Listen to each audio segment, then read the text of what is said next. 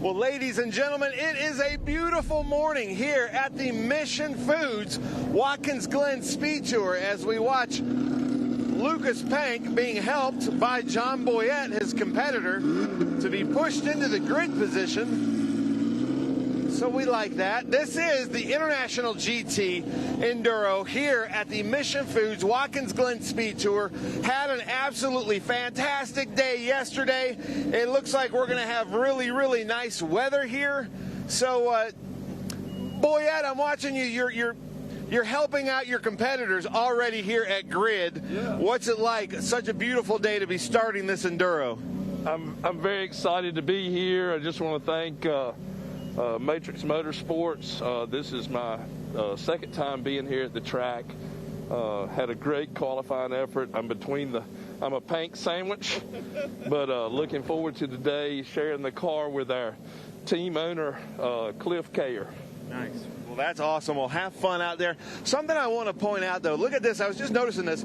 Just a little bit of details. I don't know what Ken and Julie have told all the International GT, but they always get the best style points. So now Lucas pulls up right here. Lucas Pank did really well, finished 1-2 yesterday overall. Tom Pank is at the sharp end. Dunn, who also did very, very well yesterday, gives us a good thumbs up there. We like that. Everybody's just about to go out. So right now, our points leader, Michael Merritt. You've really got to watch out for him. I want to talk about the bespoke interior solutions worldwide. But I'm talking Evan Slater is his pro coach. This is an Enduro. It's an hour-long mandatory 5-minute pit stop. It's up to the drivers if they want to do a driver change. But if they do, they have to go half the distance of the race. So Evan is hoping that yellow flag comes out right there. So let's talk about this effort of Michael Merritt this year. Yeah, Michael Merritt's been working hard. I mean, he's been putting a lot of time in on the simulator and the race car, trying to get better as a driver. So it's been going really well, obviously leading the points. So, I mean, it's hard to complain with that. We had a motor failure in, I think, the first race or either qualifying. So we're actually in the backup car. So this car hasn't really been tested a ton, but it's still running pretty fast. So it'll be fun out there. And now talking about the style points, look at how beautiful this car is as the backup car, but also matching jerseys. I can't call them, sometimes I call them race costumes and people get mad at me. Matching race suits for Evan and Michael Merritt. Unbelievable. Ken Fangler's coming through reminding everybody of 2 pace laps of the short course. Then Bob Wyson, look at this, talking about style points. Bob Wyson always brings a car that looks very, very good from Mentor, Ohio. Oliver here. Hey, see, we've already got some fans here. Get a shot there. We've already got fans here early in the morning. Just don't jump on any tables, Bill's Mafia. Oliver over here, another Matrix car looking very, very good. Are you co-driving with this car today? Yes, I'm Bill Oliver. That's my co-driver, Bruno. He's the pro. So we're excited. Did good yesterday, so hopefully we'll move up pretty quickly. Nice. Well, thank you so much for bringing this out. So what is the strategy then? He's going to start. You're hoping that 30 minutes in, he comes in and puts you in it? Exactly, yep. Yep, we just decided I messed up the qualifying, so he's going to rectify that. And then I did a lot better yesterday in the race. Felt good. This is only my second time to this track. Really great track. Love IGT. It's been a great weekend. Thank you for coming out. The cars look amazing. Woody Witchard here with this beautiful car. Look at the cars that are coming here. Absolutely love it. It's great to have him out here. Then our first in the Stuttgart, Keith Grant. And I was pointing this out. As a Tennessee person, it is the exact Pantone of the Tennessee orange, the Tennessee checkerboard that's in the end zones there. So that's always, I have to love that, you know, Rocky Top. And all of the Grants went to Tennessee. There's 4 racing Grants, as you know, if you follow along with International GT and the Trans Am Series, and all of them went there. Craig had a very good race yesterday against Keith Grant, and I think there's a little bit of an autograph here from what happened yesterday, so we're going to watch out for that as we come through. The 09, another one of our beautiful cars. This is Chris Ruppel. Great to have him out here in the cars. Then Tommy Ballister, we were talking about him yesterday. He's got that in-car last year's champion in the Mission Foods Trophy Cup, the Puerto Rican flag there, but we're at Quart I see you here. You've got the championship-winning car. I know that Tommy had some issues when we went out west, so it's great to have him back. How you feeling? Oh, we're feeling great. We've had a great week so far. This is the cherry on top. We're looking for a W. Hopefully we can pull it off. Nice. Now, I saw Maria here earlier in the week. Is she in this race? No. She had to go. She's higher education. She's going back to get her PhD. You know, I wasn't enough of a challenge, so she thought she would get become Dr. Maria. Exactly. Well, Maria, we miss you. But I'm sure you'll be in the car soon after you get your doctorate. But I love coming through the International GT family, seeing everybody. But hold on, let's talk to our new International GT president. Julie, come over here. Okay. So happy for you. You've got International GT. We've been working together for a long time, but beautiful weather to start this race. Welcome. Thank you very much. I'm excited about taking over this series and where we're going with it, and what a beautiful day to start out, and everybody's ready to go and getting their tires warm and just, having a great day. It's been a good weekend. It has been a great weekend. Julie, so proud of you. Couldn't have into a better person. So excited. International GT under new leadership with Julie Bentley, but not really. She's been the other person that's worked for International GT for so long. He's starting up. Look at this, the number 87. I want to make sure I mention him, Mark Julian in this car. Beautiful car. Look at the preparation of all of these cars. Unbelievable. And then we'll try to walk up and talk through each driver. The 94, David Wildrick. The 22A, Thomas Kirk and Ron Zitza should be in this car. Then look at this. This is another one of the things. So see how it's a carbon fiber wrap, but he's going so fast that the carbon fiber is starting to fray. One of the coolest designs of a wrap I've seen. I absolutely love that. That's David Harrington in the Stuttgart. The Navy car. He was with us at Sebring. This is Nicholas Carangellen. He's given us the peace sign. He's running the Navy car. This is actually a 3.6 liter, but I want to point this out also for my friend David Tuwadi. He's running FATA. He's keeping FATA proud too, representing our friends from South Florida. In the 22, Brian Hicks and that beautiful Carrera, the slot car, sponsored car. We've got the mentor with Smiley, Andrew Smiley behind the wheel in the 167 with the Mentor Racing, the Torsten Gross, the Just Hands Racing. How about that? He's got a 4-part series on Amazon Prime, and I think they're doing a season 2 of that. Then we've got Richard Grant here, another Tennessean. Richard and Keith Grant, father, son, in their beautiful new Club Sport 4-liter Caymans. And then representing the P1 Motor Club, look that up, out here in the number 26 is Chris Duplessis. Is it Duplessis? Exactly right. Chris Duplessis out there, ladies and gentlemen, representing P1 Motor Club, a great motor club coming to South Florida. Very excited about that. We've got about 2 minutes. It's getting loud down here, Ralph, so I'm going to run up to the booth, 2 pace laps, and then we're going green on a beautiful day here at Watkins Glen. All right, Ben, thank you. Yes, good morning, everybody, and welcome to Watkins Glen International. Ralph Shaheen here with you. You just heard from Ben Sissel as he completed another one of his big-time grid walks. Cars are now starting to roll out. As Ben has told you, they're going to do 2 pace laps on the short course here, the NASCAR course, and then we'll be racing on the much longer Grand Prix circuit. We've had interesting weather all week long, all season long. We've had rain at least either the beginning, middle, or end, or all the above of every race weekend since we've been at Sebring back in February. It has been crazy. And, of course, nothing changed here at Watkins Glen. We had rain on Thursday and Friday and Saturday, and Friday was actually pretty good, come to think. It wasn't too bad. But we had rain yesterday, fair amount of it.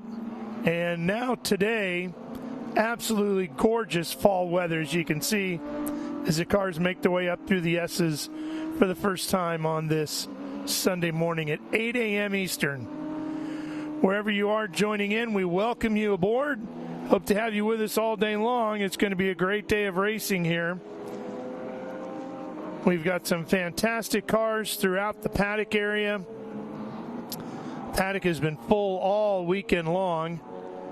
One of the biggest vintage car races of the year here with SVRA annually at Watkins Glen in the fall, and tremendous way to ease into the cooler temperatures with some hot racing here today.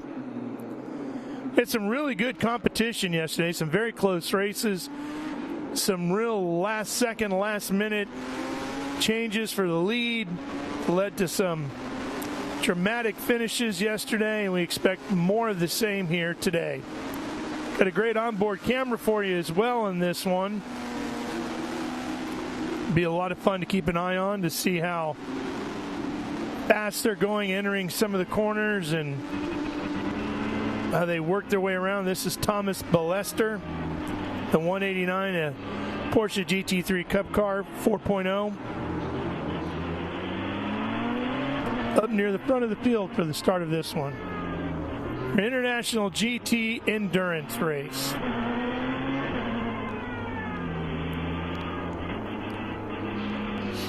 Again, we will have 2 pace laps, so as they work their way back towards start-finish line here, we're going to go again at a reduced rate. Cool temps here this morning. Definitely a little bit on the chilly side. Welcome, though. It's not anything anybody's complaining about, that's for sure.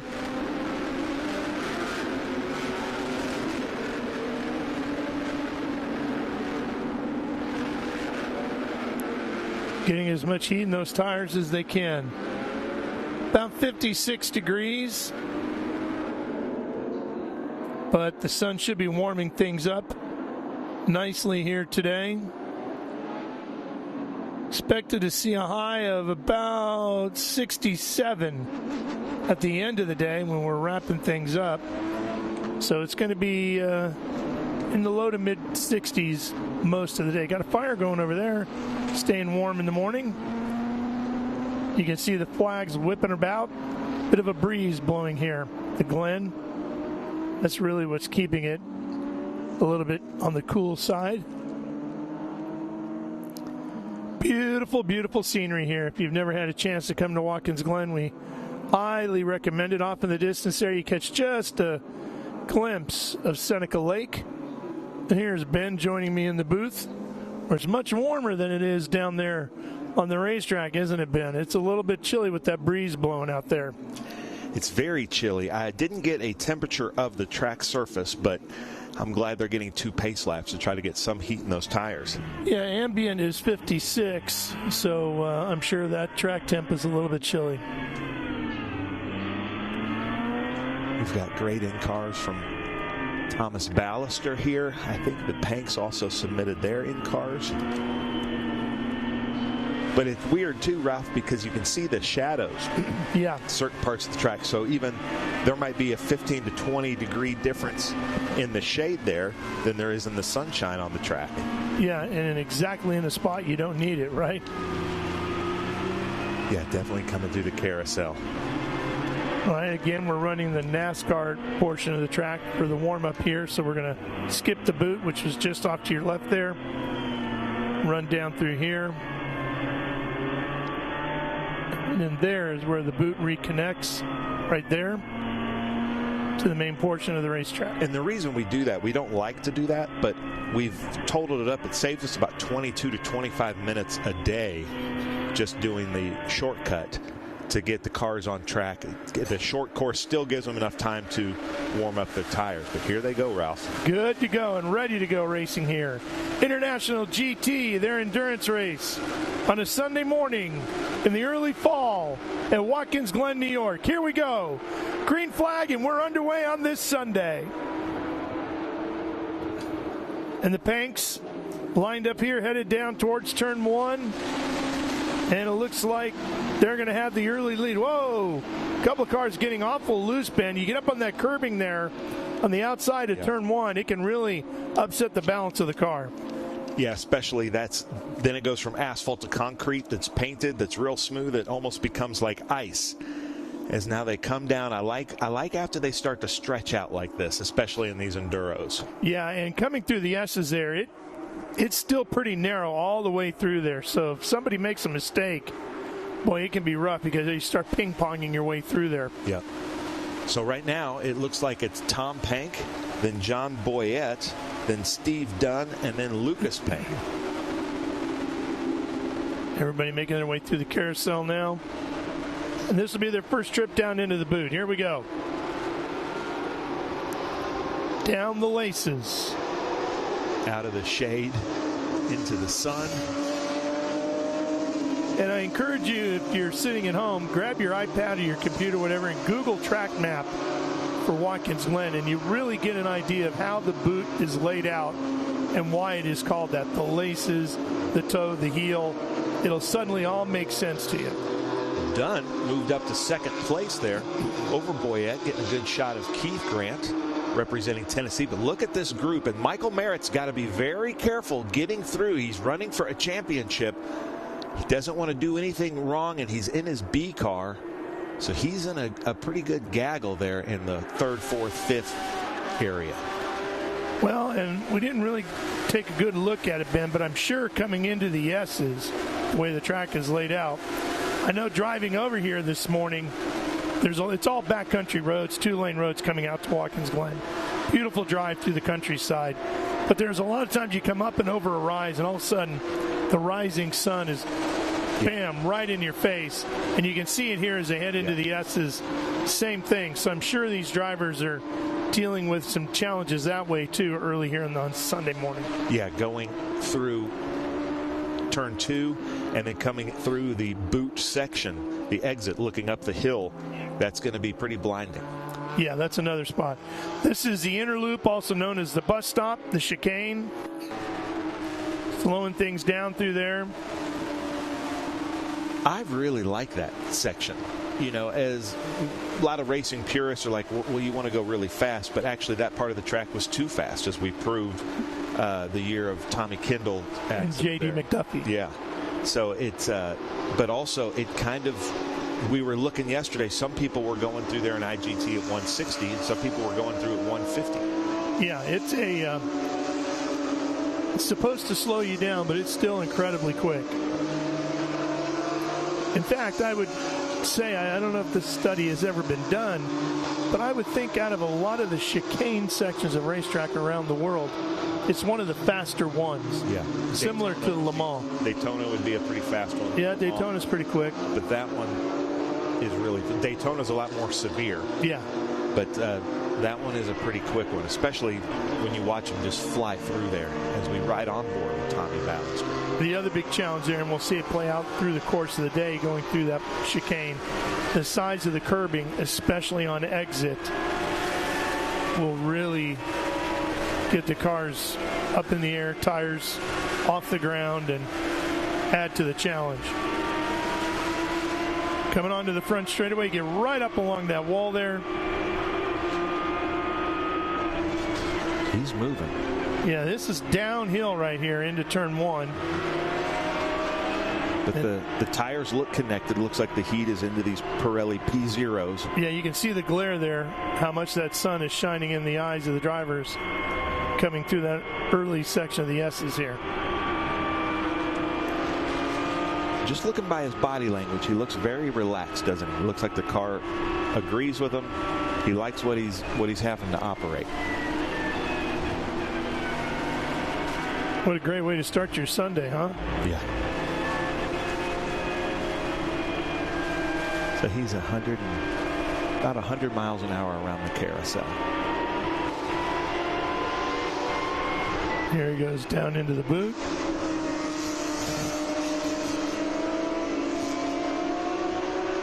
And again, another big plunge downhill here.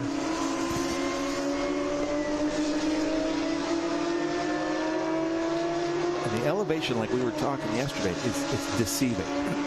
You can see Grant getting really squirrely there ahead of him. Yeah, and then you can see the dramatic rise up here too, Ben. Well, he's taking advantage of Grant's little bit of a bobble there. Yeah, 2 different classes that they're in, so Grant can see on his windshield, on Ballister's windshield, that's not somebody he's racing against, so he's probably a little bit more keen to let him by.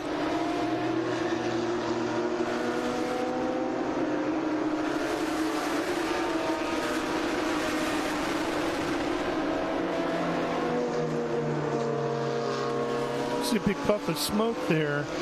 Yeah, and this is our leaders. And if you remember, Oliver was, I don't remember who his pro driver is, but the pro driver is in the car right now. In that car, running in second by the images, but not by scoring. I'm just going by the images that we're getting. So whoever is in William Oliver's car is currently in second, chasing down Tom Pank at a pretty good rate. I would, judging by this, I don't think Tom Pank's going to cross the start-finish line, the leader of this lap. Yeah, you can see he flashed the lights at him as they crossed the start-finish line last time by. He's trying to get in his head a little bit, I think, let him know, hey, I am charging fast.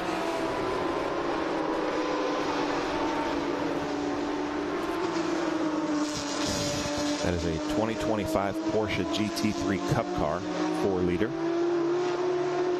Behind Tom Pank. There's Michael Merritt, our points leader. There's Lucas Pank. They finished 1-2 yesterday. And Boyette just ahead of Lucas. Right, let's see if he's going to make a liar out of it. Oh, man, he got pretty wide there. And he's looking inside, coming back up onto the track out of the boot, and that could be a huge advantage because he has the inside line at the next corner. Yep, got him. He's using up all the racetrack, though, isn't he? Yeah, yes. Yeah, that is somebody that was told to go fast, go as fast as you can. Get it done. We're going to see what kind of gap he can play here on Tom Pank as they come into Mission Foods turn 1. Well, and you know, the strategy right there might be too, Ben. He is the pro driver. Get the lead, get away, so that when make them catch you. When Oliver gets in the car, he's got a nice enough lead that hopefully he can manage it, maintain it, and get the win. Basically be the rabbit. Yeah. There's about 3 or 4 of these Matrix cars out there. He is quick, too. Look at the gap he's opening up. Yeah. Does it have on your scoring who's in the car? No. Scoring has been off over Maybe here. Somebody can tell us in the comments. Because Hooligan Raps has joined us. Showing William Oliver, and we know it's not him. Okay, then who's in Dunn's car just behind the tank? Should be the Steve Dunn car.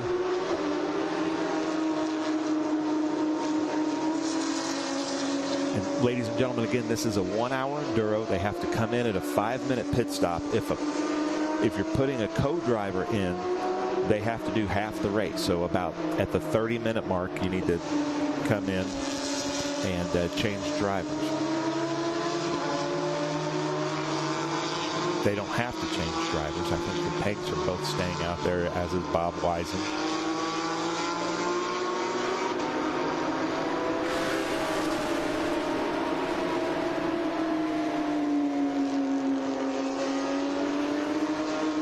Getting some great shots here.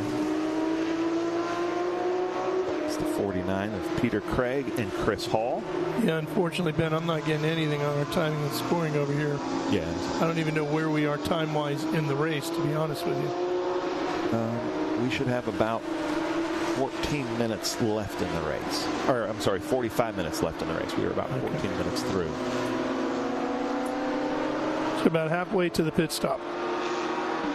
Yeah, if they're doing a driver change. The other drivers could come in any time, I believe. And there's a cone that we've put at the front of the pits and a cone at the back of the pits. Says start line and finish line of the pit stop. Because you want to hit like a stopwatch in your car. Yeah. And then you want to be at about a 5:01 when you go through the last cone. And it does shake things up. Have to do a pit stop. Where you do the pit stop, if it just so happens that you can pit under double yellow, obviously that's going to really help you out.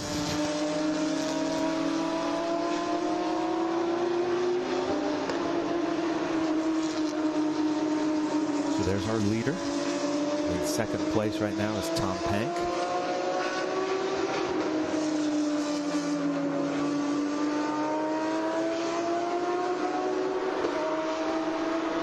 And hopefully, Ben, somebody who is listening in to our broadcast here today is the winner of that $1.7 billion Powerball lottery last night. And if you won that lottery and you're tuned in listening to us today, we really appreciate your loyalty. Right? Yeah. Oh, for sure. Yeah, and obviously you and buy I something cool. did not. So if you're wondering how they get into this, into International GT or SVRA, you can go to svra.com, internationalgt.net, speedtour.net, and you basically, first thing, you have to have a racing license, and there's all kinds of schools that you can go to for that. And then there are a ton of these Porsche Cup cars or Ferraris that you can have out there that have just been maybe last year's IMSA team cars or anything like that. Or you can build one. You can work with the Porsche or Ferrari factories and come out here and race. And some of the most fun racing you'll see. And then with SVRA, you can go to like a Bring a Trailer or eBay, and there's probably 50 vintage race cars that are eligible that were just on the track with us for sale on the web. From prices range from $5,000 to 25 to 30 million. Yeah. And if you're that new billionaire, welcome to the series. We'd love to have you. Yeah. Oh, I'm hearing pace car stand up as our leader. A little light flashing here as we get through some traffic. That's Richard Grant. See how deep he goes there. Man. He hits that little bit of dust. He hits that same mark every time, so he's consistent. I'm wondering if that's dust or moisture because there was so much rain yesterday. Tipping that wheel there. All right, so we've gone double yellow. Not at a great time either, because some people, if you have a co-driver. Oh, there we go, right there on the right. Shoot, I hope that wasn't Grant. I saw an orange car. Yeah. 2 orange cars out there. But the reason I say that is because he's supposed to be racing next weekend in Atlanta for the majors.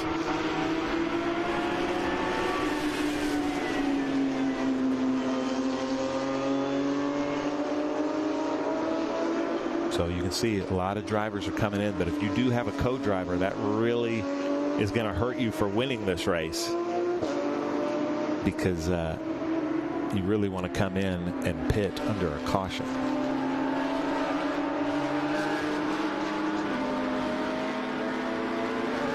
This is where our scoring will go a little bit wonky for a little bit.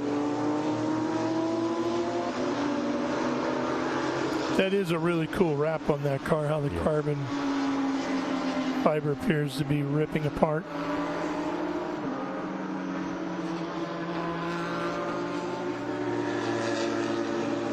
So you can see the corner worker. Oh boy. Let's see, that it looks like he's dropping oil too. So he needs to get off of the racetrack. Because he's coming up out of the boot, so he's got a ways to go to get back to pit lane. Yeah. He needs to get off of the line, but he's trying to just make it back to pit lane. Mm-hmm. I couldn't tell if it was a wheel not turning, but it looked like he was leaving a line on the ground. It looked like they were rolling. Not very well, but. So as they come through, it looks like Michael Merritt has stayed out, as has John Boyette and Cliff Kayer. It looks like the Panks are both in, which they should be if they're not doing a co-driver. I'm guessing Bob Wyson is probably in. I'm going to try to go through and make some notes so that we know kind of who's going through here. And then there's our leader. So the pace car didn't pick up the leader.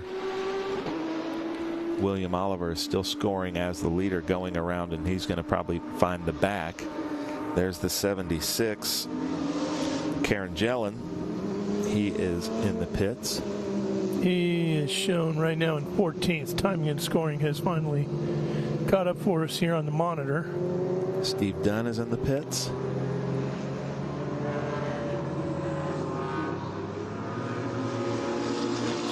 appreciate the images, Lucas, from pit lane, so we can kind of make some notes here. And you can see they're just checking tire temperatures. These Porsches, they don't really have to refuel. Steve Dunn, by the way, shown in 4th right now, Ben. Yeah. He and Tom Pank right now have a huge advantage over the rest of the field.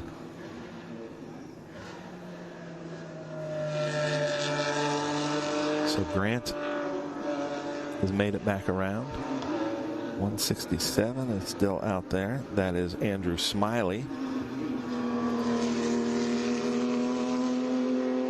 Nobody looks like they're in a big rush or a hurry. Smiley is in 13th.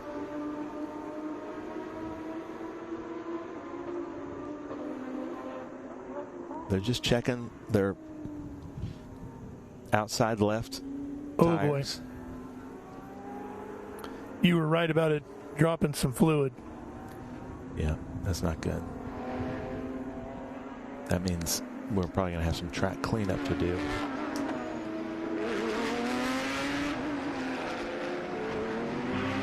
So I believe that's the car that we saw hit the wall there at 8. Yeah.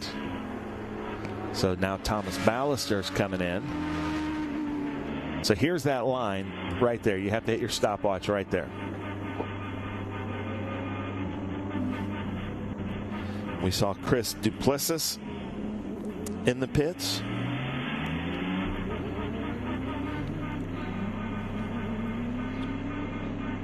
See how long the pit lane is here at Watkins Glen and trying to find your pit box. And they talk about that in the NASCAR races because also the teams aren't used to coming out this way. Right. The pit wall's on your right. So this one's always trouble. And then if you have one of the deeper, like this pit box, it's downhill. Mm-hmm. So a lot of times, you know, the drivers are told to get off their brakes and put the car up in the air. Well, they have to kind of stay on their brakes so the car doesn't roll forward until they're on the jacks.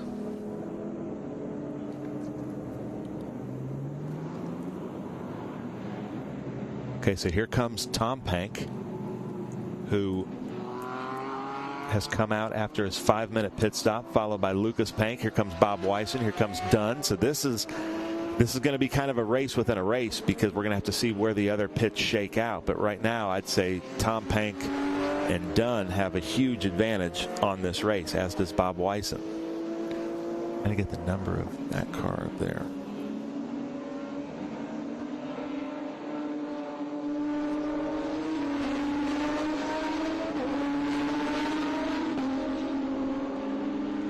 And I wasn't counting in my head, but are they down a lap or are they down 2 laps? So here's where they're looking to fix this oil line.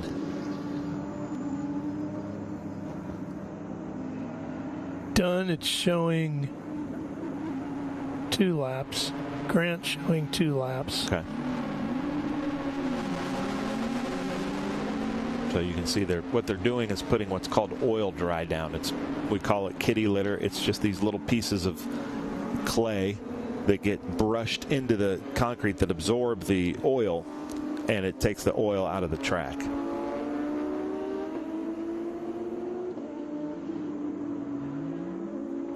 Well, while they do that, Ben, let's go ahead and take care of some business on our end.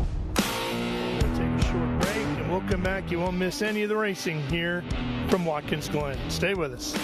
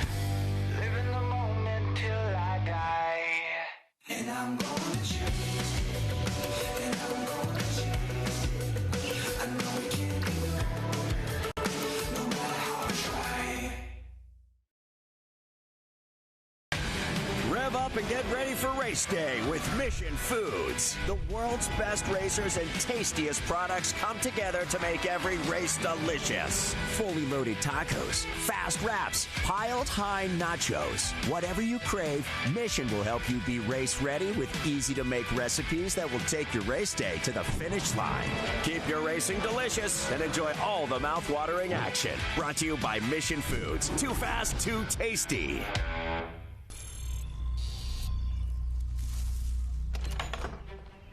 Yes. Hon, the WeatherTech's here. WeatherTech is the ultimate protection for your vehicle.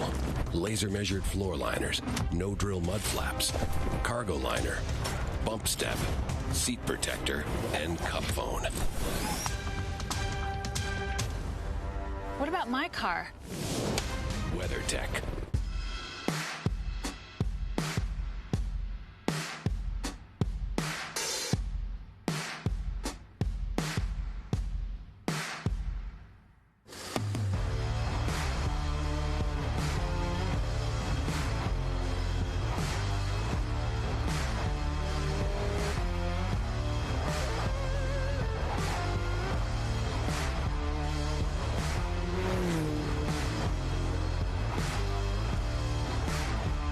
Hawk Performance packs 100 years of friction dynamics into every product.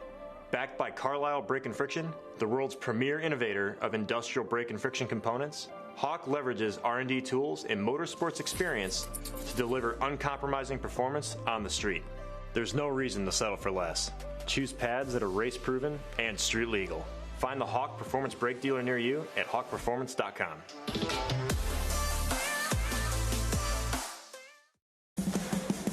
What does it mean to be built with Summit?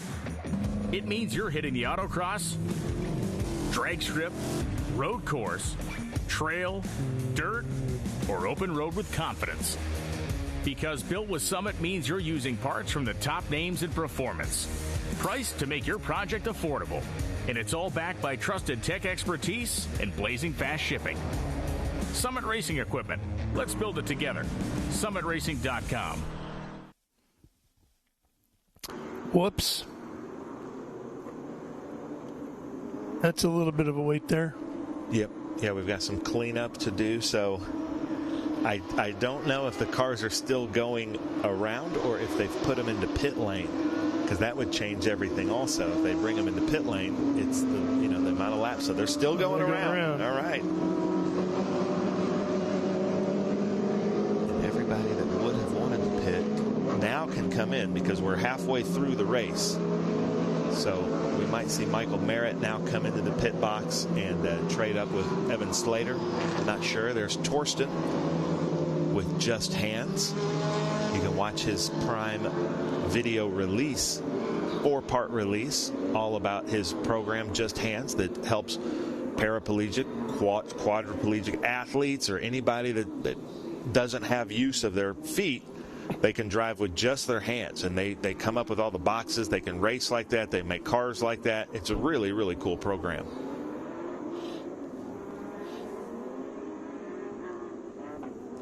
You can see the blowers just on standby waiting there. There is our points leader, Michael Merritt, who stayed out there and counted in the laps under caution, which didn't work out, but I'm expecting him to now duck into pit lane and trade out drivers. If you've never been to one of our SVRA races, there is something for everybody here. We have an incredible amount of different categories, classes, wide-ranging variety of machinery, from cars from the very, very early 1900s here this weekend, the RagTime racers, all the way up to these incredibly modern Porsches and just about everything in between. Open wheel, closed wheel, open cockpit, you name it. And earlier this year, Ben took a walk through the paddock to explain all the different categories that run on an SVRA weekend. Well, ladies and gentlemen, a lot of people ask us, what are the different classes in SVRA? Because we technically have 12 classes and then a few special classes.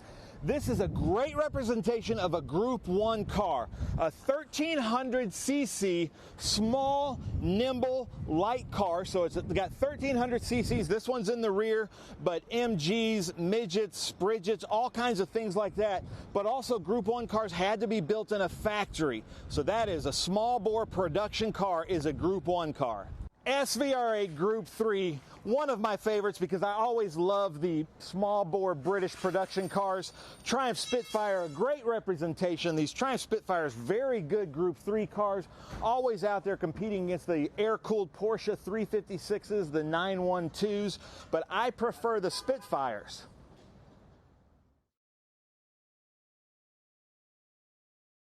So Group 4, I can't think of a better representation than the beautiful Lotus 11. Back in the day in the 50s, Group 4 cars were like the top of the class, the elite cars, like a C-type Jaguar, D-type Jaguar, and then the beautiful Lotus 11s. That is Group 4. A little bit more rare than some of the production cars, technically production cars, but a lot more rare, limited run. Group 5A, the sports racers, one of the most competitive classes we have in SVRA, a driver's class. These cars are easy to maintain, relatively inexpensive. They have 2-liter Ford Pinto engines that you could easily source back in the day from junkyards, and then the bodies are just little pieces of fiberglass. Really fun as 5A sports racers. SVRA 5B, a really fun group to watch, especially the really quick ones at 5B tend to be these Lotus 23s, the 23Bs, 1600cc engine.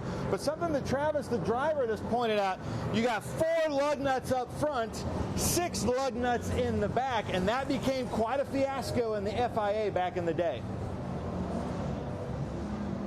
So SVRA Group 6, always a favorite of the crowds, the production American factory-built muscle cars with some race provenance, especially when you bring something like a Shelby GT350, an actual Shelby, and you will see these quite a bit at an SVRA weekend. Group 7, some of our sports racers, but this is a 2-liter, a little bit more beefed up, a little bit more downforce, a little bit more aggressive. They call it kind of the mini Can-Am. These are some crazy cars with crazy ideas as Group 7 and a lot of fun to watch. So when I think of Group 8, I think of these air-cooled Porsche 911s, just always been absolutely dominant in Group 8, but also representing Group 8 would be like the Datsun 510s, the B sedans, or the Alpha, the BMW 2002s. But I think anybody would say that the Porsche 911 air-cooled would be the best representation of Group 8. You need some help, Bill? So Group 10, kind of a catch-all to tube frame cars. So ex-Trans Am cars, some ex-IMSA cars, but then a really big growing group in SVRA is this Group 10 stock car. So you've got stock cars that would have run late model, NASCAR, Xfinity. Then we've got the Craftsman Truck Series over here. But Group 10 tube frame, custom-built race cars from Trans Am, NASCAR, and IMSA. SVRA Group 11, and when you talk about Group 11, that's kind of like the prototypes, the LMP cars, but we might as well highlight the most famous Group 11 car, this Audi that just kind of changed everything in motorsports, but also this very car, Audi itself claims as the most winning Audi ever made, great thanks to Travis Engen, the pilot of this beautiful Audi R8. Group 12A, modern production muscle cars. So these are big, like 5-liter, basically our modern version of Group 6 cars, but a Ford factory production car that is a vintage car because it's kind of been obsoleted from recent racing, and we have a place for it here in Group 12 and SVRA.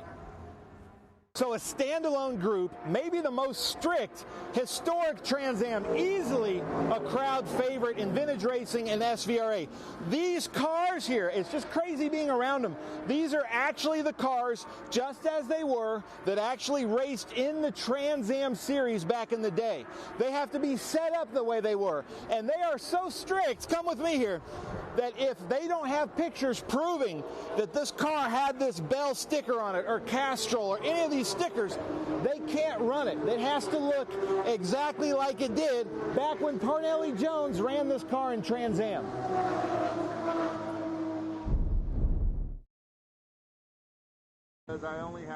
Well, there it is. Here's the driver change with Michael Merritt and Evan Slater in that Merritt B car, the 898. There is Michael Merritt there, making sure Evan gets in. And Ralph, this is all going to shake out when we take the green here. Yeah, it's going to twist it up a little bit, isn't it? And we've been down, what, about 10 minutes now, Ben? I'd say so, yeah. And the clock is running the whole time, right? Yep. We don't. Yeah, I'm showing here that we've got about we're about 25 minutes left in this race. So this hour-long enduro is going to quickly become maybe about a 15-minute sprint. Yeah, by the time we're really ready to go back to green. Yeah, I'm hearing they're going to try to bring the pace car around to take the green here. So we'll see what happens.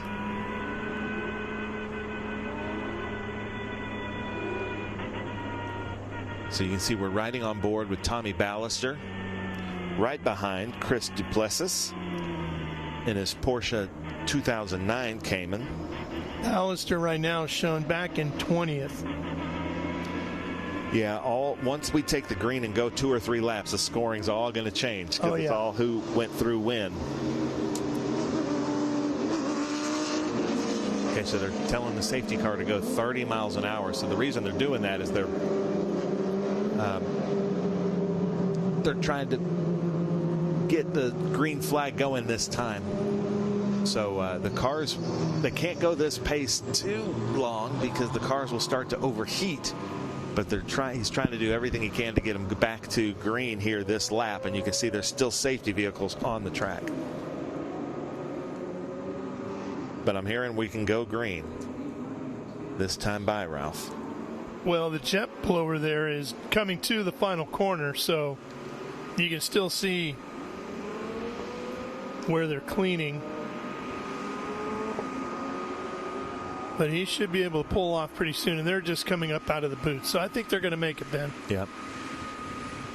Lights out on the pace car. So they are going to be coming in here. Richard Grant leading the field through. Then you've got Tom Pank up, lights back on to the safety car. Gonna have just to do another didn't lap. make it. It means the safety crew might have seen something they didn't see before. You can see now that they've got to go through this dust. This looks like a Jerry Bruckheimer film right here when the cars come through here. Yeah, expecting the cars to come flying through. Play some cool music. There it is, right there.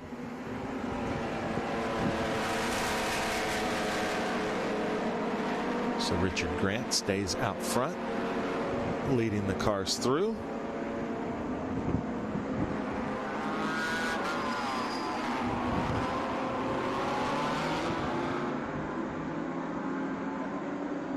Displaying the double yellow here at the Hilliard U.S. Vintage Grand Prix and the Mission Foods Watkins Glen Speed Tour.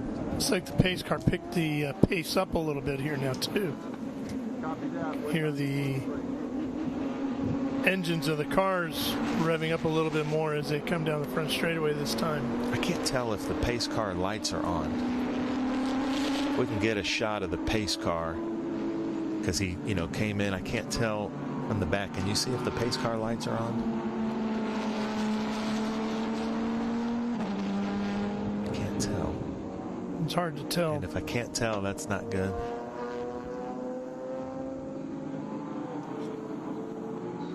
Oh, they're telling the safety car to go as fast as he's comfortable going in the car.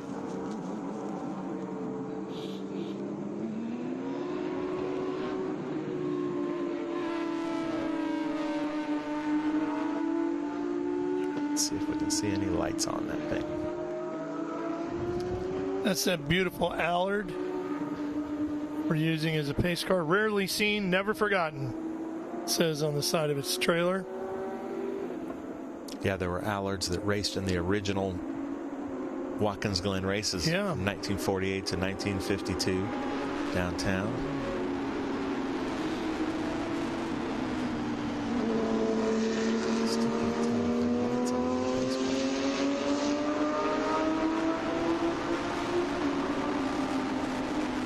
He's probably having a good time stretching out the legs of that Allard a little bit. Yeah. Yeah, especially when they said go as fast as you're comfortable. Yeah. I think I've been waiting to hear that all weekend. A lot of campers here this weekend. I absolutely love it. I was noticing driving here that some of the leaves are starting to change on the trees here. So, you know, where we live, it's about a month and a half ahead of us. Yes. In the change. But this is going to shake out everything. I did see William Oliver back out there, but he's going to be starting from the back of this field. It's going to take us about probably 4 or 5 laps to shake out the scoring and where everybody really is on this. But I can hear from our pace car that he is coming in this time. And we're going to get this thing restarted with about 20 minutes left in the race.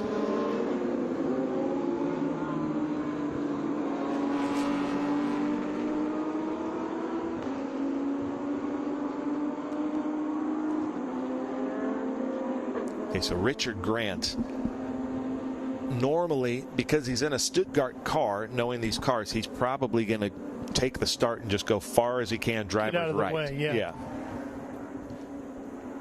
And even sometimes you'll see them put their turn signal on, and the turn signal doesn't indicate where they're going. It's indicating where they want the other drivers to go. It's like a point by, basically.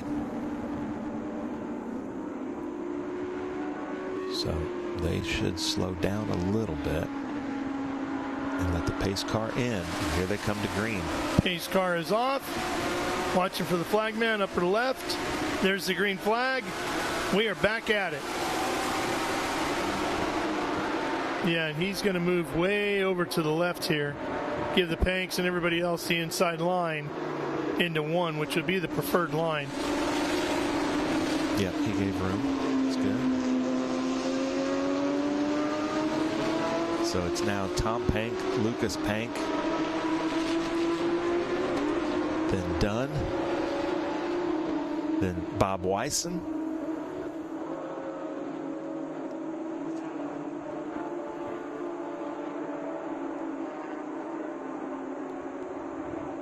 Oh, side by side into the chicane there. Panks hold on to the top 2 spots for now. Yeah, but Dunn is giving a good look here. Sure is.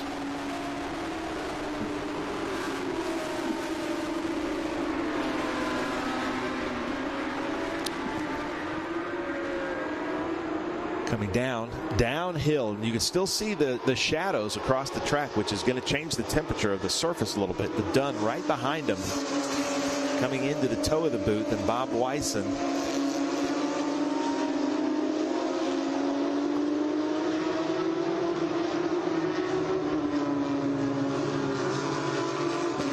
I'm getting a safety car stand up, Ralph. Caution now.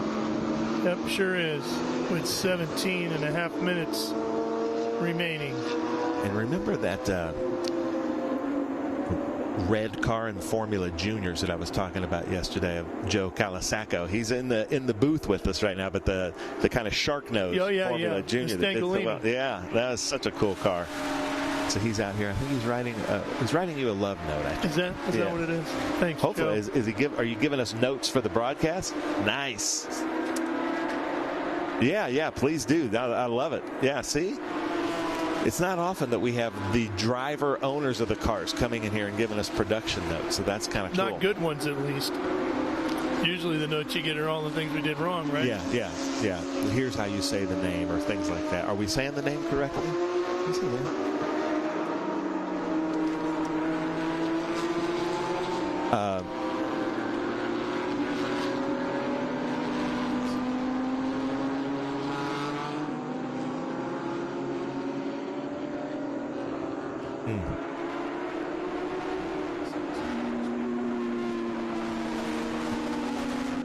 So here they come. They're coming. There it is, right at the exit of the carousel.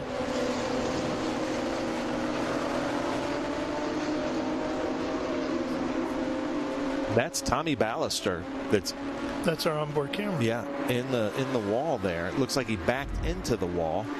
Here we go with the replay.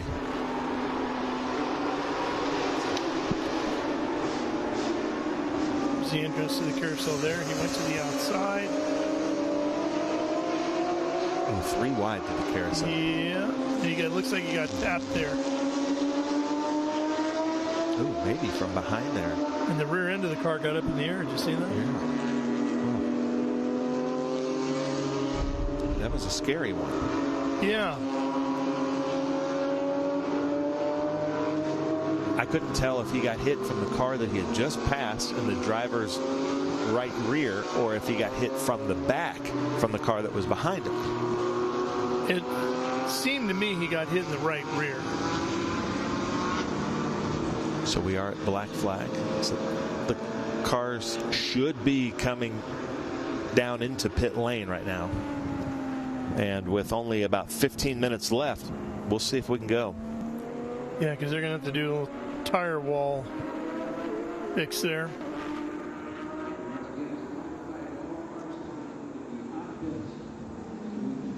So some cars are coming down. Another look at it here, Ben.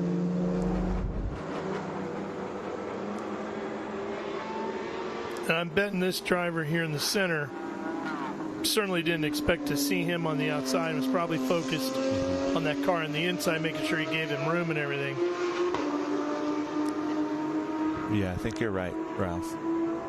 And then bam, look at the thing just get up a little bit, settle back down quickly.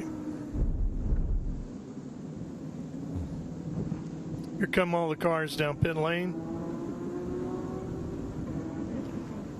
Yeah, and they're trying to do it down there in pit lane where Skip is, the guy in that high-vis vest, just in case they need to reshuffle the order at all. So race control and scoring are going to look at the order, make sure they go back out in the correct order. You know, coming out here today with these cool temps this morning reminded me of the time I got to come here and we did Trading Paint 2 with Tony Stewart and Sir Lewis Hamilton. And they swapped cars here.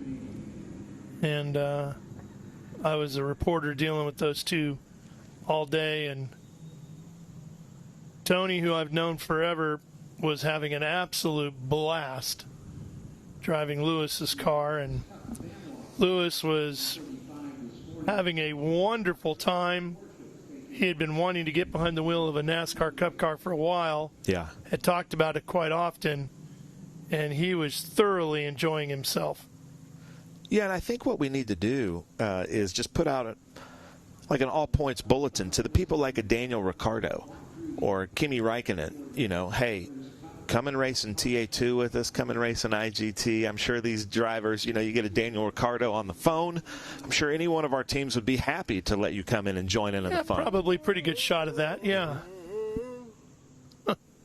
I'll tell you what, though, TA2, they'd probably have an absolute blast. Yeah.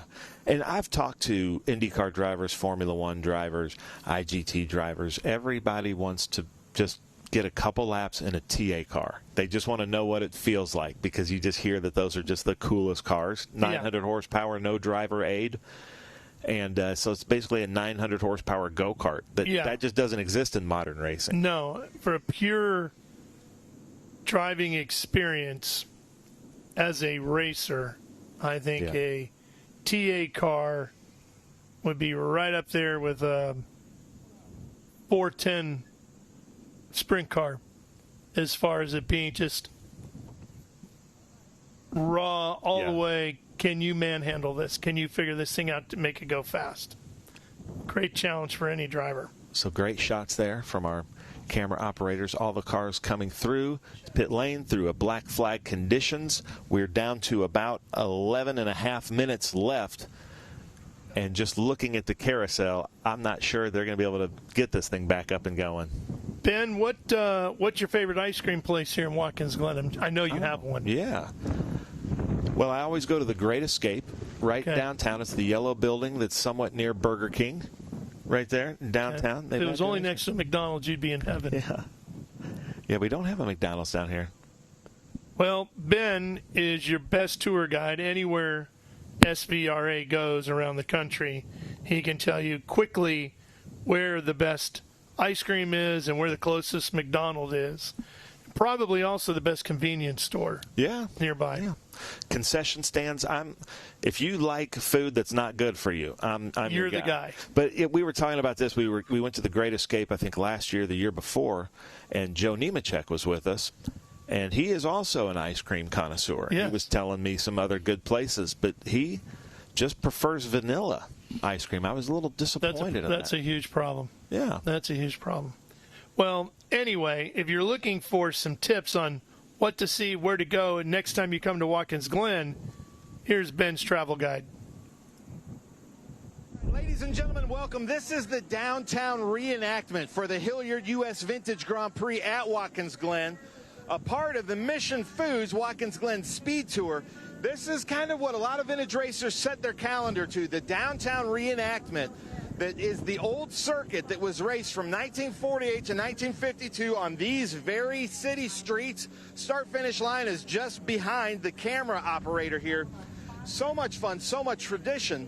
And because of that, because of the success of these races, they actually had to move the track up the Glen, up the hill to where we're going to be racing this weekend. But we, as SVRA, who like to recognize all the history in this, we come down here and do this downtown reenactment as just a reminder to the community and to all the red cats out there what's happening here at Watkins Glen. A car that could have raced in 1948 to 1952 would be this MGTC.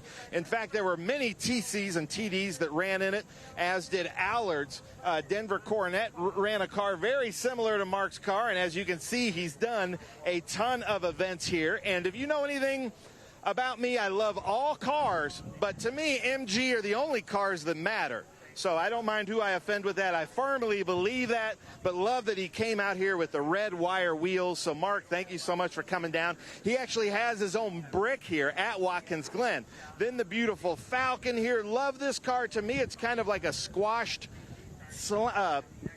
D-type or an XKSS. I just love this car. We've got Dennis here in his Miata, one of the crowd favorites because everybody knows the Miatas, right? Then Welliver is here in his Porsche. Welliver, they have a great winery here in the area, longtime marketing partner here with Watkins Glen, and even SVRA for a few seasons as IGT. Then we come through here, they're selling lemonade for $1. I had one, very good. And let's get a shot of this too, because it's not just the cars that are going out. Check this out. Look at all these cars back here. Everybody drives their show car to these things. Now, we all talk about Jerry Seinfeld being a huge Porsche fan, and he is, but a lot of people don't know that also George Costanza, I guess, is a huge Porsche fan too, but he's out here actually racing it, Jerry. Vidovic all the way out here running his Python. George Vidovic all the way from Australia. He actually makes these monsters. Unbelievable, the Python. So yeah, I guess it kind of resembles a Cobra, but that wild man back there made it a Python, true Australian, and it is unbelievable. Very, very powerful car that everybody complains is impossible to pass. Then we... That guy can go on forever. Yeah, it looked like it was a great time down there. It was so much fun down there. I love the downtown parade. Kind of a big event. One of what I think are kind of, there's 4 huge vintage race events across the country, and that downtown reenactment and this event here, the Mission Foods Watkins Glen Speed Tour, would be one of those 4 that I consider. You were at Monterey Historics a couple weeks ago. The Rolex Monterey Motorsports Reunion, yep. That's probably the biggest one of the year. Mm-hmm. The reenactment in downtown for the Watkins Glen, though, that's just kind of one of those events that everybody kind of sets their calendar to. Yeah. And speaking of a downtown reenactment, Allard's competed in the races from 1948 to 1952, and then we are being led out by the safety car of an Allard.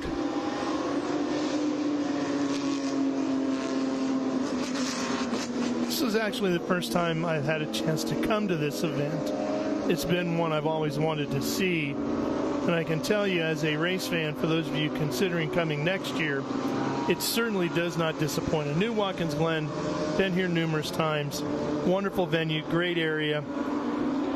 But the quality of the cars that are here this weekend is very, very high. Yeah. Yeah, the staff here, the track, everything about this. This is just kind of a world-class facility. So I'm seeing William Oliver out front leading this group through. We moved him from the back of pit lane to the front of pit lane to try to get them in some kind of an order to start this race. And looking at the body language of the car in second, he's trying to tell all the drivers he's going way right. Yeah.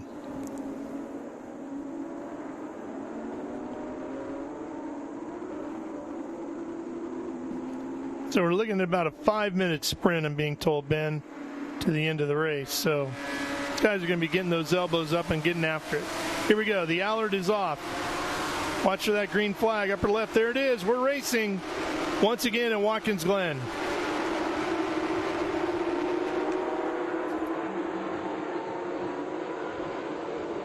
Banks losing a couple of spots here. Yeah, Dunn came around driver's right of the slower traffic, and Pank got stopped behind him just a little bit.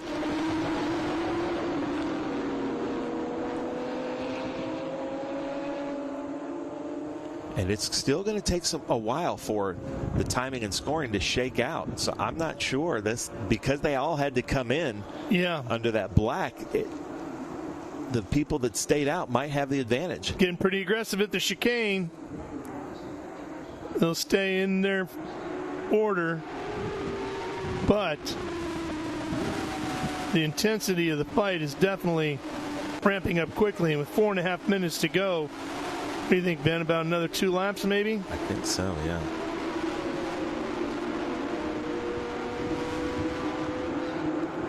Back into the boot at speed. Pank looking to the outside.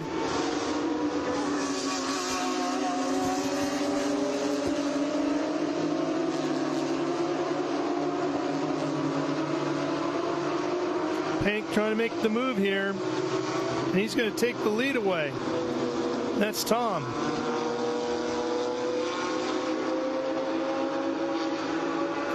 Lucas back there in 4th. And they finished 1-2 yesterday in one of our sprint races. Now Dunn around Oliver. Yeah, on the outside. Evan Slater back there. Lucas trying to do the same thing. He'll be inside here. Not quite close enough. No, but Evan Slater made his pass. See if Lucas can work the draft a little bit here. Tucking in. Does he dart out going to 1? Yep, here he comes. Just couldn't get enough speed, but he's going to try to stay there. And the Merrick car now closing in fast as well. So Lucas can't just focus on what's in front of him. He's got to protect the backside. And they are a lap down. So Lucas Pank, just because of how the scoring shook out. So it's actually William Oliver at the front with 18 laps, according to my timing and scoring. And then it's Michael Merritt and Evan Slater. And then John Boyette, Cliff Kayer, and Torsten Gross. Those are the only 4 that are on the lead lap. 4th and 5th here are really battling for the lead here right now. Yep. And that's going to change, looks like, headed to the boot. Yeah, it looks like Slater just took it.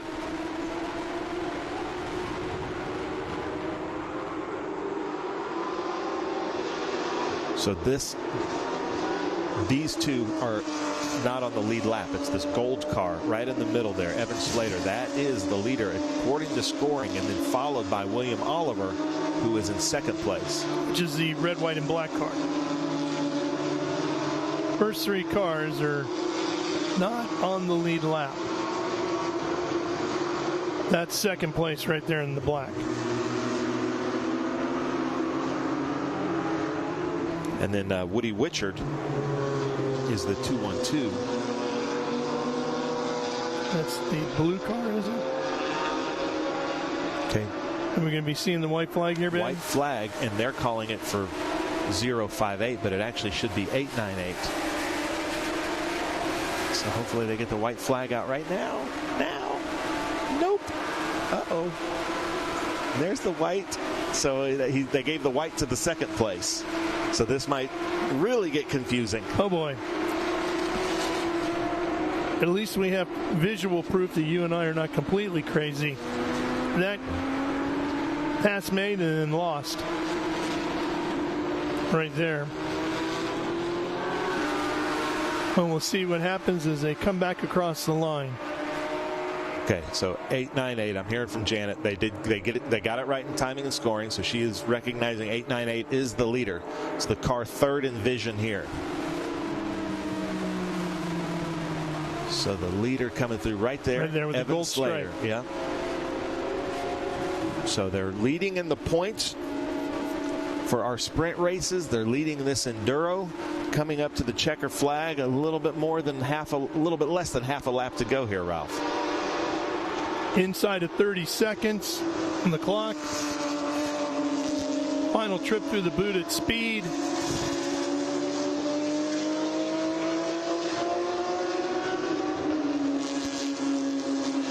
Evan Slater from the New England area. I can't remember if it's New Hampshire or Vermont. Coming around now, Evan.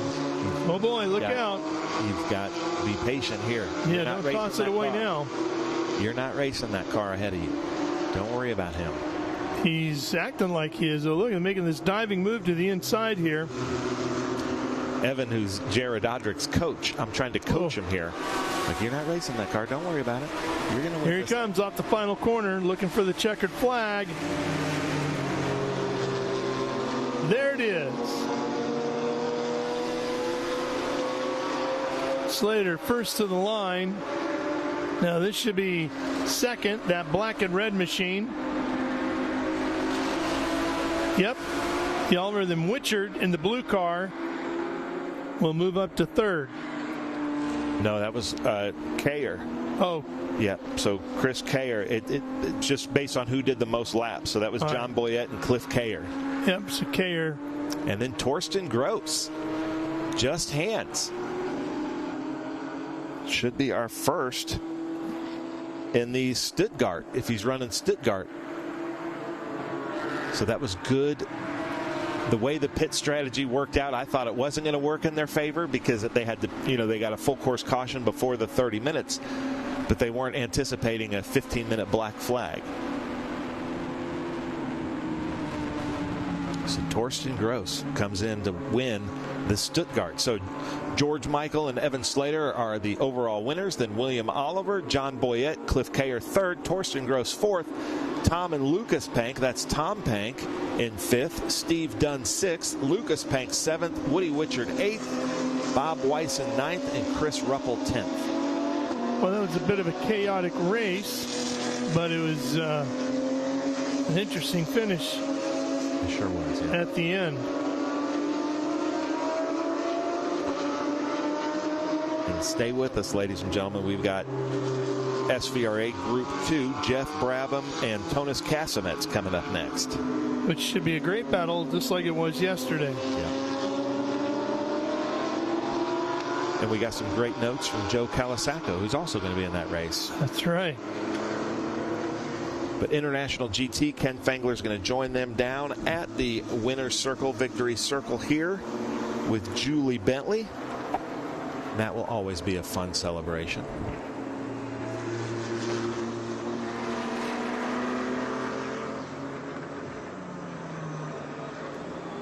You see them coming into pit in. So Lucas Pank coming in. Still has his blinker on. Well, while these cars exit the racetrack and the next group, Group 2, gets ready to go, let's finish off Ben's trip through the festival downtown earlier this weekend. That everybody complains is impossible to pass. Then we've got the Le Monster. Ladies and gentlemen, this is such a cool car. They are driving this thing all over technically all over the world. Derek Drinkwater, we were speaking to him last year here, and last year here at this event, he said, I really want to make it back to the downtown reenactment. It's the big anniversary with Cadillac, so explain to everybody what your thinking is here. Well, 1950, Cunningham did Le Mans, and then he came here to do the parade lap.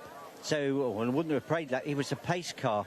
And we're delighted to be here because it's 75 years of Cadillac and 75 years of the original being here at Watkins Glen. That is amazing. And, ladies and gentlemen, this is not a trailer queen. This car comes to the racetracks hauling a trailer that he basically lives in for the weekend. So unbelievable. Man, you're my hero. Thank you for bringing that out. Celebrating 75 years. How cool is that? Now, we've also got some really cool cars over here I want to point out, too, because the Wasp, there's a tribute car to the Wasp that won the very first Indy 500 right here.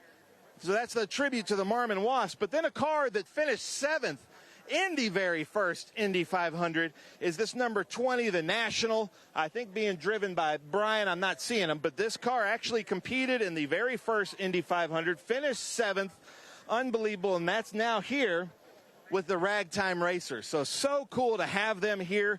There's about, I'd say, 15 or 20, just the RagTime Racers out here. Now, this car famously known for being the car that had the first rear view mirror. He won without having Varun won the first Indy 500 without having a riding mechanic, and his riding mechanic was this rear view mirror, and then soon after, everybody kind of followed suit. So we talk about race cars, but actually there's a lot of ingenuity in race cars making for safety.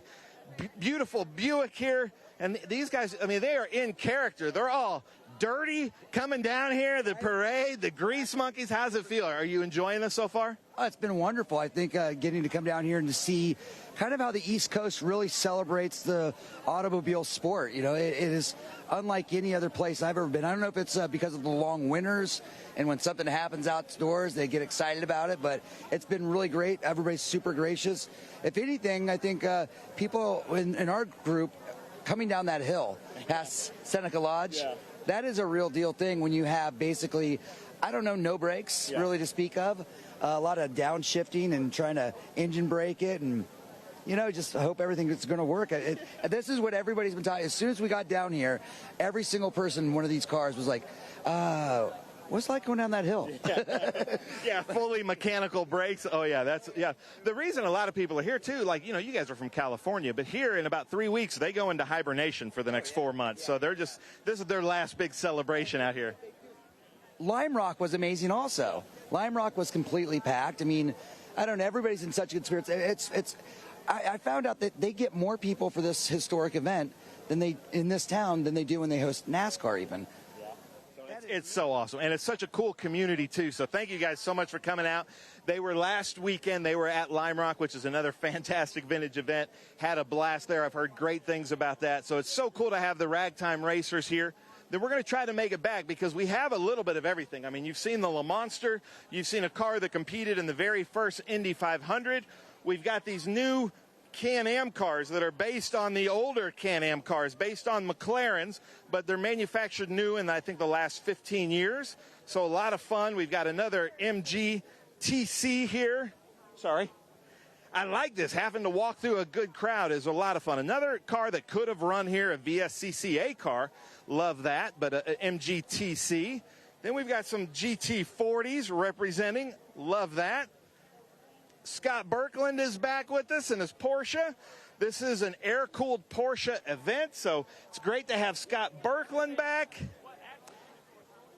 Some more air-cooled Porsches. Absolutely loving this. Then we've got Datsun 240Z. I'm trying to go kind of quick, but a BRE tribute Datsun 240. Porsche 914, 9146. We've got a 944 that's not technically an air-cooled Porsche, but we love it anyway.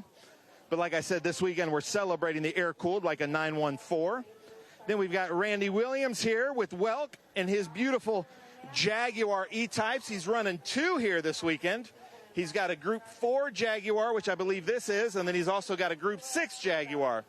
Then this is really cool. Usually the big Heelys, we only see them at Road America, but a few of the big Heelys have made the trek out, all the way out to Watkins Glen from the Elkhart Lake, Wisconsin area. So cool to have them out here. Love it. Then we've got Bill Skillman out here with the RaceSkillmanCars.com. Bill Skillman is a big supporter, actually, of Eric Caton, one of our TA2 drivers, but he's out here running his air-cooled Porsche with us. And then Jesse Pinnell, who loves being on camera. Jesse Pinnell, our registrar, gets to ride in this beautiful XK140 that I guess Brian's going to have to speak for. But our registrar, Jesse, you're taking her out in this 140. How cool is that? Oh, couldn't get better. That's the best. She's delightful of a person to be able to have. Proud to be able to have a nice car to give her the ride in. Nice. Well, I love it. Well, thank you for bringing that out. I absolutely love this, the XK140. Absolutely beautiful car. Then Tom Linton is here, and I'll end here because we've got a lot more cars, but the speakers are getting loud. But this is a tribute to a car that he used to actually own, the Donahue IROC car, but he loved it so much he rebuilt another one. So Tom Linton is in this, representing the air-cooled Porsches. We're about to get going. Well, these cars are about to do it's under review, 6.3 or 6.6 mile original circuit from 1948 to 1952. They're about to get going. We, as a crowd, we have to get super loud because these things are going to get super loud. You're going to see them doing things that aren't quite street legal, but this is pretty well represented here by the Schuyler County Police Department. So this is a lot of fun, the downtown reenactment. You're going to see some stuff here.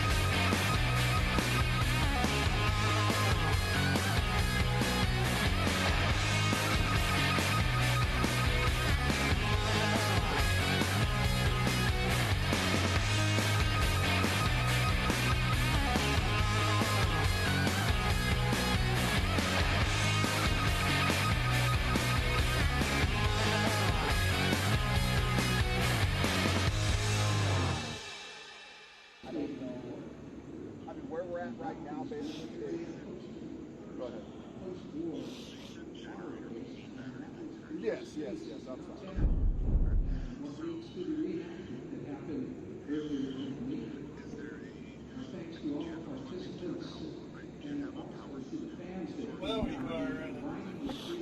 Getting ready now for Group 2. And this is going to be an open wheel category, Ben. Split start, I believe, as well, right? Yeah, this is going to be the Group 2. So in Group 2 is Formula B's, all the Formula Ford classes. But this weekend, because we have so many, we also have Formula Juniors running in this, and that is a lot of fun. They had a big celebration last weekend at Lime Rock, and you can see they're going to split. But Joe Calasaco actually came in here and wrote us some notes over this first car here, that number 30. Yep, that's the Stangolini with that shark nose to it. The car is actually owned by Lawrence Oriana. Joe just drives the thing, and apparently Lawrence is a big collector of Italian automobiles, hence the interest in the Stangolini. It's a beautiful car. It really is. Thanks for letting Joe bring it out here, Lawrence. We've enjoyed watching it all weekend. Okay, so this car here, this blue number 18 that's coming out, That is Kyle Collins, who is one of our faster drivers, but he had a spin at turn 1 yesterday at the start. So he's starting from the back, but watch for him to move up to the front through this Formula Junior group. That's a Lotus 18 that he is driving. Been in the family for over 40 years, that car. They have some fantastic cars. So many great stories like that, right? Families have owned these cars and passed them down.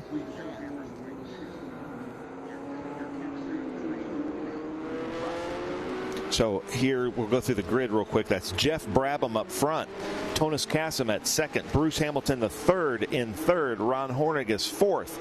Then in our Formula Fords in first, and we saw her win both of her classes yesterday, is Amber Stevenson in a Lotus 69, a very famous car. Then Gavin Clark is second in Formula Ford. Then Randy Domick is third in Formula Ford. Then we go to the Formula Juniors. Joe Calasaco first. Robert Hemke second. Dave Hagan third.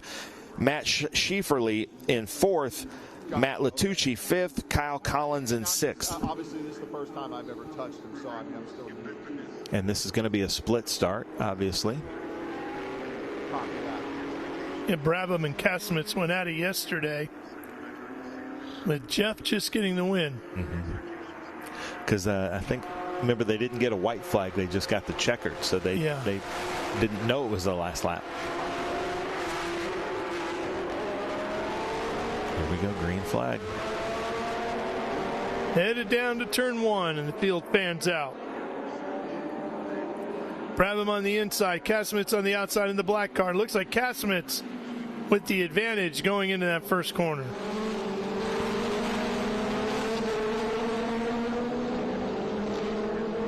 Yeah, and Amber just getting it over Clark into turn 1. But yeah, Tonis Casamets leads him up, followed by Jeff Brabham and then Bruce Hamilton. And that's how it started yesterday. Casamets got to the early lead and looked like he was going to gap him, but shortly thereafter, Jeff reeled him right back in and the race was on. Well, here we go. We've got Mark Giroux, driver's left. Joe Calasaco, driver's right. Cooper versus Stangolini.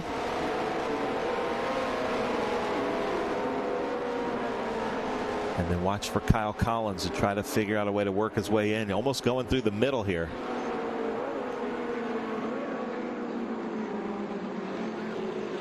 Joe Calasaco takes it. Kyle Collins moves up to third. Good Mission Foods turn 1 for the Formula Juniors.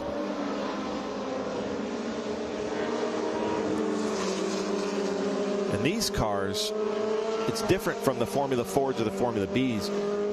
The compound of these tires are so hard that you're sliding, doing four-wheel drift to go fast in these cars. Here we go. Just like we said, Brabham catches him and passes Casamets. Yeah, we saw this a lead change 2 or 3 times a lap yesterday. There's Gavin Clark. Gavin Clark and Amber Stevenson, they're having their Formula Ford battle. This is the battle up front for Formula B. Jeff Brabham over Tonis Casamets.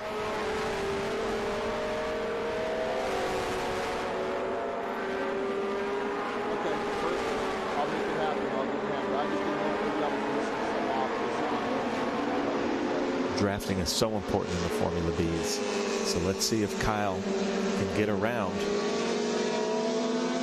Just look at the 9 of Hagan, Dave Hagan, driving a 1962 Lotus 22. Yeah, and he's here in the 910 as well. Yeah. Look at this side by side. Happened, and I didn't get the full. Hemke gives Collins the line. Hemke driving a 1962 Cooper T59. The T59 is a 5-speed with disc brakes, where Kyle Collins is in a 4-speed with drum brakes. There are some front engine juniors out there. There's rear engine juniors. That was just a big leap right there in the early 60s where they started saying, and I wouldn't say rear engine, I'd say mid engine, where they started moving that weight back and just like in about a span of 2 years, that became the formula for everything. Yeah. Engine right behind the driver's seat. It's a diverse class mechanically, isn't it? Casamit's on the outside of Brabham here. They're working through the boot. So Brabham likes that pass there. Where does Casamit's like to get Brabham? He got him there, but I'd say at turn 1 is where Casamit's likes to make a pass, and at turn 8 is where Brabham likes to make a pass.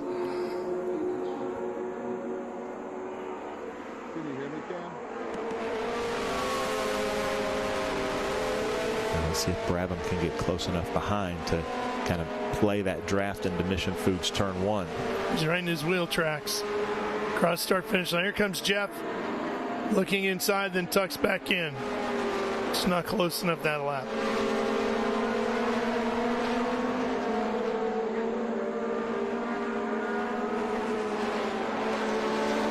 Man, those cars look so cool. And when you watch the Formula One footage from the early 70s here, it really hasn't changed that much, that section. No. So there's Hagen.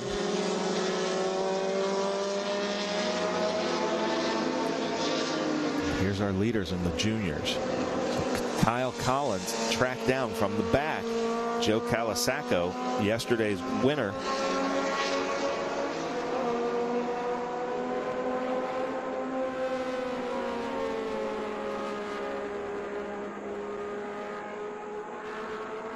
So that's Schieferle.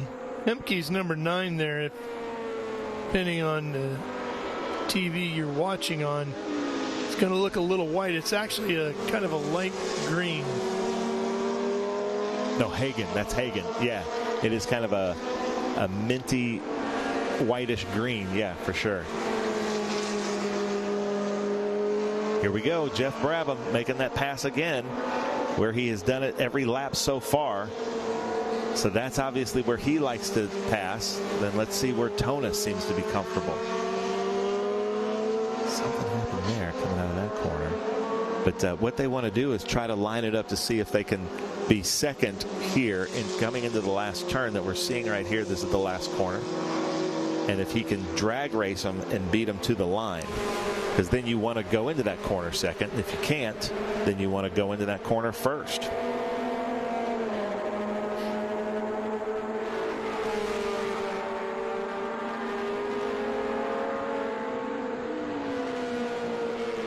Coming down the hill.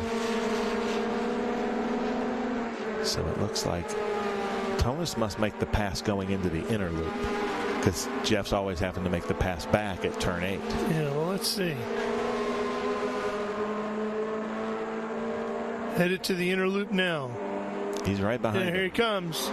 Going inside. And Casamit's will get him right at the entrance to the inner loop.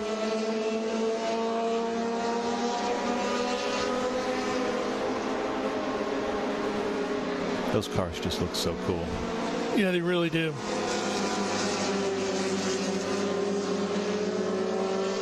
So these are our overall leaders in Group 2. There's 3 different classes right now happening in Group 2.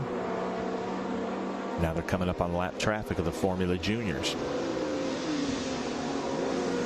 Juniors got over. I think that was Latucci. There's Hagen in the 9.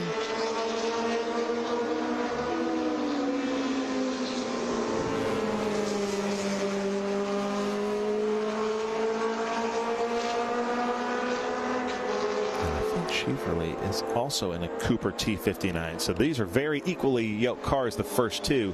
Both of them are Cooper T59s. Robert Hemke, a very good Formula Junior driver, has some really cool Mini Coopers.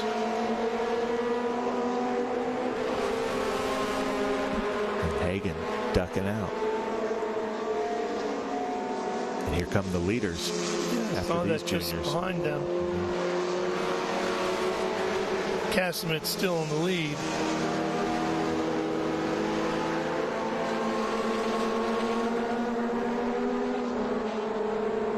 Collins according to scoring, is just a half a second behind the leader. Here they are. Here's the leaders in Formula Junior. So it looks like Kawasako's opened up that gap a little bit since they crossed the start-finish line. And we are just inside of 8.5 minutes to go. If you're joining us on the SVRA live chat on YouTube, where are you watching from and who are you rooting for? Leave us a comment. Or if you have any good information on these drivers or cars. Look at this, though. That is a beautiful car. Love that number.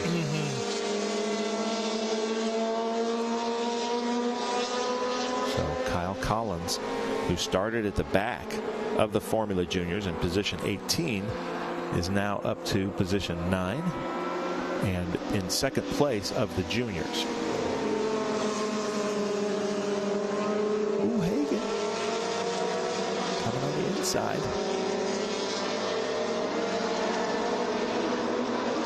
I got to tell you, the low sitting opening of Brabham's nose is pretty good looking too. It's right down on the track surface and looks cool. Hagen is staying with him. I've seen now the last 2 corners that we've seen, he comes in, presents himself, and then backs out. So I'm wondering if that's kind of what he's going to try to do coming up to the last corner, but then stay in it. Okay, so Kawasako still about a second and a half. The car owned by Lawrence Oriana.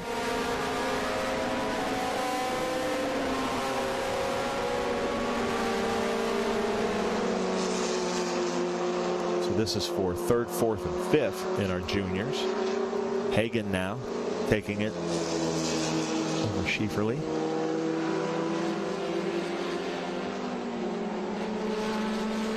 I mean, this is all mechanical grip in this whole class. Yep. Very tough to drive quickly, these cars. All about momentum, right?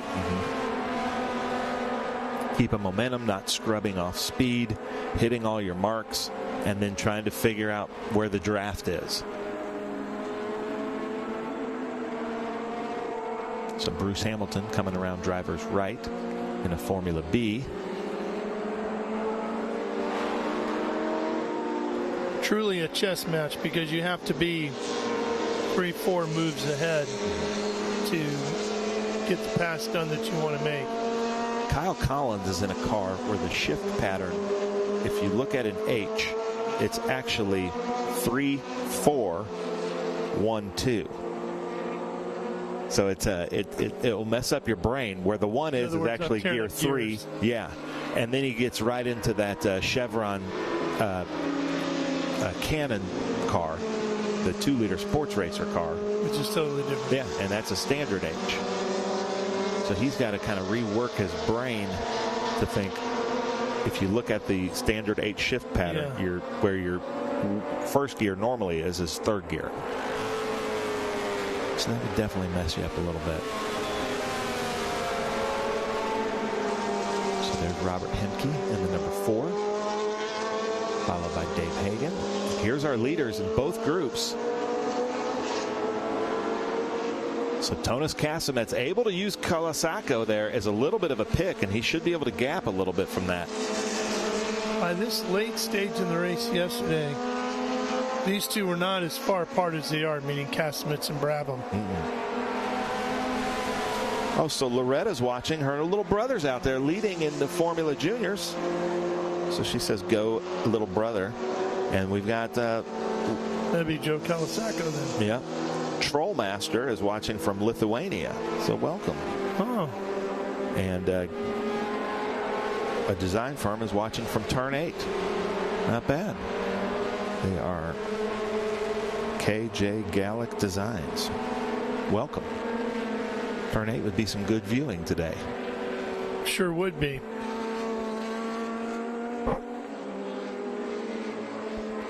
Okay, so Brabham closed the gap a little bit on Tonis.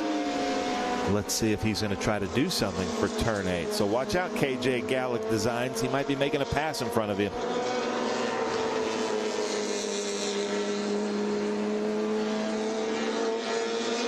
if he's close enough. Looks like he might be. And here's Kawasaki.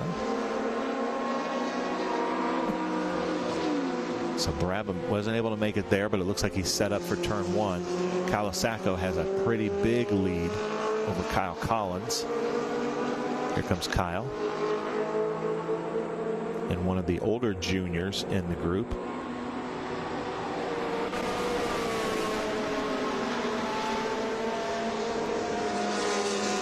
Okay, Brabham, here's your chance. Well, he's closed right back up, hasn't he? And he's making the move. So that one, though, see, it's still, Casamet still beat him to the line. So that makes me think that maybe you want to come into the last corner with a lead instead of being in second. He beat him there by what, 0.04 of a second? Yeah. So that's going to be interesting. And the funny thing is that's the kind of chess players both of these drivers are. They're considering all of that.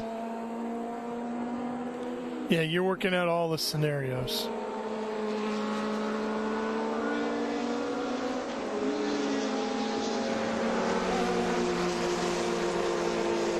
It's coming down the hill. It's a long downhill from the inner loop all the way to the toe of the boot. And it's just gradual enough that you don't really feel it so much in the car. You just have to constantly remind yourself, I'm carrying more speed, more momentum into this corner than it looks like. Yeah, you don't feel it till you get on the brakes going into the toe and you realize, oh man, I'm carrying a bunch of speed here.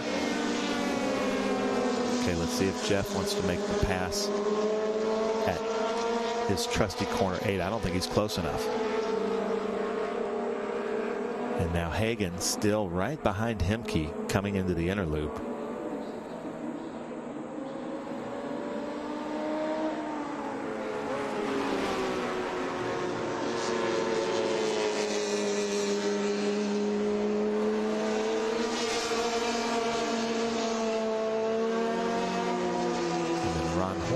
Behind them.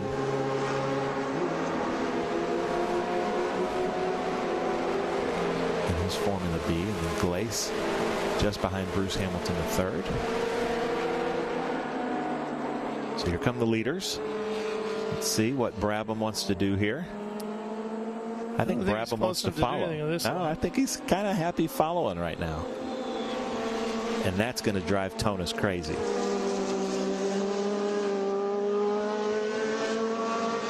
There's Hemke leading Hagen up the hill.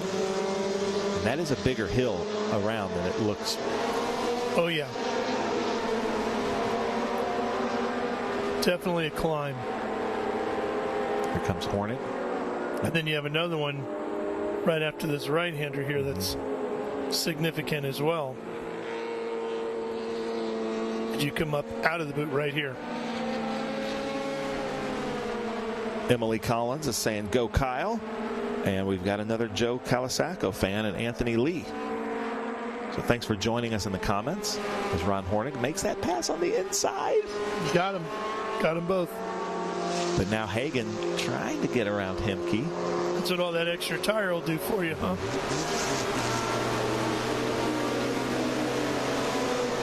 So Brabham out front. Tonis.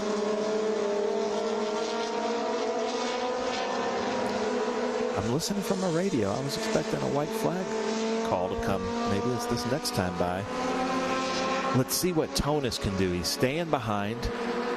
And on that last corner, let's see if he can out-drag Jeff to the start-finish line.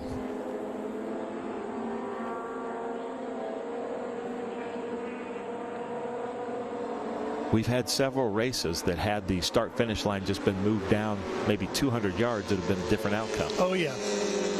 In either direction.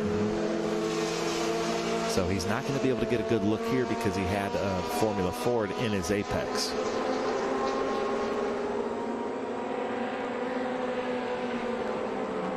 So that is our leaders in the Formula Ford, Amber Stevenson and then Gavin Clark.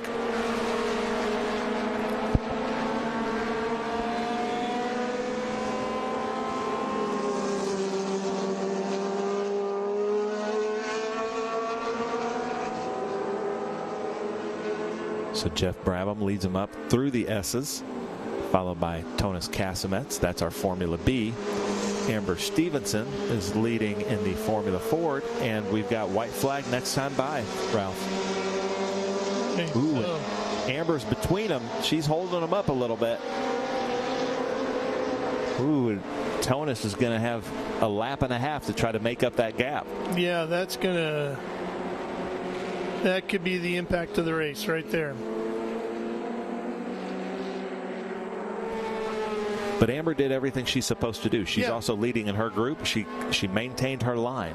Oh, yeah, no, it wasn't anything intentional or a mistake made by her. It's just poor timing situation when I threw Casamets. Yeah, mixed class racing. Yeah. And Jeff Brabham is a master at that. He's taking full advantage of it.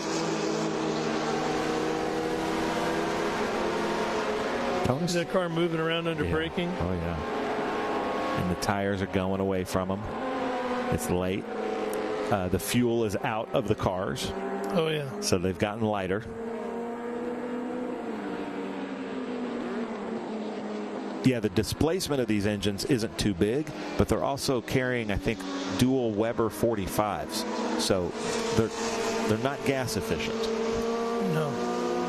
Looking for that white flag. There it is, Jeff Brabham. One more lap to go. One here yesterday. One here in IMSA Camel GTP competition.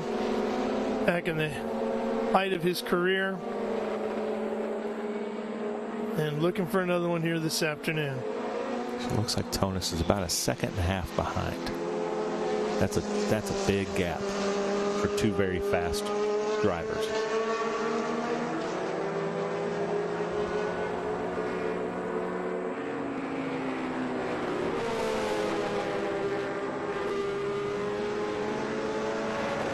Tonis Casamets coming up behind Jeff Brabham. I don't think he's really going to have to hustle it up, isn't he? Yeah. And I'm trying to think of where he's going to make up that time. He's a little bit deeper on the brakes into the toe.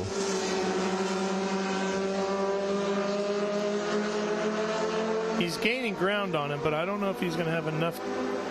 He's going to have to get himself in a position he can make a run off that final corner.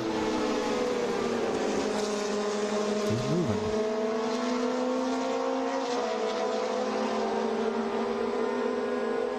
It seems like Tonis is deeper into the corner, but Jeff was able to then get on the power sooner. Yeah.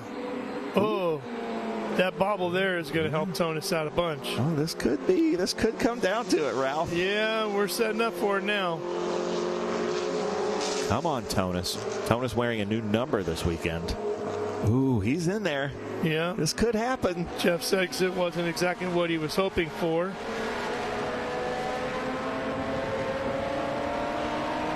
He needs to get a good run out of here. I think he's too far back. No.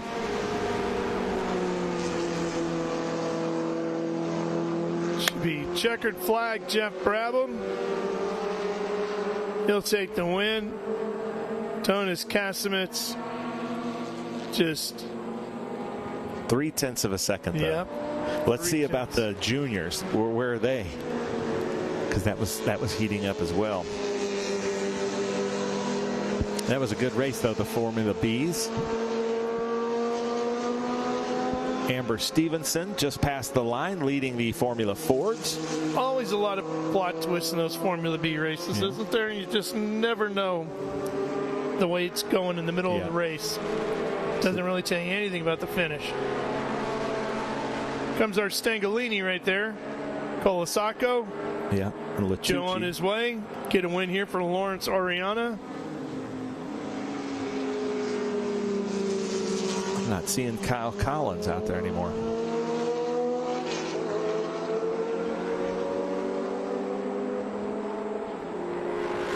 Last corner for Joe.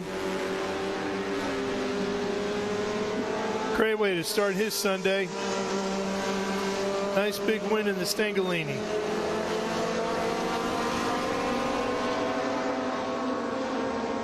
Here comes Glace.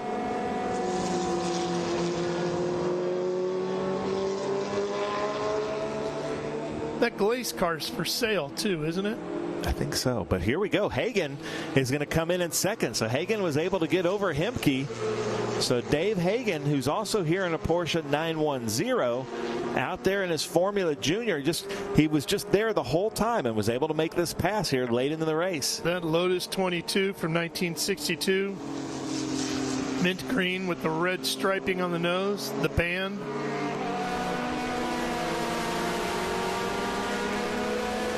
So we had a Stangalini, a Lotus, and a Cooper. First three in Formula Junior. Pretty cool. Yeah, he's pumped about it. Yeah. There you go. That was a good race, Hagen.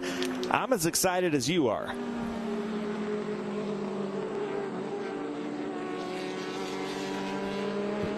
That was quite the race by Hagen. Nice job.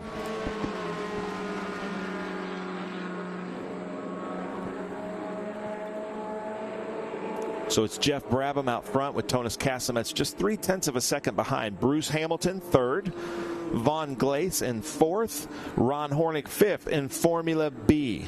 First in Formula Ford is Amber Stevenson, followed by Gavin Clark as second. And then first in Formula Juniors is Joe Calasaco, Dave Hagen second, Robert Hemke third in Formula Juniors. Matt Schieferle fourth in Formula Juniors, then Matt Latucci fifth, and then did not finish. Kyle Collins, I heard, went off at the NASCAR straight with a mechanical. So unfortunate for him because he was fighting for second there in Formula Junior. And we should be seeing groups 5B, 8, and 12B up next. 5B, 8, and 12B. So while they're lining up, we'll take a quick commercial break, and we'll come right back to Watkins Glen.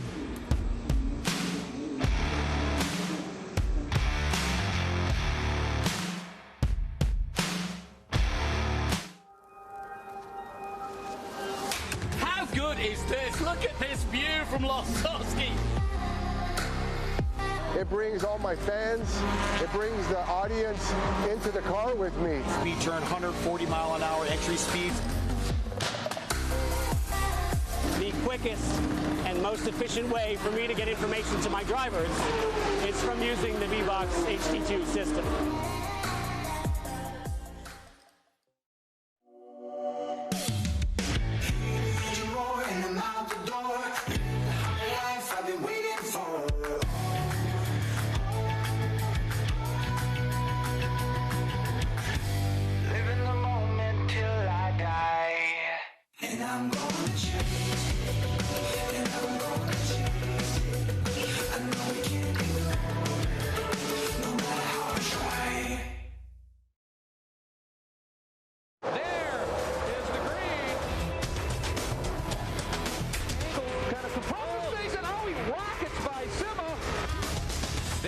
Said. One of the ways you overtake here at Sebring is really good in the braking zone, like this one right here. Both go around. There's the green. We are back and at it. Watch this. Oh, look out. Miller, look out.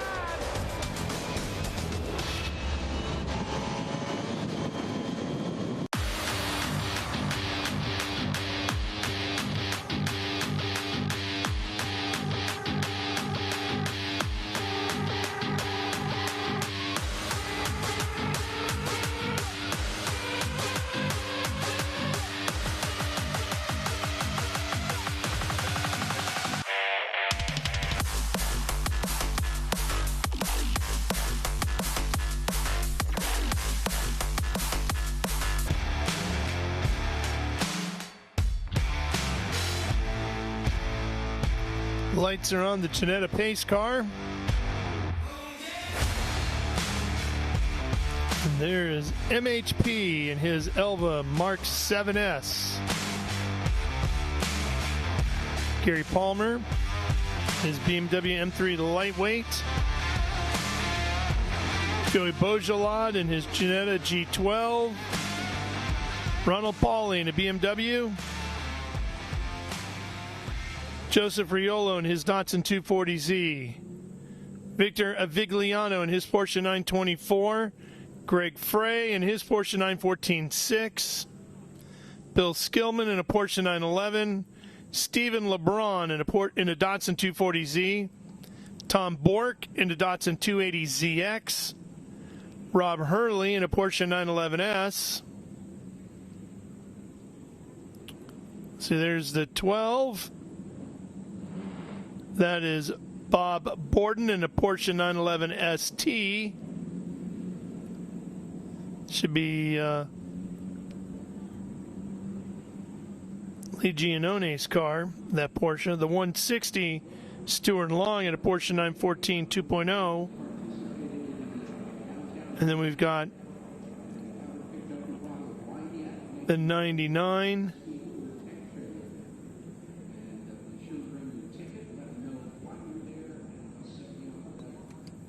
That 99 should be Tyler Hagan. And then Dave Hagan, who finished second in yesterday's race, should be there in that Porsche 910. Dave Hagan's his dad. That should be Tyler Hagan. Tyler likes to collect stickers. Yeah. For his helmet. And we have another Benny Bish is out there in the 99B. Thought I saw Lee Gianone's car out there, but not Lee on the entry list. Okay, that might be it. What number is that car? That would be the 12, showing Bob Borden. Yep, that's right. Bob Borden out there in the 1972 Porsche 911 ST. But let's see if we can see the face, because I can't tell if that's Bob. It's got Lee's name on the door. Mm-hmm.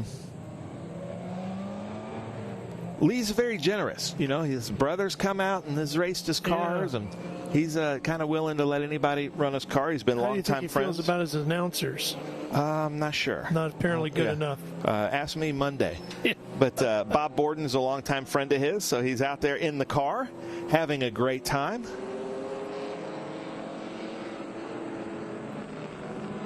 And then remember we had that great you know what? I've been saying his name wrong the whole time. He told me Bo Jalad. He said like it's like Bo Salad. Yeah, and I said it yesterday wrong, Joey. I'm so sorry, because he came up to me one time at a grid and said it's Bo Jalad, like Bo Salad. So Joey Bo Jalad is in that Ginetta G12. Yeah, it is a very unique car. Very fast. And then did we see the Lotus 23C? Out there of Tim Nichols? Should be starting second, but I'm not seeing it out there. We didn't see him when we panned down through the grid. Because that was going to be quite a fight with MHP out front in that Elva Mark 7S. What is it, Mortimer Humperdinck Periwinkle. That's right. I just totally made it up. I don't know what MHP stands for. I just wanted to hear you say it. But because of the initials, I just tried to come up with the craziest. You were right there, buddy. Most syllables I could. You accomplished your goal. That BMW M3 lightweight Group 12 is Gary Palmer. Joey Bajalad is in a Ginetta G12. Ron Pauly is in that newer BMW X. Joseph Riolo in that 240Z starting 6th. Victor Avigliano in that Porsche 924 from 1978 is starting 7th. Greg Frey in a 9146 starting 8th. Bill Skillman starting 9th in a Porsche 911. Stephen LeBrun in a 240Z. Tom Bork is 11th. Rob Hurley 12th. David LeBrun 13th. Benny Bish 14th. Bob Borden 15th, Randall Bronson, Stuart Long, Larry Lunda, but we also have the Hagans out there. Looks like they're starting from the back. They didn't go out in the rain yesterday. So watch for Dave Hagan in that Porsche 910 to really move up. Coming to the green. Under the Go Bowling Bridge. And we are underway. Here comes the Ginetta up the inside. A little silver car. Right into second place with a pair of BMWs right behind it.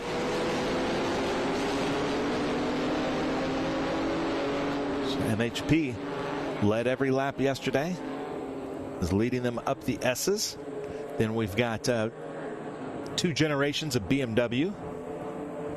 Ron Pauly, our champion years ago in Group 12 in his Lexus, and is now out there in a BMW. Boy, if you can break away on that opening lap up through the S's, it can give you a huge advantage. But that takes some tricky driving on cold tires. It's a very challenging portion of the racetrack. A lot of courage to do that. Yeah, you're taking a big risk. Risk reward there is a factor. That is the lightweight of Gary Palmer, BMW M3. Going around Bojalad.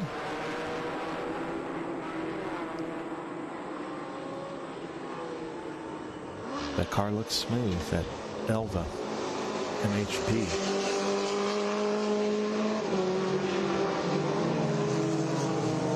There's Riolo. Now, where is the 910 of Hagen? He should be around here somewhere. There he is. There's Tyler Hagen. And that should be the Benny Bish back with us. He was with us at New Jersey a couple weeks ago. Yep, that's a 1974 BMW 2002. Okay, so Hagen making some passes through here in that 910. That's a Group 5 car. He's going to try to get up there with Bojalad and MHP to have a good race in Group 5. Bill Skillman in the orange Porsche 911. And remember, this is a Porsche air-cooled event. That's our featured mark, are the air-cooled Porsches. And we have quite a few in this group.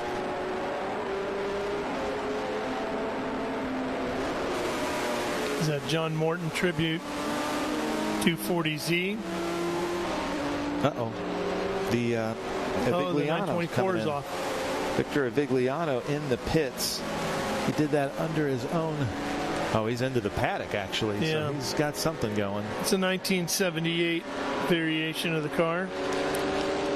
Watching these Z cars, thinking about last night at dinner, ran into some more racing fans and racers all around, using up the different variety of locations to eat here in the area, and some folks sitting nearby. We got to talking racing, of course, and the lady was talking about her Datsun Z car that she grew up with, and asking, hey, are there any Z cars racing out there? Oh yeah, we got a handful, 240s, 280s, so forth and so on. And it immediately took her back, and she just starts recanting stories of her days of driving her car quickly through the countryside around here and those experiences. And you could see how it just brings it all back. And I think that's one of the great things about vintage car racing, Ben, is you see so many cars that maybe you owned as a kid or a variation of it, or you knew somebody who did, and it brings those memories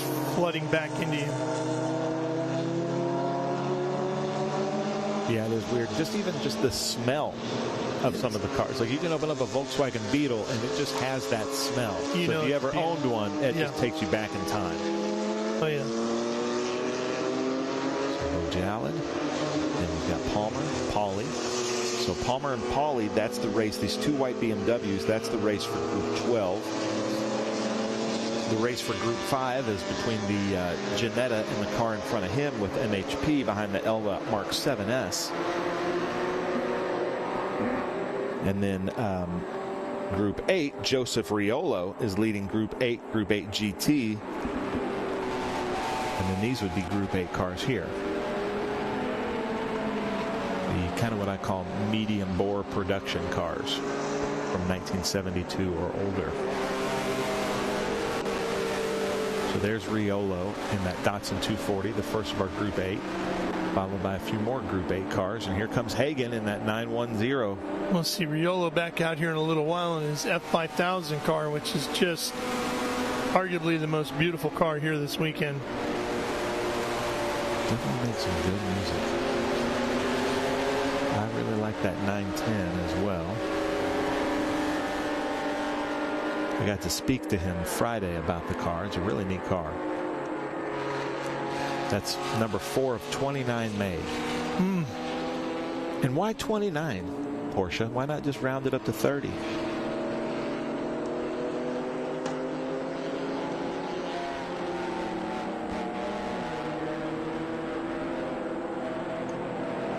Palmer is not letting Bojalad go with that Ginetta. Two totally different cars. But that BMW M3 lightweight has got a good driver behind the wheel. Gary Palmer.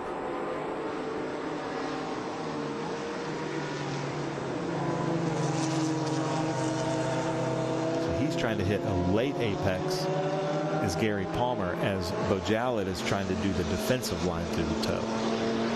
Yeah, and for that big, heavy BMW to chase after that Ginetta takes some work behind the wheel for sure. And that's a lightweight M3, but still, it's not nearly as light and as nimble as the Ginetta that it's chasing.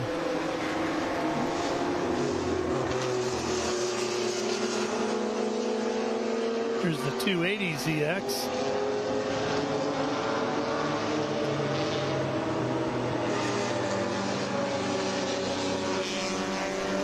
Started to slip away a little bit with the 280ZX, didn't it? Styling wise. Yeah, that was that time in the 70s where they had to add rubber bumpers, and you had to be able to crash the car at what was it, like 10 miles an hour, and then there were all the emissions and stuff. So it's just, that was a dark time from 75 to 85. It was a pretty dark time in car design. And that's a 79.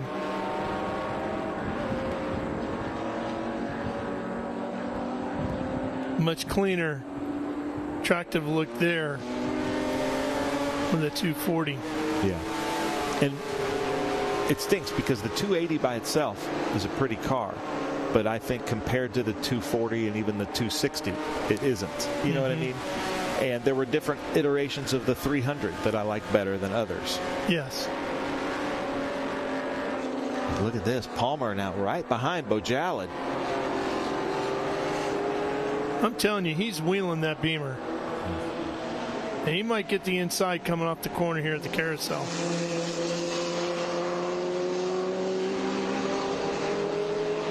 Uh-oh.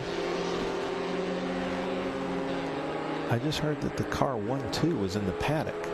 Oh, that's Lee Giannone. Yeah, that's the Bob Borden's car. Yes. Porsche 911 ST. Because Bojalit is the 12 with the dash mark. Yep.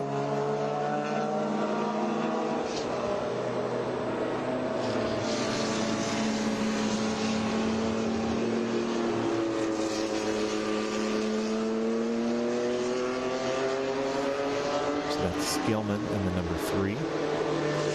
Skillman. Skillman Auto Cars.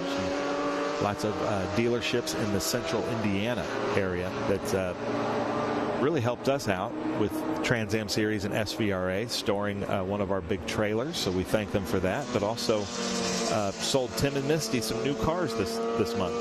Ray was a old ASA race car driver too. Competed with the American Speed Association. Called a lot of races with Ray behind the wheel of the stock car. Apparently he's got quite the car collection too. Gonna have to sneak over there and take a look at that one of these days. Joey Bojalit.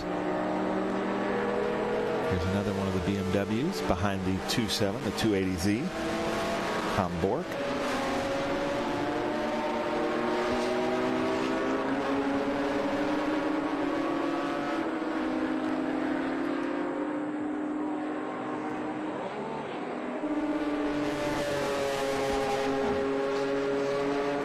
That right there, probably the epitome of the whole Datsun 240, 260, 280 lineup. Yeah, 240 and the BRE John paint Morton scheme. era. Yeah.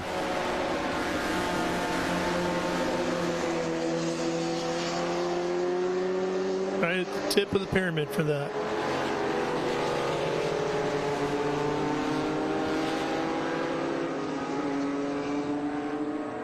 Palmer's got to be getting kind of, in a way, frustrated, but as long as he can keep Paulie behind him like that, it can't be too bad.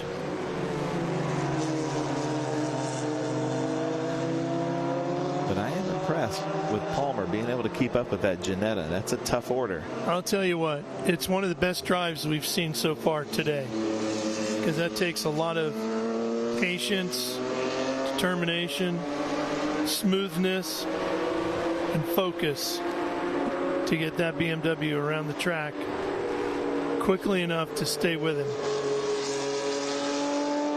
Because he cannot afford to scrape off any speed. There's MHP, our leader, in that Elva Mark 7S.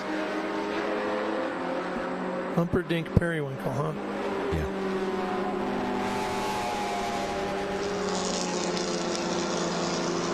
That's pretty fast, that car. You could have gone platypus. That would have been good, too. Yeah.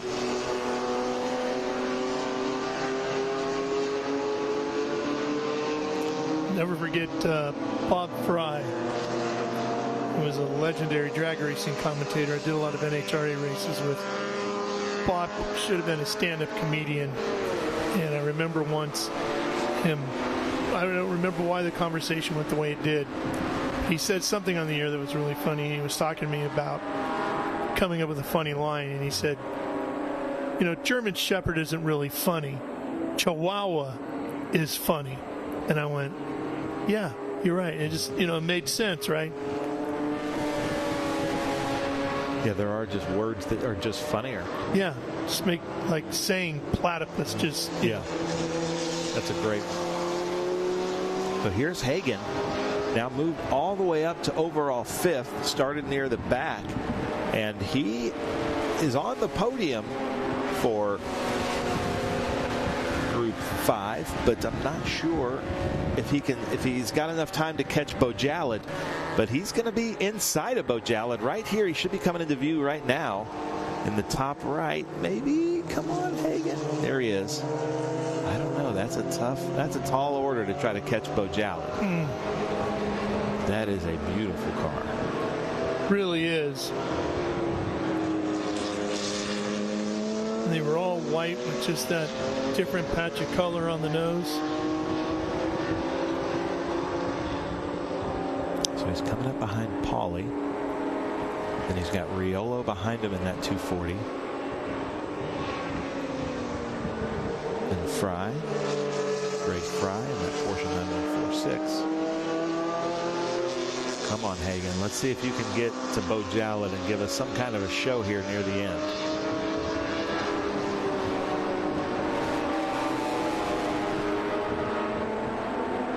Those Porsches like that were so minimalistic in so many ways, right? But boy, they could run them hard and really ring them out, and incredibly reliable. Yeah, that's what Porsche did there. They were like, we're going to sacrifice some speed for some reliability. And they won a lot of races with that, because a lot of teams at that time were building the cars to 10/10ths with, you know, no room for anything. So they built reliable cars. So they may not be winning any of the fastest laps, but by the end of a 24 or 12-hour race at Sebring, they're there at the end. And that had to frustrate a lot of the faster cars and drivers out there to know that's what was happening. Or at events like the Targa Florio and things of that nature, which were so popular back then. So there's Bojalad, overall second in Group 5. B. Hagen, though, closing in on Bojalad.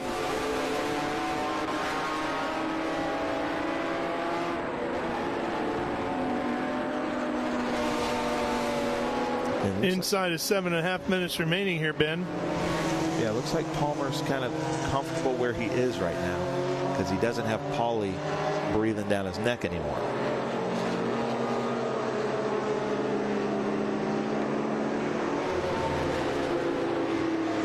Let's see if we see Hagen popping into view anytime soon. Because once a driver can see the next car that they're up against, all of a sudden they get a little bit faster. Yeah.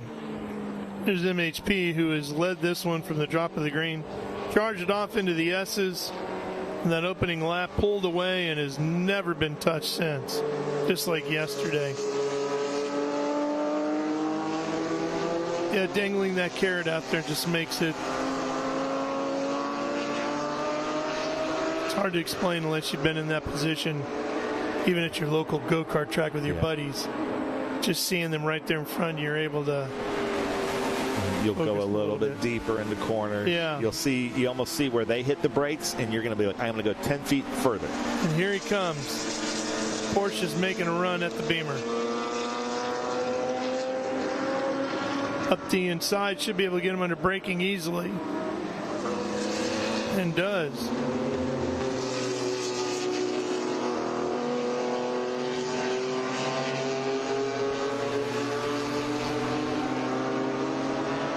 Hagen going up the S's. He's got one car between he and his next Group 5. So that's Palmer. So he can now see his Group 5 competitor, Bo Jalad, exiting the inner loop as he comes into it. So that might give a little extra motivation.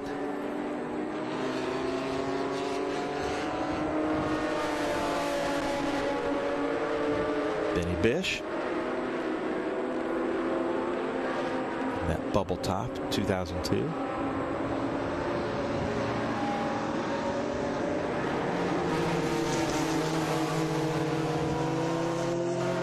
Bill Skillman, currently in 9th.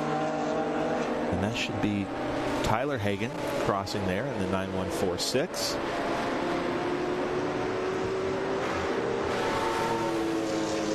Dave Hagan finished on the podium in 2nd place in our last race in Group 2 in a Formula Junior. Can he finish 2nd here? I'm hearing white flag next time by. I don't think he's close enough.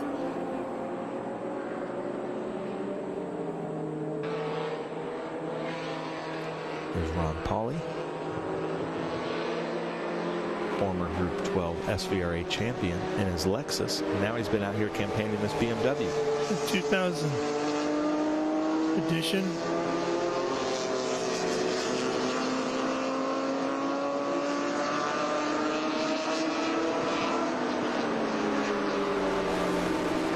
There's Tyler Hagan around the carousel. Through the campers. All right. So there's Dave Hagan. Where is Bo Jalad?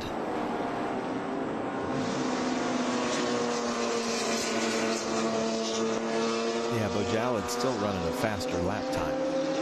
So he's about 17 seconds behind him, it looks like. Yeah.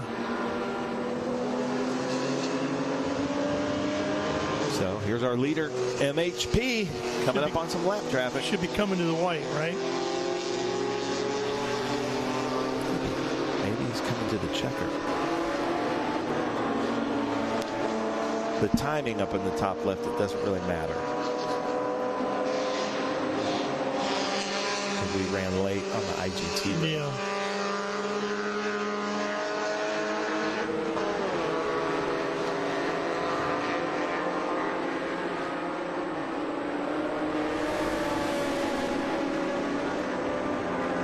That is a big grandstand section right there on the right. Here comes the leader. Is he coming to take the checker or the white? Let's see. Get up and peek out the window here. I'm seeing a white flag, Ben. All righty. One to go.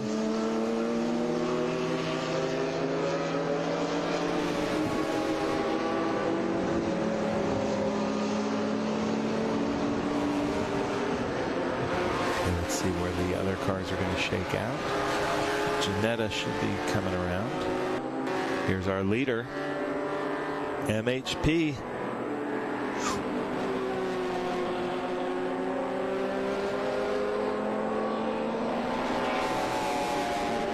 There's our photographer, Pete Gorski there, straight ahead of us.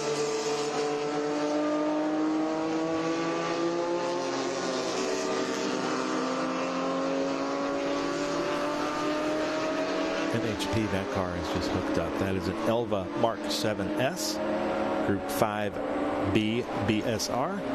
You want to get your steps in, be a track photographer. Because you are walking the entire circuit all day. Yeah. Chasing the sun.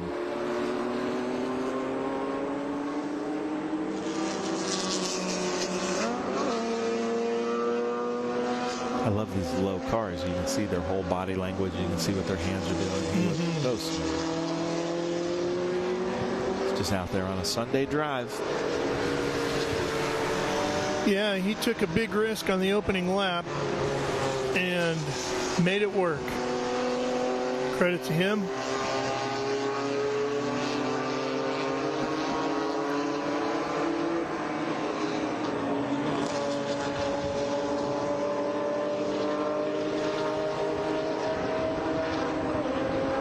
So MHP 1964 Elva Mark 7S coming to take the checker flag here at Watkins Glen.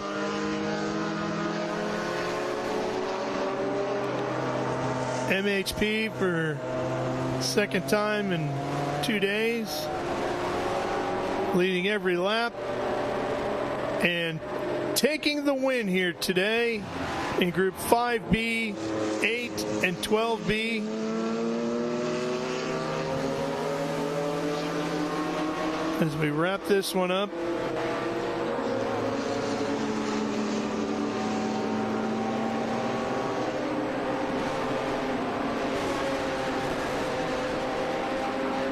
Okay, so Palmer. Where's no, that's not Palmer. Where's Bo Jallet at? Haven't seen him yet. There he comes. There he is. Our second in Group 5. The Janetta G12. Here comes Palmer, who had a fantastic race. Benny Bish in the 2002, then Palmer in the BMW M3. Then we should see Hagen next in that Porsche 910. Right on cue. So from the back to third in Group 5, but fourth overall. That's quite a run for Hagen. Then Ron Pauly is second in Group 12. First in Group 8 is Riolo in that 240. He's Group 8 GT.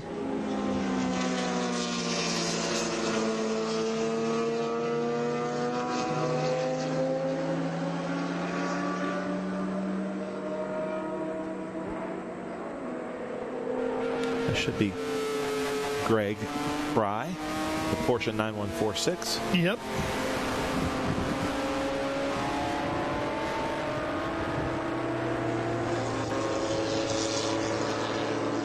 And then LeBrun. Stephen LeBrun in yep. 1970. 240Z. That is a cool 240Z.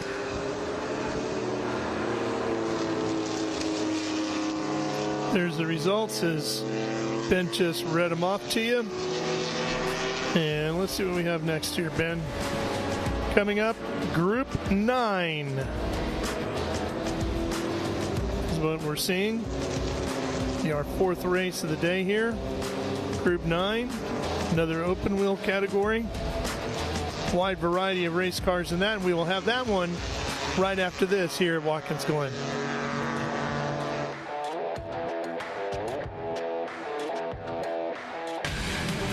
And get ready for race day with Mission Foods. The world's best racers and tastiest products come together to make every race delicious. Fully loaded tacos, fast wraps, piled high nachos. Whatever you crave, Mission will help you be race ready with easy to make recipes that will take your race day to the finish line.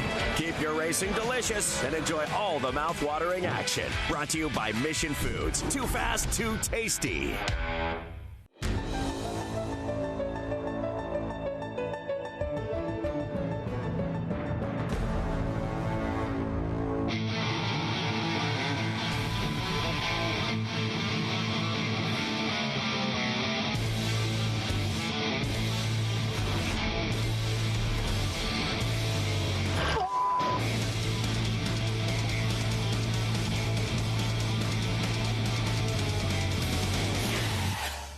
Okay, so pretend this is your race car. It's on the trailer, and you have an accident. Ouch! At least your truck's insurance will pay for another one? Yeah, not so fast. Standard insurance won't replace your race car, whether it's in the trailer, in the paddock, in the garage, or the repair shop. But at Hagerty, we can protect it for what it's really worth anytime it's off the track. No matter what or where you race, offer less than a set of race tires. Hagerty, let's drive together. What does it mean to be built with Summit? It means you're hitting the autocross, drag strip, road course, trail, dirt, or open road with confidence.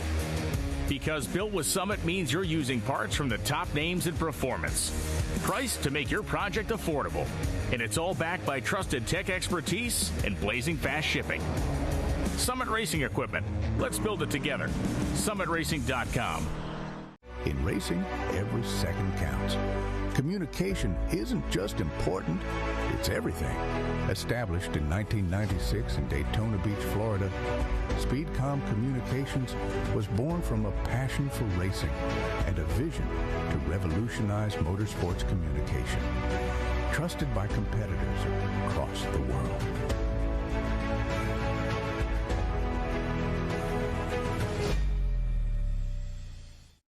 Okay, so pretend this is your race car. It's on the trailer, and you have an accident.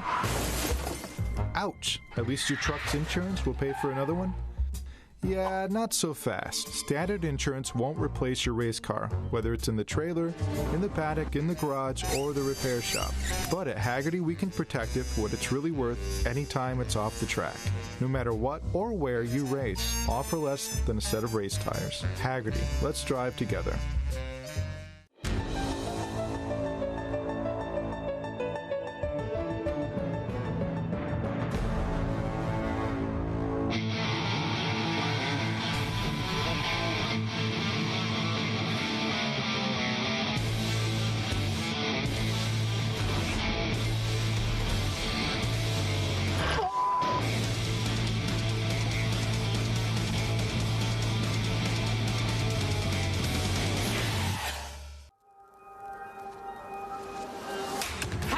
Is this? Look at this view from Lostowski. It brings all my fans, it brings the audience into the car with me. Speed turn 140 mile an hour entry speeds. The quickest and most efficient way for me to get information to my drivers is from using the V-Box HD2 system. Architecture is about everything. We change the environment. We are changing how people live in the environment today. So we basically put our fingerprint on the future of what the United States looks like. My overall business philosophy is that I'm engaged with my company from top to bottom, and I think the racing world and helping out the next generation and younger drivers is a passion of mine, and is getting stronger and stronger every year. With that, that's why I want to be involved.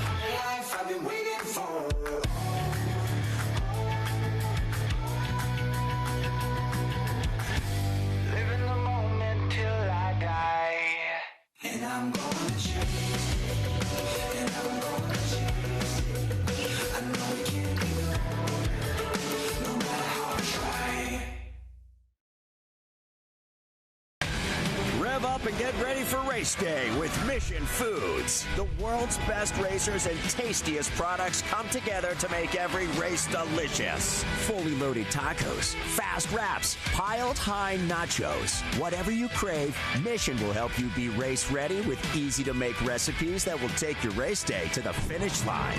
Keep your racing delicious and enjoy all the mouth-watering action. Brought to you by Mission Foods. Too fast, too tasty.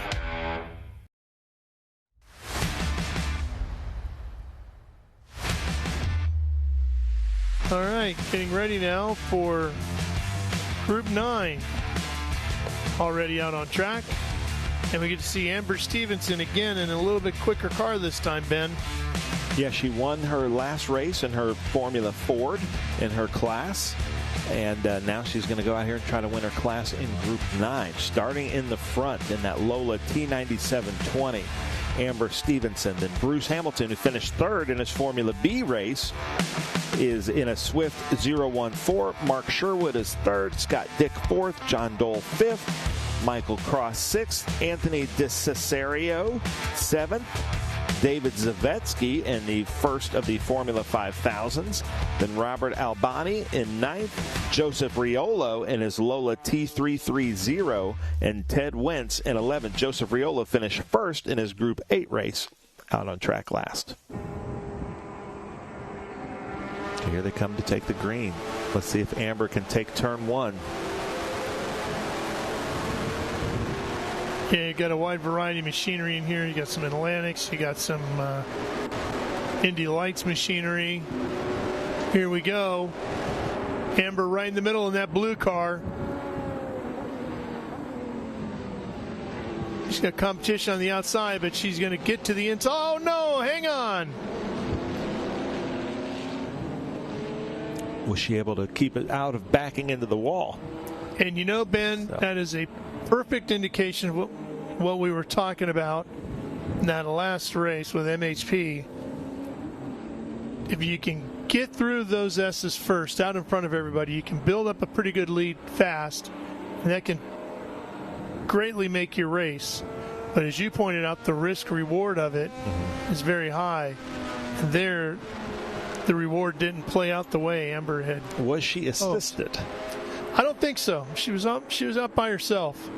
Okay. I think there's enough gap, but I just think it's still cool temps out there. Tires probably not where she needed it to be, and she went for it. Well, Ralph, we're full course caution, so if she's able to fire that back up, a lot of these Group 9 cars don't have onboard starters, so not sure if she was able to keep it running. But if she is able to fire that back up, she'll be starting from the back, and we're going to see quite a race, because even starting from the back, I would expect her to finish first. Oh, yeah, she's a good driver. So I am hearing from the producers that she was assisted in that spin. Oh, really? Huh. So not sure by who. We're looking at the... Oh, she got hit after the foul. Okay, yeah. So she was an unassisted spin. Don't listen to him. Yeah, got hit. He's just a producer. So she may not be able to fire back up is what they're saying. Okay.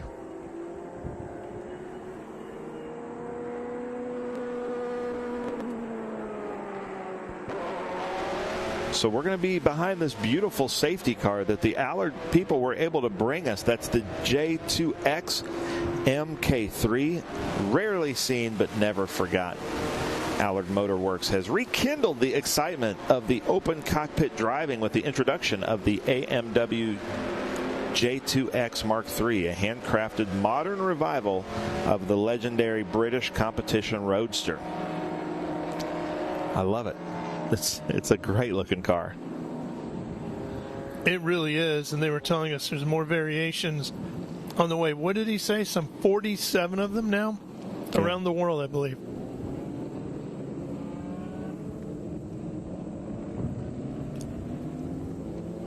Once you and I park cars, two in the garage, it'll be 48 and 49. Yeah. Well, we did a great interview earlier this week with Kyle Collins, who's driving two different cars out here with us. So watch out for this little interview with Kyle Collins. It's pretty neat. He's racing a car that's been in the family for 40 years. All right, thank you. We're back here in the SVRA paddock at the Mission Foods Watkins Glen Speed Tour. I'm with Kyle Collins. His brother was just racing with us at Portland a few weeks ago, doing really well in the B sedan. Tony Delane. You're going to have to figure this out. Your mom was explaining to me all the different last names, but it is your brother. But you're driving this beautiful Lotus 18 Formula Junior. I absolutely love these Formula Junior cars. We had a reunion here about 10 years ago. So much fun. But you're one of the younger drivers driving one of the older Formula Junior models. Explain that. Yeah, it was my grandfather's car, and he's owned it for almost 40 years now, and he's actually raced it in more countries than I've ever been to, which is pretty fun, but pretty special for me to get to strap into Grandpa's car here. And like you said, it's one of the older ones, so we're still running drum brakes on all four corners and a 4-speed, whereas some of the other cars have disc brakes with a 5-speed. So. Yeah, just next door, we've got Robert Hemke's car here, the Cooper. He's got disc brakes. He's got a 5-speed. But that really doesn't matter sometimes when you go out there, and once the racing starts, you kind of forget, oh, wait, he's on discs, I'm on drums. It's just go as flat out as you can. Now, the cool thing about this, we talk about this in like Formula Bs or even Formula Fords, you're scrubbing speed if you're, sliding out there.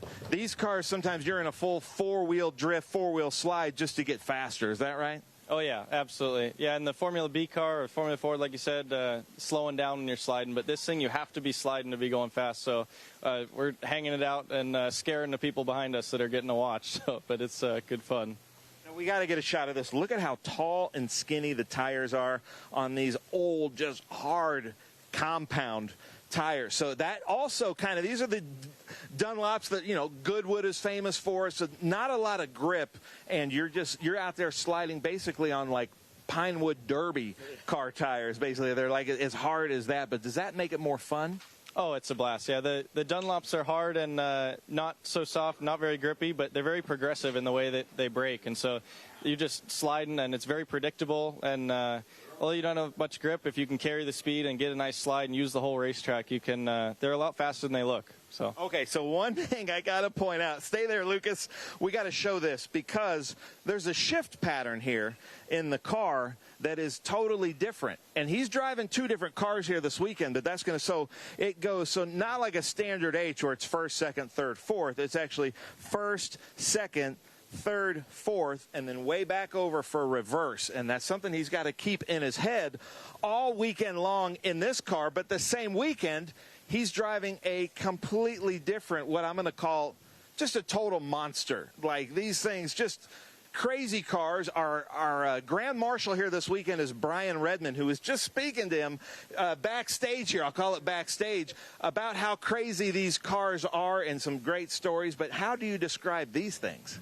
Yeah, obviously a lot different than driving the Lotus in the 2-liter Chevron here. We got loads of power and big, wide, sticky slicks, and this thing is incredible, the things that it can do. I mean, you go into a corner so much faster than you think is possible, and it just sticks. And it compared to some other cars, we don't have all the downforce of some of the more modern cars, but when it does slide, it is pretty progressive and predictable too. So although it's fast, it is pretty sweet and nice to drive as well.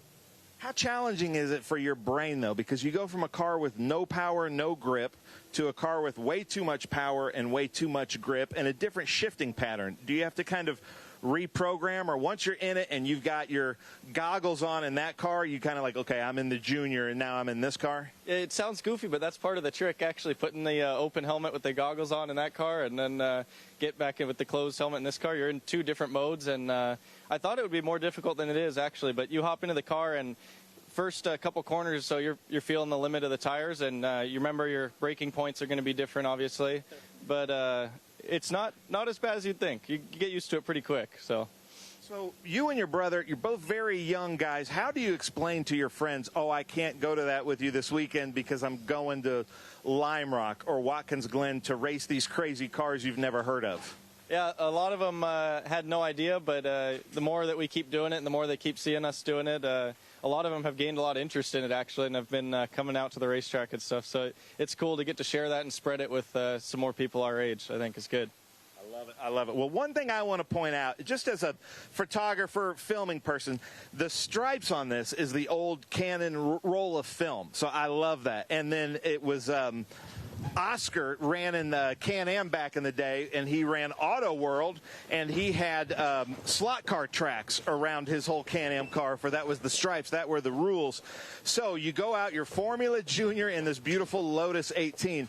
I'm going to put you on the spot. If you were to pick a favorite to drive and to race and, you know, different personalities, which one of these two is your favorite? That's a tough choice. It is hard to choose. Part of it is track dependent. We were at Lime Rock last weekend, and the Junior around Lime Rock is just magic. That's a perfect size track, but the same here, Watkins Glen and the Chevron is the perfect track and race car combo. So I think part of it depends on the track a little bit, but it is just such a treat to get to drive both of them, for sure.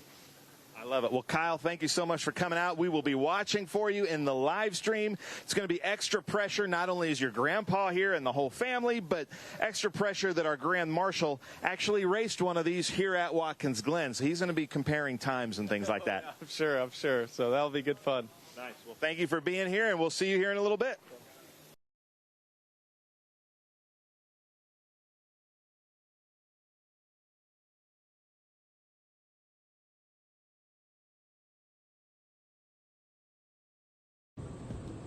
Welcome back to the Mission Foods Watkins Glen Speed Tour here with SVRA and the Hilliard U.S. Vintage Grand Prix. We had some cleanup to do at Mission Foods Turn 1. This is our Group 9. Beautiful weather here at Watkins Glen.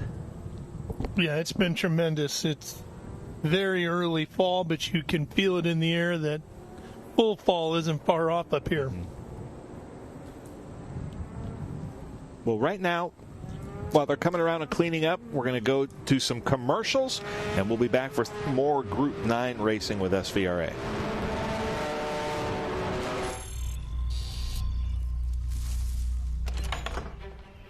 Yes. Hon, the weather tech's here.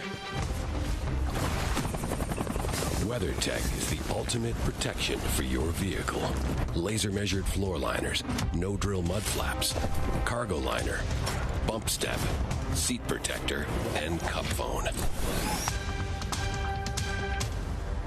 What about my car? WeatherTech.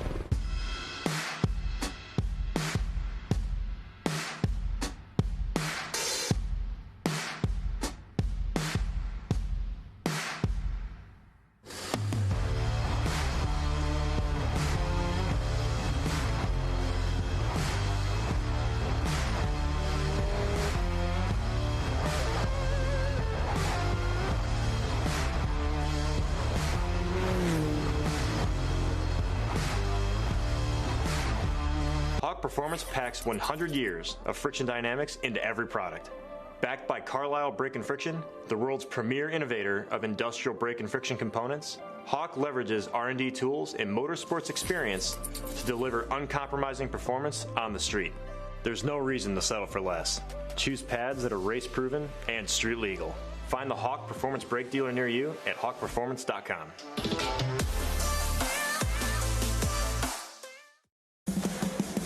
What does it mean to be built with Summit? It means you're hitting the autocross, drag strip, road course, trail, dirt, or open road with confidence. Because built with Summit means you're using parts from the top names in performance. Priced to make your project affordable. And it's all backed by trusted tech expertise and blazing fast shipping. Summit Racing Equipment. Let's build it together. SummitRacing.com.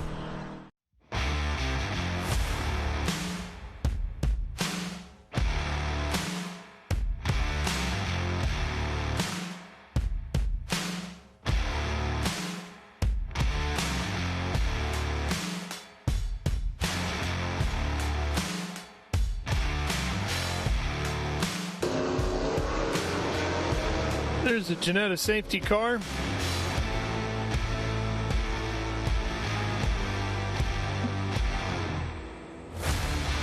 Safety car lights out.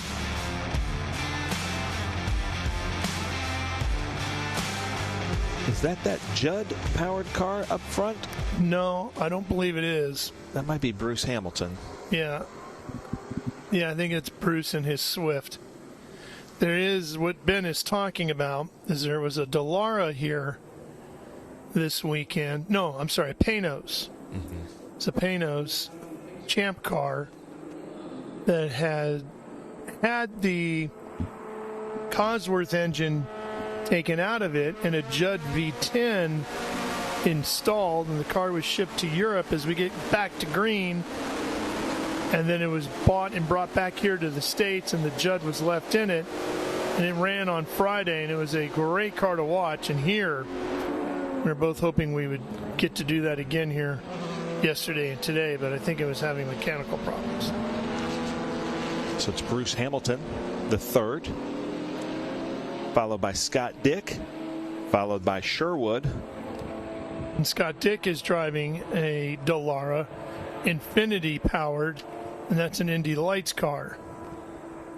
The yellow one swinging to the outside here.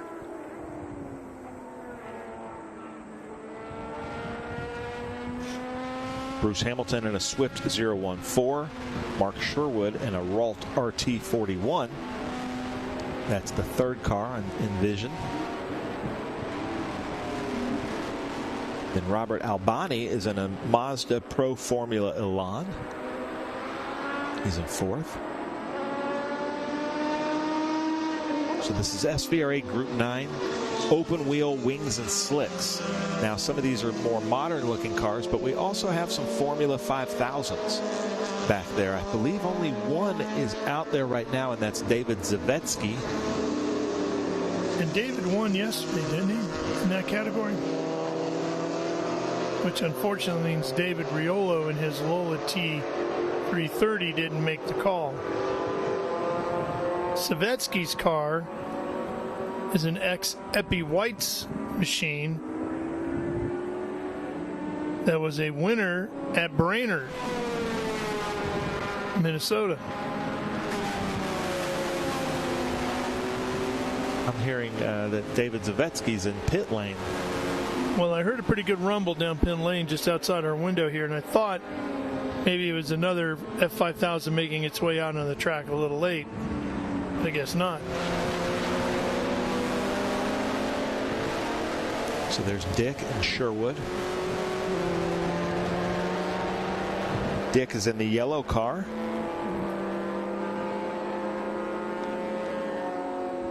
There's the F5000 right there of Savetsky. Epi White's machine.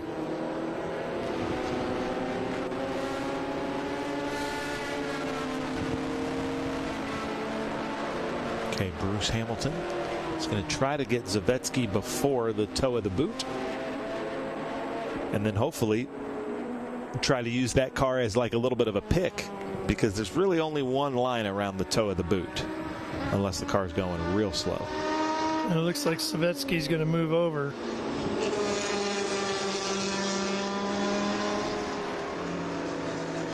So Bruce Hamilton through.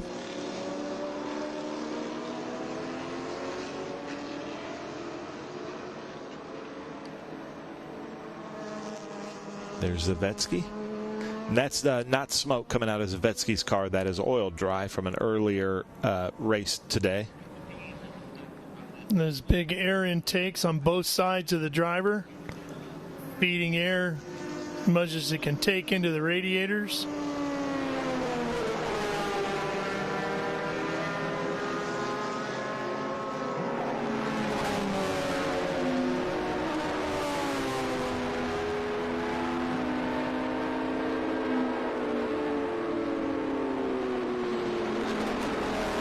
See how much he sits up out of the car. He's a big guy, and that car not exactly designed for a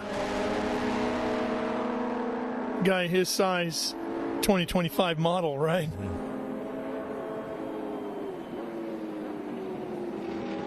Hard on the brakes into one.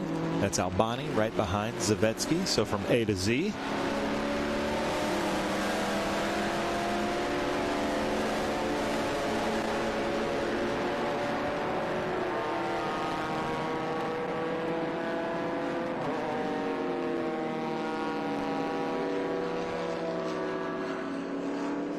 And Di Cesario.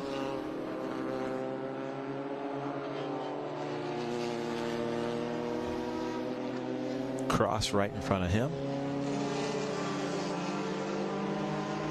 T. Cesario driving a 2008 Van Diemen. It's an F2000 car. There's Sherwood. That's a Ralt RT41. That would be an Atlanta car, right?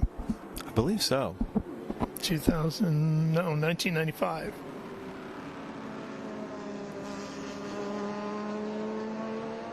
Yeah. Toyota on the engine cover there, right? Would have been the Toyota Atlantic Series. It looks like it, yeah. David Zavetsky coming around in that 9.4. Lola T300 from 1971. Formula 5000.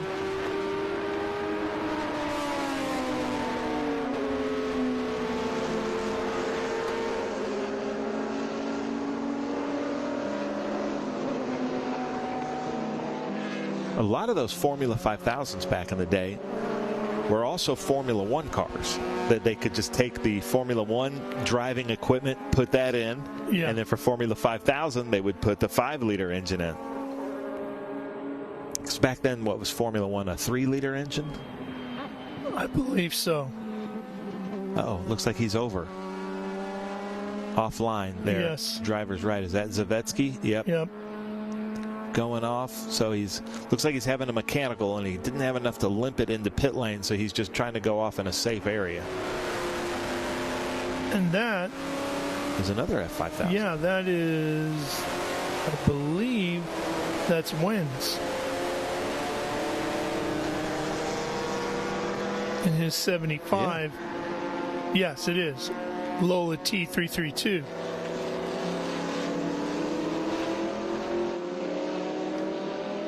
Which is the evolution of Zavetsky's car. Mm-hmm. Look at how much lower that front wing is. The airboxes on the sides sit differently. The radiators sit differently.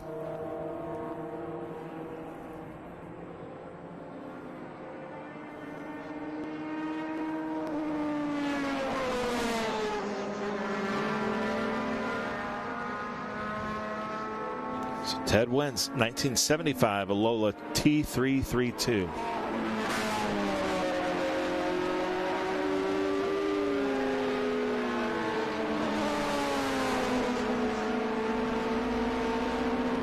I am a 1970 model, 75 model, and this car looks a lot better than I did. Performing better, too. It's a little faster. Reliability about the same? Oh, no. That looks a little more reliable than I am.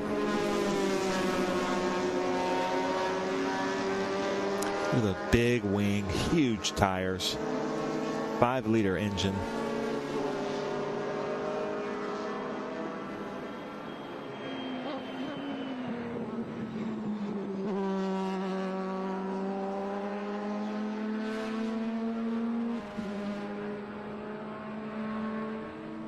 Couldn't see the number on that car. So I think that's Cross in the green car. Michael Cross, yeah, in the Van Diemen RF997, and then Anthony DeCesario behind him in a Van Diemen F2000.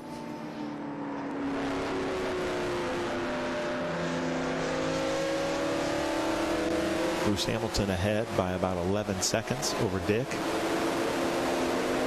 White flag is out.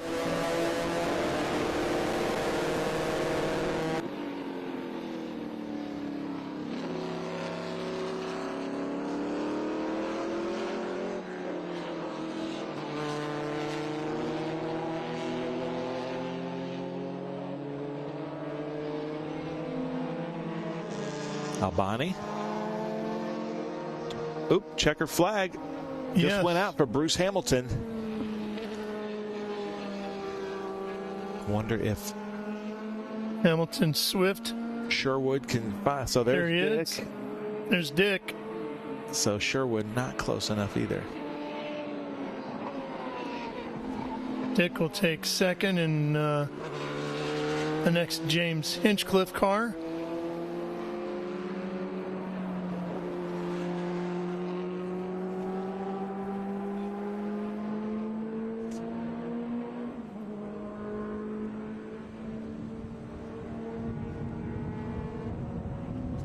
We're going to have groups 1, 3, and 4 up next. Yep. And that will bring us one of the absolutely most unique cars you will see here this weekend. And see just about anywhere. Yeah.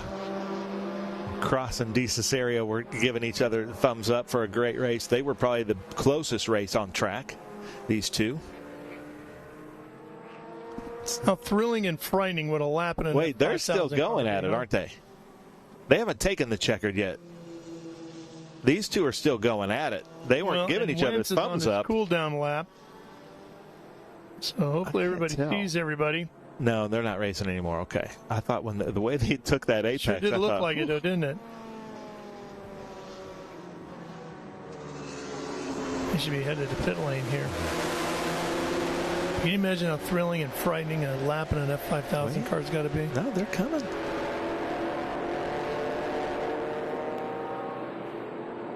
Got to be crazy to be in that. Yeah, so that's their finish right there. Right. They were still in it.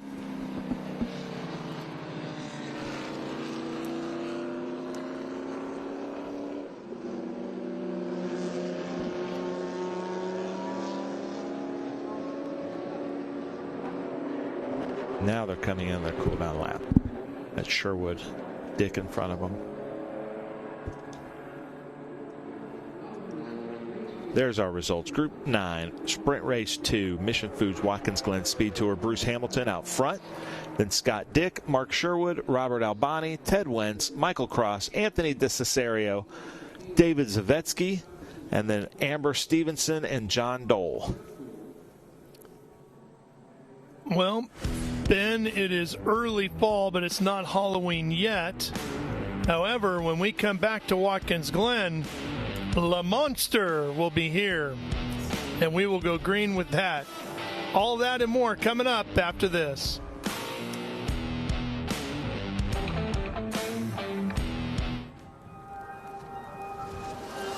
How good is this? Look at this view from Losowski. It brings all my fans, it brings the audience into the car with me. Speed turn, 140 mile an hour entry speeds. The quickest and most efficient way for me to get information to my drivers is from using the V-Box HD2 system.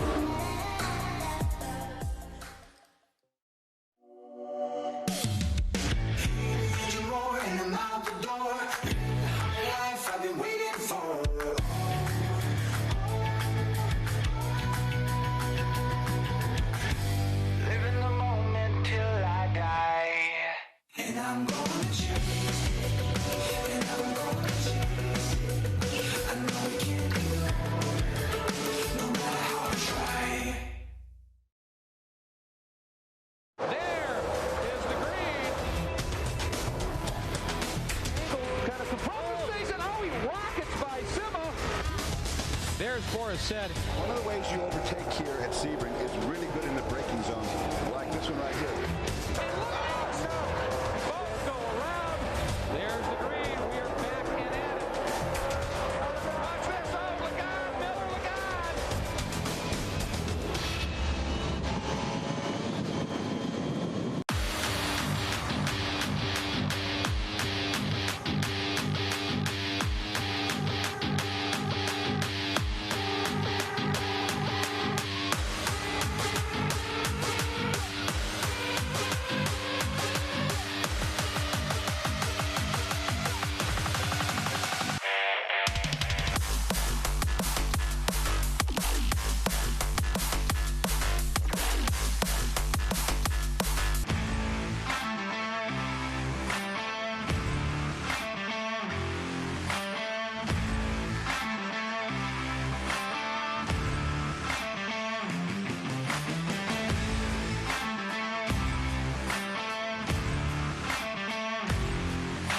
Oh, yeah, Ralph. My favorite group's the small bore. Lots of little British production cars in here, but these are the group 1, 3, 4. Welcome back to the Mission Foods Watkins Glen Speed Tour for SVRA's group 1, 3, and 4. Lots of some of my favorite cars out here. That beautiful number 3 Chevrolet Corvette there of Frank Morelli, Group 4 from 1961. And right behind him is Richard Zepkowski in that MG Midget. There's the Le Monster you were talking about. And nothing small about that, Ben. Absolutely nothing. No, look at that thing. He's celebrating his 75 years of Cunningham and Cadillac. They won. They ran those cars at Le Mans. Then they came here and ran it around as a pace car for the Watkins Glen event. Then there's a Bob Tullius Group 44 tribute. Triumph TR4. I'll run through the group here real quick. Randall Green starting out front in his Echidna Special. Only 3 made. Bill Schwacke in a 1955 Chevrolet Corvette. Also very rare. Some of the lowest numbers for Corvette back then in 1955. Kenneth Greenberg in a Morgan 4.4. And Randy Williams. That's our top 4, and that's our top 4 in Group 4. Our first in Group 1, starting 5th, is Tony Garmy in a Triumph TR3. Then Rich Malumian. This was the race to watch yesterday in a 1956 Austin Healey 104. First in Group 3 is Cliff Murray in a Devon Model D Porsche. Doug Sharipa is in a Group 3 MGB from 1963. Peter Usdavinas is in an MG Midget in Group 1. He's 3rd in Group 1. Tony Drews is in a Group 3 Triumph TR4. Frank Morelli is in that beautiful Chevrolet Corvette starting 11th. Richard Zepkowski starting 12th in an MG Midget. Arnold Carball Jr. is a first of our Lynx Formula Vs. Then Alex Gee is in a Lynx B Formula V. Steve Cole starting 15th in a Lynx B Formula V. Then starting 16th, Derek Drinkwater in that Cadillac Le Monster from 1950. Gregory Thompson is in a Group 3 car, Triumph TR4, starting 17th. Alan Goods, Group 3, Triumph TR4A. The A means independent rear suspension. Ted Hershey, Group 1 MG Midget. Scott McQueen, Group 3, Austin Healey 106, the red car. And William Demarest in that Falcon Shells Competition. That beautiful Falcon from 1960.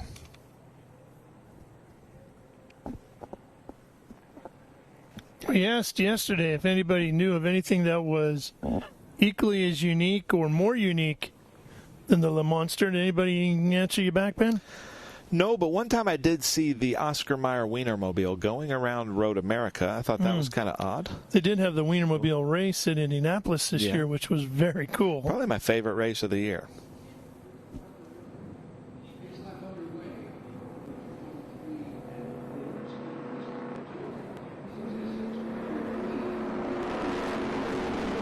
So here they come to take the start. That Echidna and Bill Schwacke in that Corvette. Here we go. Look at the back end of the Le Monster. Looks like it's just dragging on the ground. The Corvettes look huge, and then you see the Le Monster, and you're like, wow. Yeah.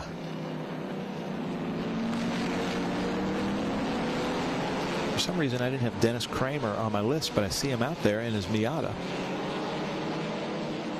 Yeah, that Le Monster behind an MG Midget looks absolutely menacing.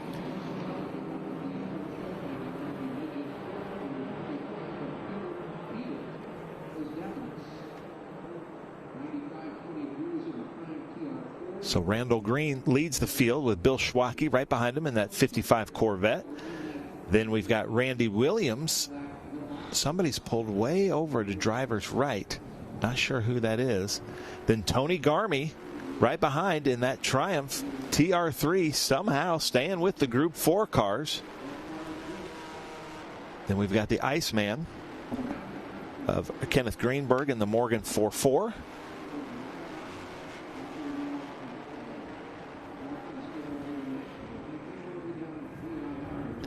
It's definitely cloudier than it was just a few hours ago. Yeah, it definitely is. Here comes Randall Green down in this Echidna. Oh, and look at this, Garmy up to 2nd overall, which is just crazy.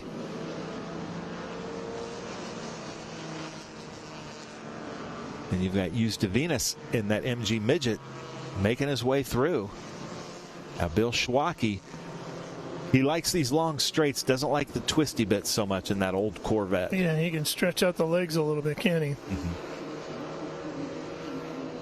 And then you see Le Monster in the background. And when they went to Le Mans, they took 2 cars, Briggs and Cunningham did. And the first car was a stock 61 Series Cadillac Coupe. The second was a 61 Series with a modified aerodynamic body. And the French press nicknamed that second car Le Monster. And they wrote it on the hood of the car. And here it is. And both of the originals are at the Revs Institute down in Florida.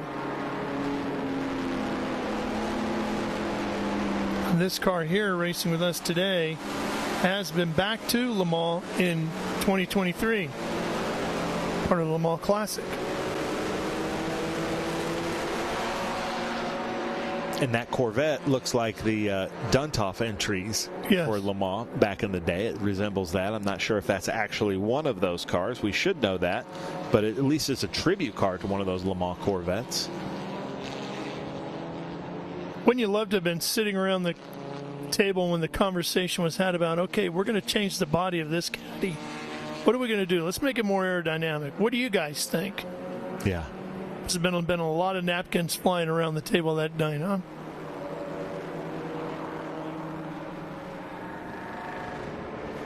Okay, so William Demarest is out there in his Group 4 Falcon. The other thing about that car is it weighs a ton. 3,500 pounds, I believe it is, right? It's almost 2 tons.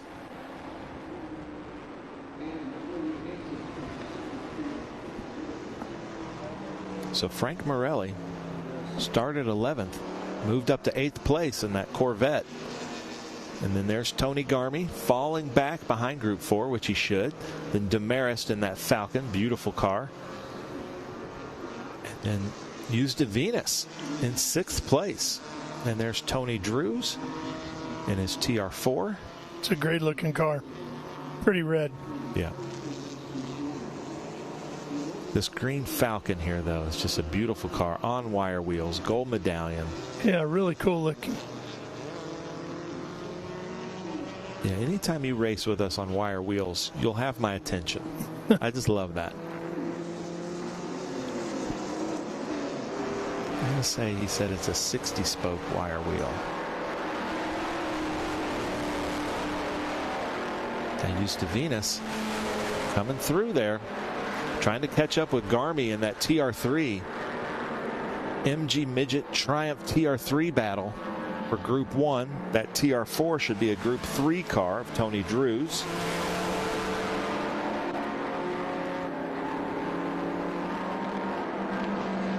And you've got the Jaguar E-Type.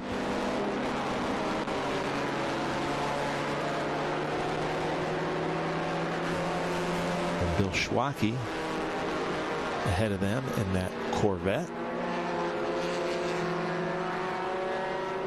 So here's our leader, Randall Green, followed by Bill Schwacke. Then Randy Williams in that Jaguar, but he's got to watch out because he's got Kenneth Greenberg, the Iceman, right behind him.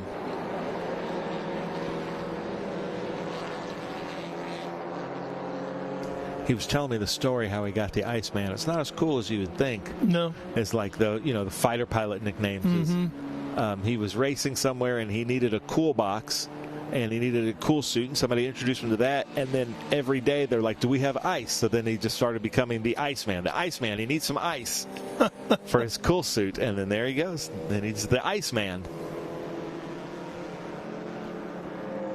Did you have a nickname growing up as a kid? I was Big Ben for a while, and then in the band I was the Lurch, like from what is it, Addams Family? Yeah. Yeah. And if you've ever seen pictures of the Lurch, it's not a compliment. Well, let's just say there's not a striking resemblance. We'll give you that. Yeah, I was just because I'm tall and lanky. Here's Bill Schwacke coming in that 1955 Chevrolet Corvette. He's got a 1958 Echidna ahead of him. And then he's got Randy Williams in a 1966 E-Type XKE Jaguar. I wonder why it's the E-Type globally, but it's the XKE in America. Surely our comment section can answer that. If you're joining us in the comment section of the SVRA YouTube page. Let's see. I don't know the reason behind that off the top of my head. That's not uncommon for that to happen with things.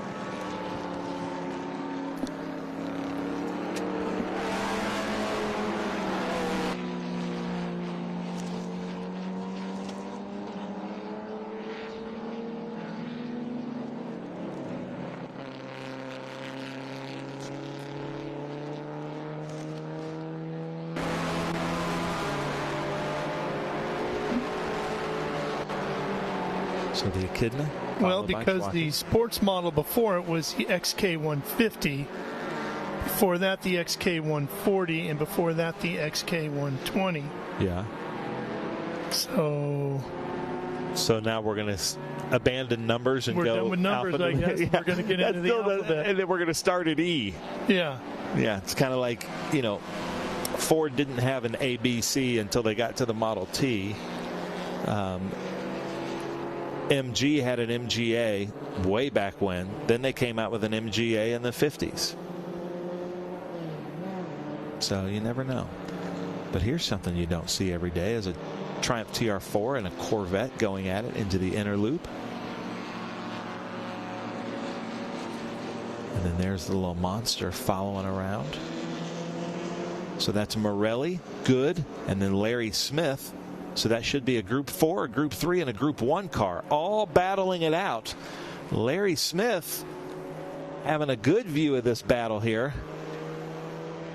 Triumph TR4 goes around the outside. Now what can Larry Smith do with Morelli in this Corvette?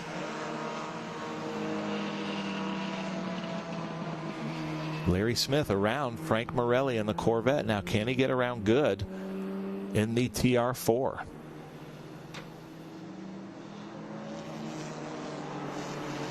Larry been fighting some gremlins this weekend in that midget, so it's great to have him out. Okay, here you go. This kind of ties it all back. I'm diving into some Jaguar forums here. Nice. So we had the XK 140, 150, 120 and all that, right?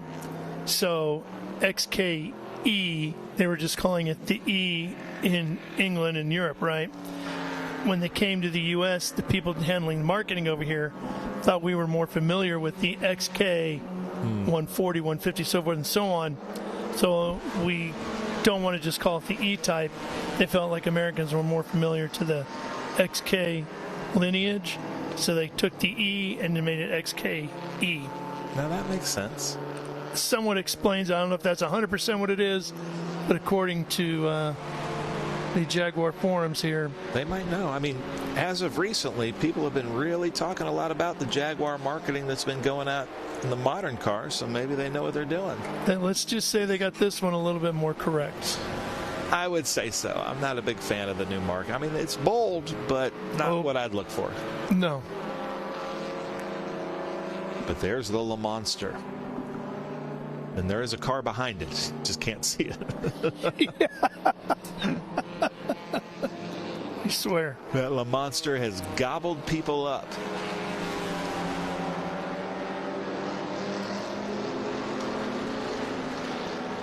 What's funny is they let it race. You know, you always hear the FIA and the French, as soon as something different would come to track, they'd never let it out there. Mm-hmm. Especially if it was an American or a British entered car. They would extra scrutineering happening. Yeah. But I think they were like, well, there's some marketing that's going to come with this one, so we got to let it go. Well, now they make a big deal out of the Garage 56 program over there at Le Mans, and there is always that, what's it going to be this time around? Mm-hmm. You really look forward to the uniqueness, the inventive side of motorsport as they do that. And this car would have been perfect Yeah. To qualify as a Garage 56 prototype, right? Yeah. So Carball Jr., leader in the Formula Vs. But he's got the 3 Vs right behind him, or the other 2 Vs right behind him. So it's Carball Jr., Cool, and Guy.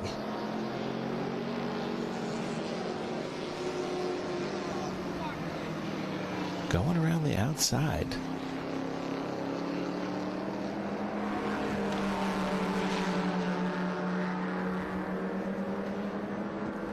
So Randall Green ahead, followed by Bill Schwacke, then Randy Williams.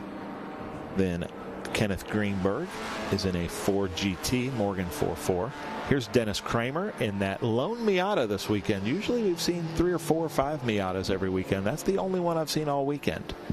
On the track, there's a ton, obviously, in the parking lots.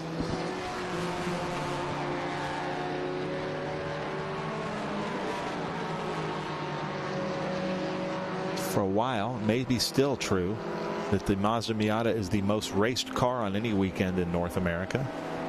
It's going to be hard to not pee.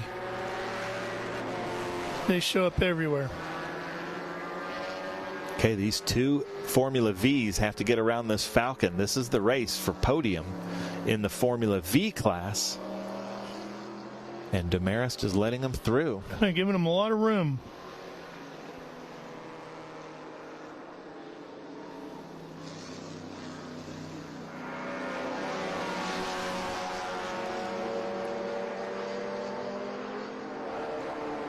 The Falcon, to me, looks like somebody's smaller iteration of the short-nosed D-type Jaguar. Mm-hmm. It resembles that. The front end, the rear end, the little scoops behind the driver. Yeah.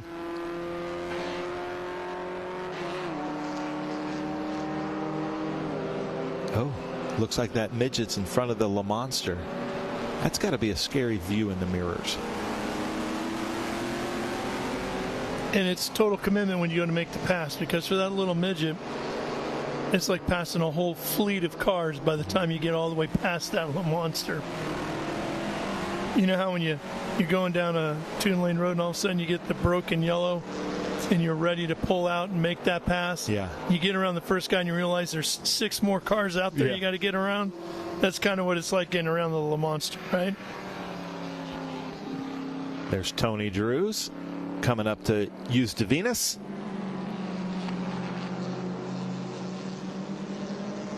So Garmy able to pull a big gap on Peter Eustavinus in his Group 1 car. So in Group 1, it's going to be Tony Garmy. Let me make sure he's got it. He's in Group 1 CM. And then it's Eustavinus, Drews, and Larry Smith. What I really like too, Ben, is as you look at the entry, that's the grid sheet here for this race, Groups 1, 3, and 4. It says 1950 Cadillac. Doesn't say Series 61. It says Le Monster. Mm-hmm. And that was strictly a nickname.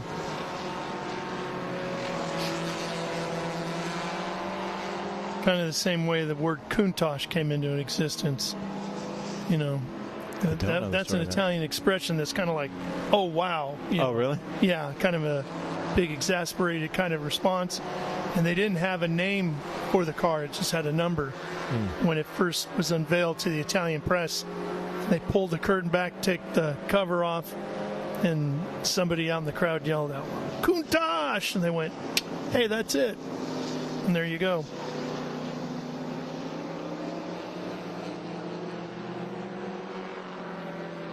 So some French journo thought, Le Monster, and everybody went, yeah, exactly.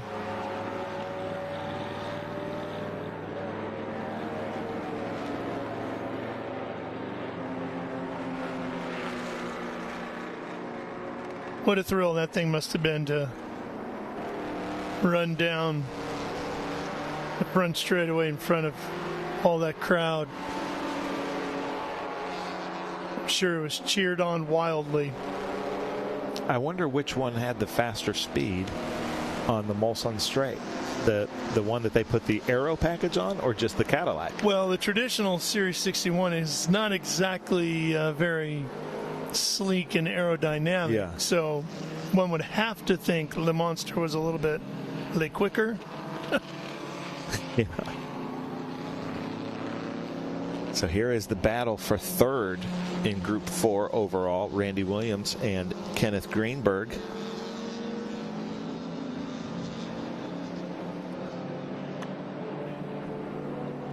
Bill Schwacke in the Corvette just ahead of him.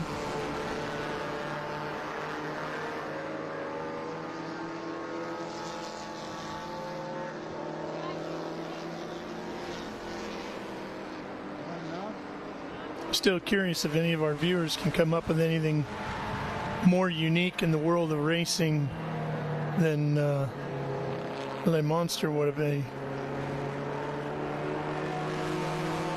Yeah, so far, nobody said anything.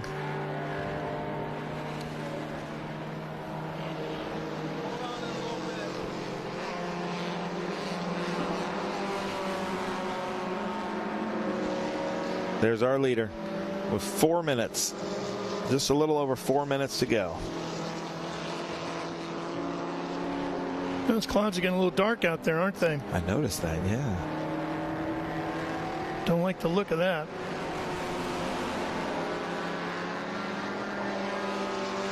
So Randall Green has been the class of the field with Furia Corsa, one of our great marketing partners and sponsors, Furia Corsa. Also was with us several years with Green Wealth Management, but he is out there leading in the Echidna.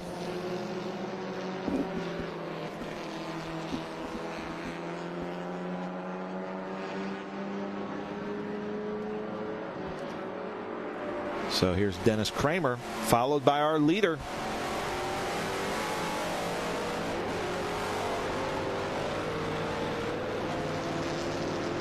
So I'm seeing a flag being waved.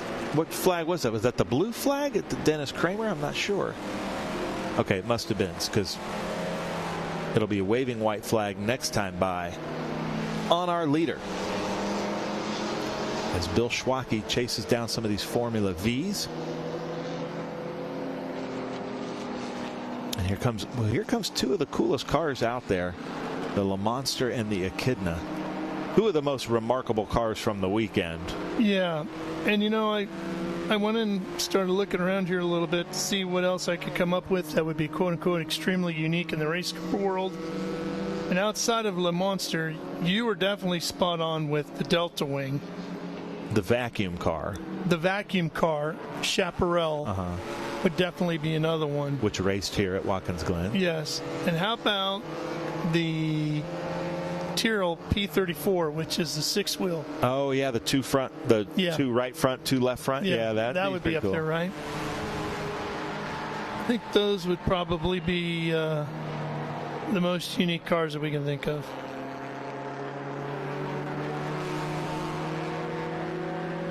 Okay, here comes the Echidna on the Le Monster. 3 Echidnas are known to exist. 2 of these Le Monsters, right? 2 of these aero package Le Monsters are known to exist. Yeah. One real one and the tribute one. Echidna, which you discovered is kind of a porcupine-looking animal. Mm-hmm.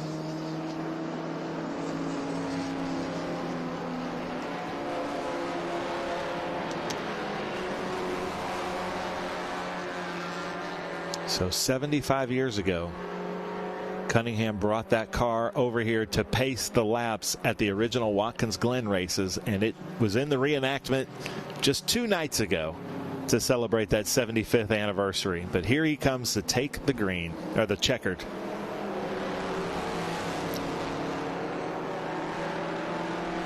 So cool to see. A white flag. Coming to take the white flag. Keep doing this, Ralph. All right, Ben. There it is, the white flag. And if you got a good look at it, there's one headlight on the top of the hood, 2 down lower where you would expect them, but there's one right up at the top.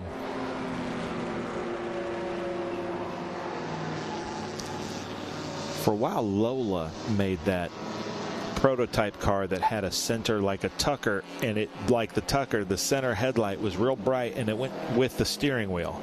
So if the steering wheel turned right, the headlight went right. And if the steering wheel turned left, the headlight turned left for nighttime endurance racing. It was really cool. It's just thinking, even though it's all white with the blue, the Le Monster is kind of the race car version of the Deathmobile from Animal House. Yeah.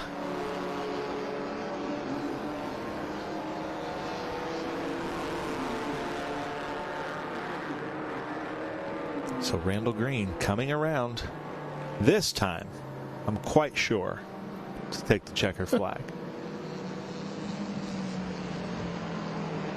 Well, we'll see.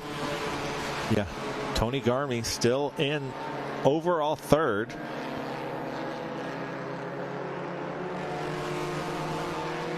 And ahead of Randy Williams. Not sure what happened to our Kenneth Greenberg in the Morgan. Did the Morgan fall out? Yeah, he's 2 laps down. Oh, man. Termites. Morgan. If you know your Morgan. If you know your Morgans. Maybe he's got some termite damage. That makes all the sense in the world, yeah. If not, Google it.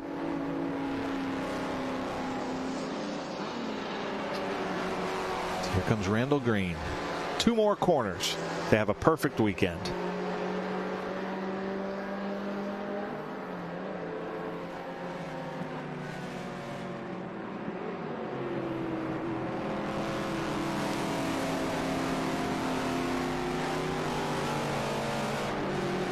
There it is. Checkered flag in the Echidna.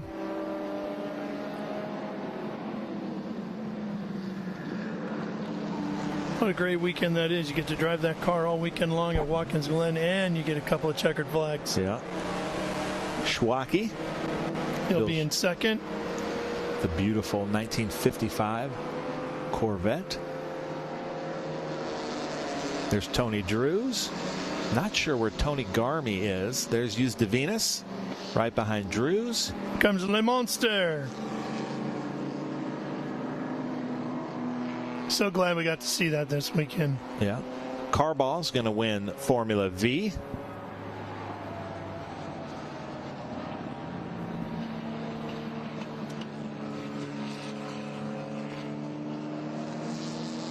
Here comes Garmy. So Tony Garmy way up ahead in Group 1. Found in a barn and just fixed up mechanically. And there's Tony Garmy to take Group 1 with those yellow lights. Then there's Demarest, Group 4. Randy Williams is going to be the round out the podium of Group 4 in that beautiful E-Type. Then there's Tony Drews and Yus de Venus. Then Good in that Group 44 tribute, TR4.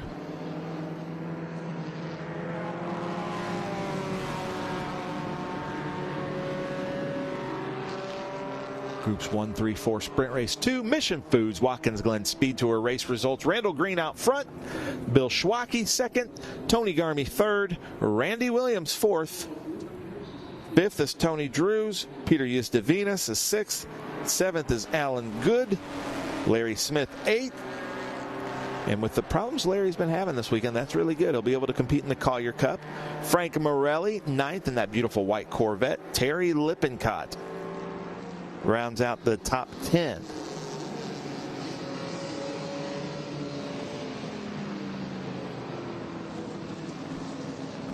Richard Zepkowski, Dennis Kramer 12th, Derek Drinkwater and Le Monster 13th, Arnold Carball Jr. 14th, Steve Kuhl 15th, Gregory Thompson 16th, Doug Sharipa 17th, William Demarest 18th, Kenneth Greenberg 19th, Alex Gee 20th, Robert White and Cliff Murray. And with that, we will go ahead and take a break. The Governor's Cup will be coming up here. That'll be the next on-track activity. We're going to have a lunch break coming up between now and then. Stay with us. Rev Rev up and get ready for race day with Mission Foods. The world's best racers and tastiest products come together to make every race delicious. Fully loaded tacos, fast wraps, piled high nachos. Whatever you crave, Mission will help you be race ready with easy-to-make recipes that will take your race day to the finish line. Keep your racing delicious and enjoy all the mouth-watering action. Brought to you by Mission Foods. Too fast, too tasty.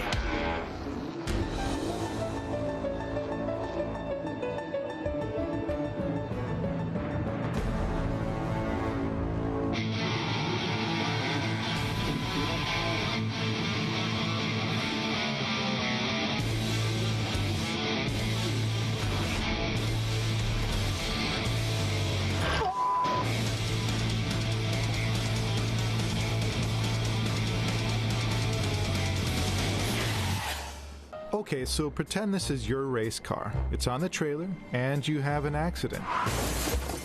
Ouch! At least your truck's insurance will pay for another one? Yeah, not so fast. Standard insurance won't replace your race car, whether it's in the trailer, in the paddock, in the garage, or the repair shop. But at Haggerty, we can protect it for what it's really worth anytime it's off the track. No matter what or where you race, all for less than a set of race tires. Haggerty, let's drive together.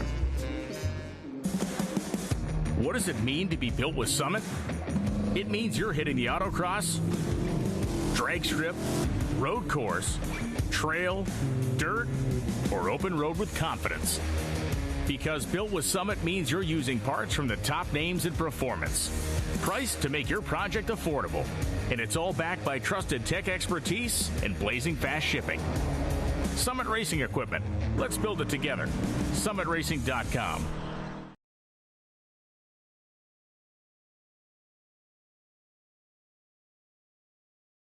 Guys, Ben Sissel here with SVRA here at the Mission Foods Watkins Glen Speed Tour with my friend Brian Donovan, who builds absolutely the best cars. So this is the motor car division of Donovan Motorcars, these beautiful Jaguars. Tell us a little bit about this. These are Jaguars that we service and restore as the main part of the business.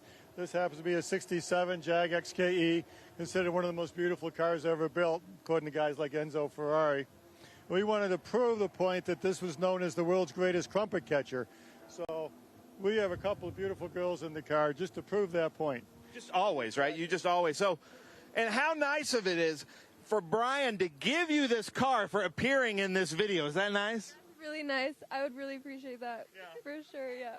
But absolutely beautiful cars. You know, they're just, these all look like Concours winning show cars. But that is not why we're here. Beautiful E-Type Donovan Motorsports. Now we're in the motorsports area of this. And walk us through these E-Types, Brian. Stand in front of them. These things are so beautiful. I love the rivets that you put into them, but some beautiful cars that are very competitive. We campaign these 3 XKEs. We've been doing this with SVRA now for about 35 years. We really enjoy it.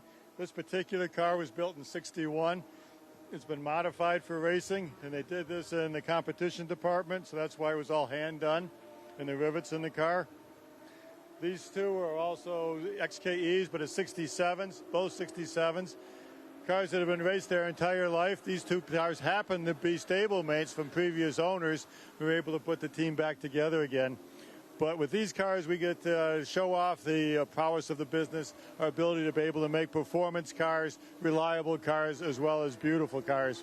Nice. I love it. And Jaguar, we kind of alluded to this, but Enzo Ferrari did admit that the most beautiful car he had seen are these E-Types. And that's not easy for somebody like Enzo Ferrari to admit, but back in the day, back in the 50s and 60s, it was Jaguar, it was Ferrari, it was Cunningham, it was some of these big brands.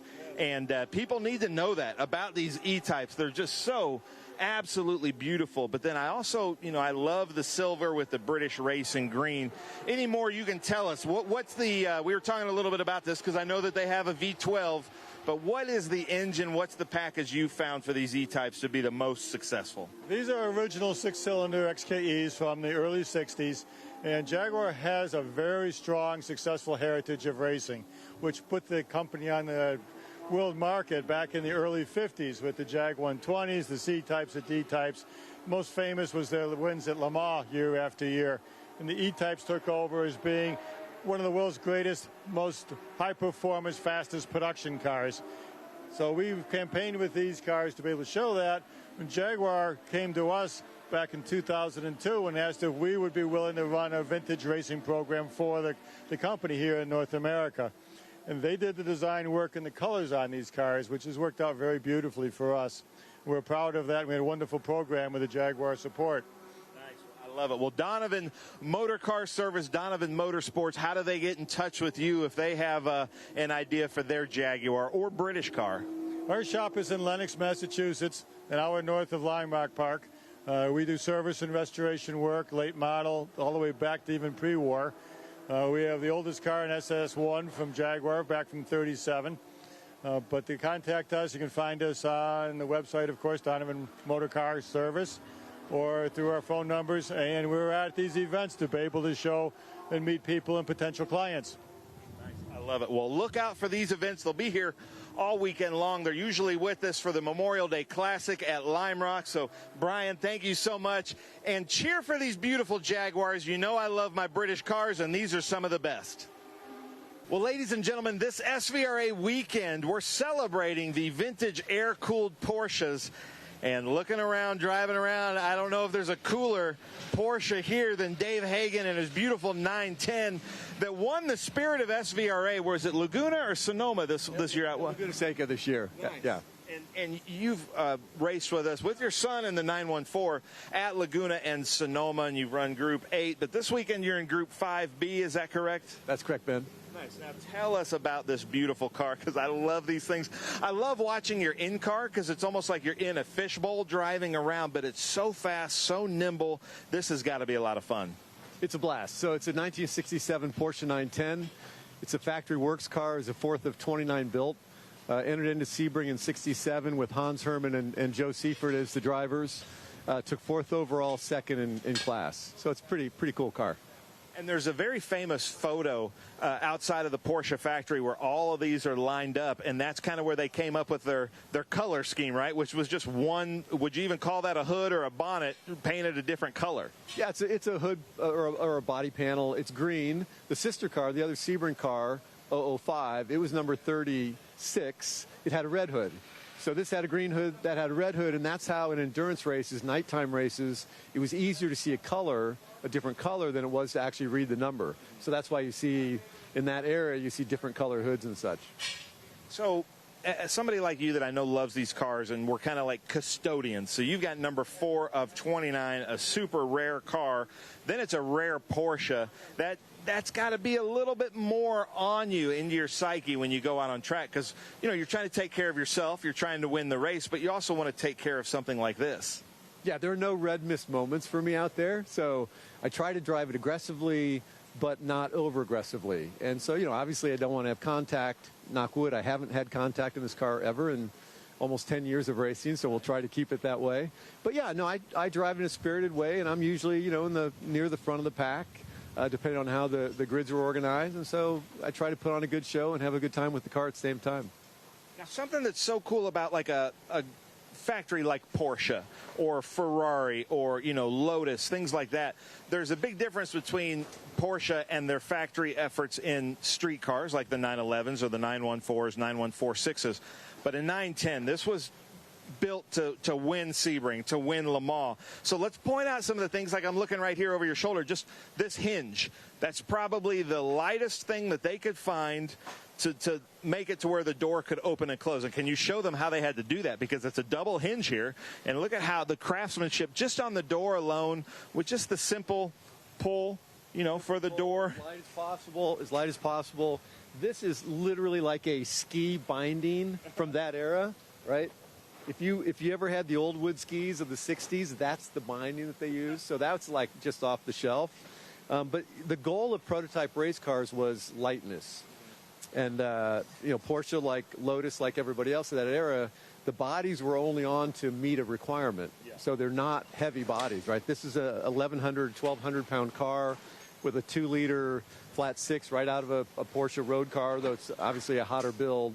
And a 901 box. So of that era, in their 911s, it was the same transmission that their street cars had. So, even though it was never a street car and these prototypes were never built for the street, there were street parts used. Yeah. And so that's kind of the race on Sunday, sell on Monday strategy of that era. You know, even the prototypes fit into that.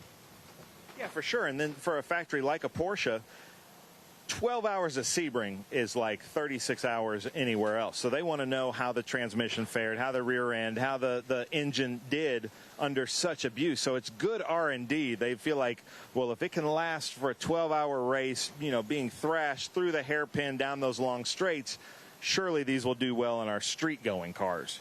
No, that's right. Endurance racing is all about, you got to get to the finish, right? So you have to build a robust of enough car that'll get there. So it's not just outright speed. You need speed, but you also have to get to the finish. And so Porsche, world-renowned for building highly reliable endurance racers. They were really good at that. Maybe not the fastest cars, but the most reliable cars.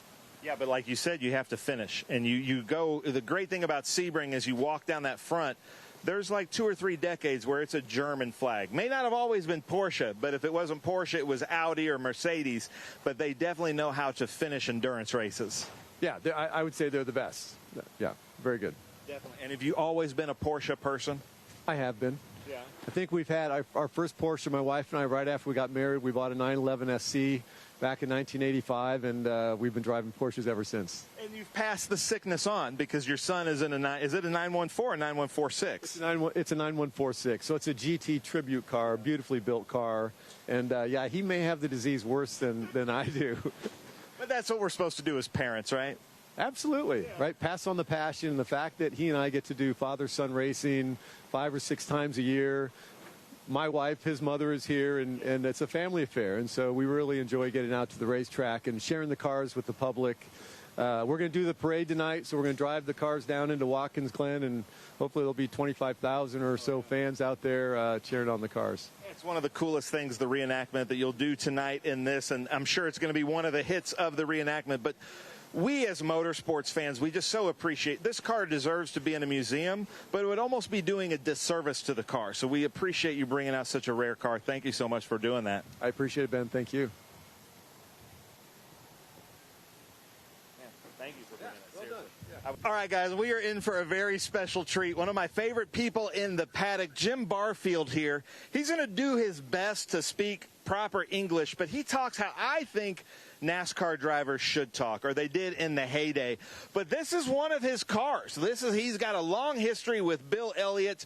He and his friends, they run a restoration group, but they are basically kind of gifting the American public with these beautiful NASCAR stock cars from all eras. So, Jim, first of all, let's talk about this number 9 here, because it itself has an extensive history, and then we'll talk about your restoration shop. Bill run this body on this car in 1988 at Daytona and Talladega. I don't, top of my head, I don't know where he finished, but I think he was, it didn't win, but he was in top 5. You know, Bill, $1 Million Bill, long history at Talladega. But this car, you were saying, the body is from something else and the chassis is from something else. And I love these little stories like this. Correct. The body is a Bill Elliott car that he raced. The frame come from Robert Yates Racing. It was a frame that they built. Then we bought the car, complete car with a UPS body on it, cut the body off the frame, and then put this body on the frame. Okay, so now let's talk, be honest here, because I'm looking at this car and it looks like a Concours winning show car, everything that's prepared. When you guys were racing on Sunday, when you pull out a car, would they look like this, or is this a little bit nicer than they would look before they went out to like Daytona or Talladega or anything? The Daytona and Talladega cars were pretty nice because you wanted aero slick. So Ernie Elliott always made us get those cars like they was going to a show car event. So, but the short track stuff was... So like Martinsville may not be? It was rough, you know, so it was the car that they raced a lot and got beat up.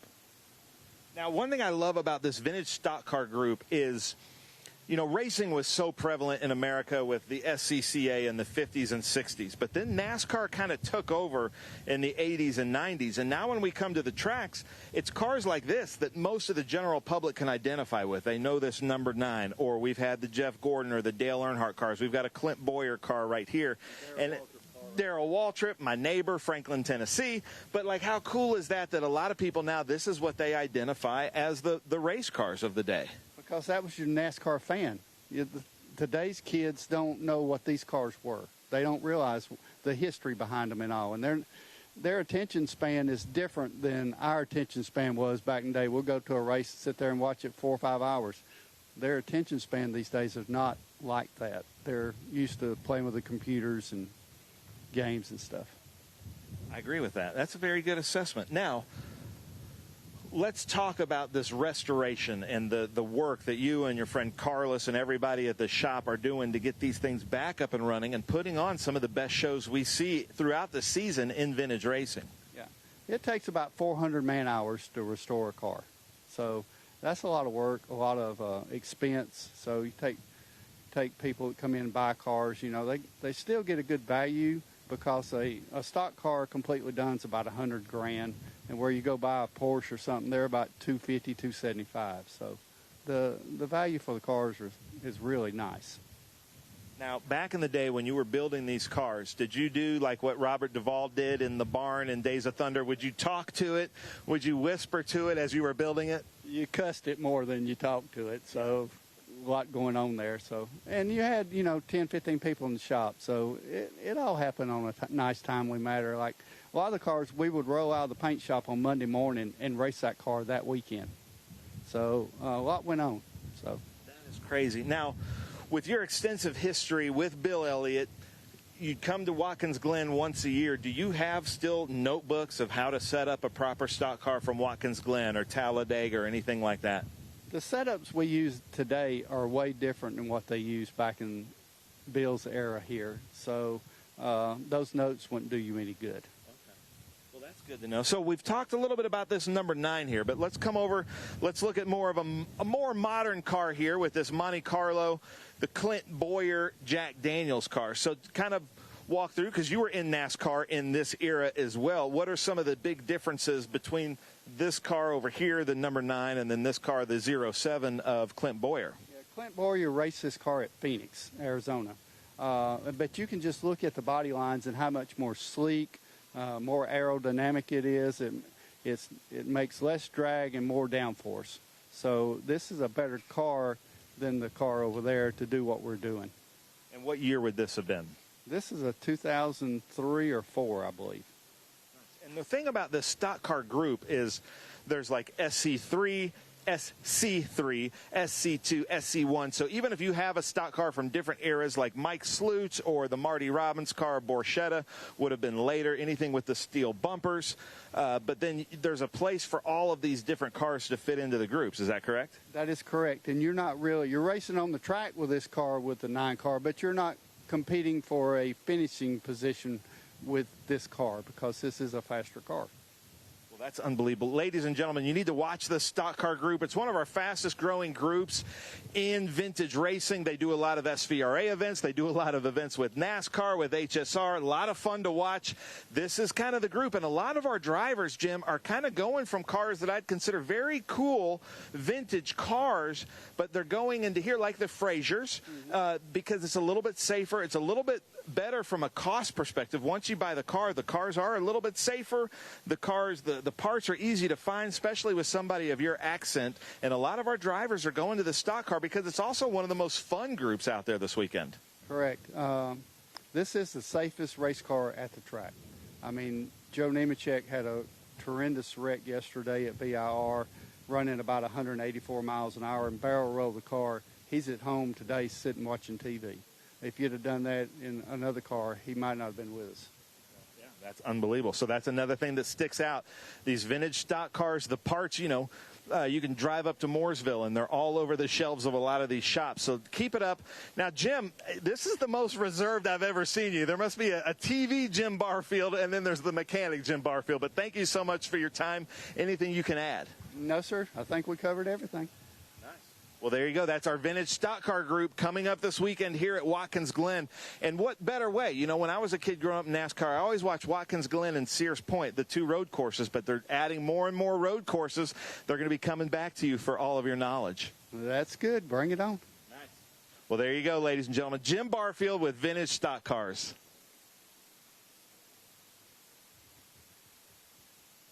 All right, now for something extra special. One of my favorite drivers, one of our fastest drivers in Group 8 with this beautiful Datsun here, Joe Riolo, who just came from Lime Rock last weekend, had a great time, always one of our fastest at Lime Rock in this car. Tell us a little about this Z car you've got this weekend. This is our 72 240Z. We call it Brucey. Kids named it after that Finding Nemo. The shark came out in the morning and said, I'm having fish. And I came out one morning and said, I'm having Porsches. And they said, Daddy, we have to call it Brucey. So that's what we did. And yeah, we've been running this car for 24 years now.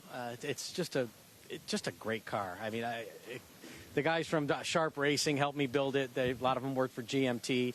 And when we put it together, and it's just been bulletproof for us for many, many, many years. We've got, I think I set 4 track records with it over the year, won 3 championships and over 60 races. So we've really enjoyed driving the car. It's a little breezy today. So yeah, it's our 72 240Z. I actually just sold the car this year to a customer of mine, Dan Gorman, who, Dan, thank you so much for letting me to continue to drive the car. And he's pretty happy with our results at Lime Rock so far. And we'll give him some better ones hopefully this weekend at the Glen. And yeah, that's it. It's just a great car. We've been running it a long time, and we love running with SVRA. Watkins Glen's my favorite track, so no offense, Lime Rock, you're my home track, but this is my favorite track. Yeah, that's how everybody has to do it. But I notice, if you want to have good luck in a Datsun, usually you have John Morton sign your dashboard, but he signed the hood, huh? Bob Sharp's signature on there as well, and over the time it faded, unfortunately. But But now, like Monty Python says, for something totally different, to change gears. So we go from a Datsun 240, great car, very agreeable, well balanced, to this just monster that you can't even as crazy as they were in the late 60s, early 70s, Formula 5000, one of the craziest, like right there with Can-Am. They basically, this was before they really considered driver safety. They just said, let's just put the biggest engines, the biggest tires, and then everything else will be made out of wire, basically. Strap this thing on, get in it, and drive it. But this car has a ton of history, Joe, and I was surprised when I saw that you were driving it. I don't really associate you with these cars, but you had one last year. But tell us about this thing, and this has got to be a handful. Yeah, I'm very, very honored and privileged to be able to have this car, and hopefully we can be a good steward of it in the time that we own it, and for as long as we own it. I was fortunate enough to buy this from the family of Gary Pavis, who bought it pretty much right from Penske. There was one other owner, Tom Fury. He only owned it for a few months and then sold it to Gary. Gary put a single-seat Can-Am body on this and a Chevy motor, and Drake Olson drove this as their backup car. But this is Mark Donohue's car, Roger Penske car, original motor, original gearbox. It's about as original as you can get. We've kept every part that we could find that was original, and we tried to restore it as best we could to its original livery. This year is the first time since 1973 this car's been at the track in its correct livery. And yeah, so we got this about 11 months ago in pieces, and we've been thrashing to try and get it together. We're still working out some little kinks here and there, as you always get with a new race car, but yeah, I really enjoy it. I've driven a lot of cars over the years. I've been racing almost 40 years. And from drag racing to NASCAR to limited Busch North Series and tour modifieds, and then all the production cars and sports racers. This was always something when I was a kid. These cars were, big wings, big slicks, big scoops. That was something I've always wanted to do. And we're just, again, blessed to have the opportunity to be able to do it. So. And we were talking off camera that Brian Redmond's here. Yeah. He had that world-famous, the Baraxo car with the huge snorkel on it. And this year, he finished second in the points with Donahue third. Is that correct? And Jody Scheckter won the series. This car actually only ran half of the season in '73. There was a huge fire at the Penske garage at the beginning of the season, and the first car burned to the ground. I think that was chassis 5 or 7 or 9, one of the early chassis. So by the time Lola was able to put another chassis together, this is chassis 19. It was like halfway through the season.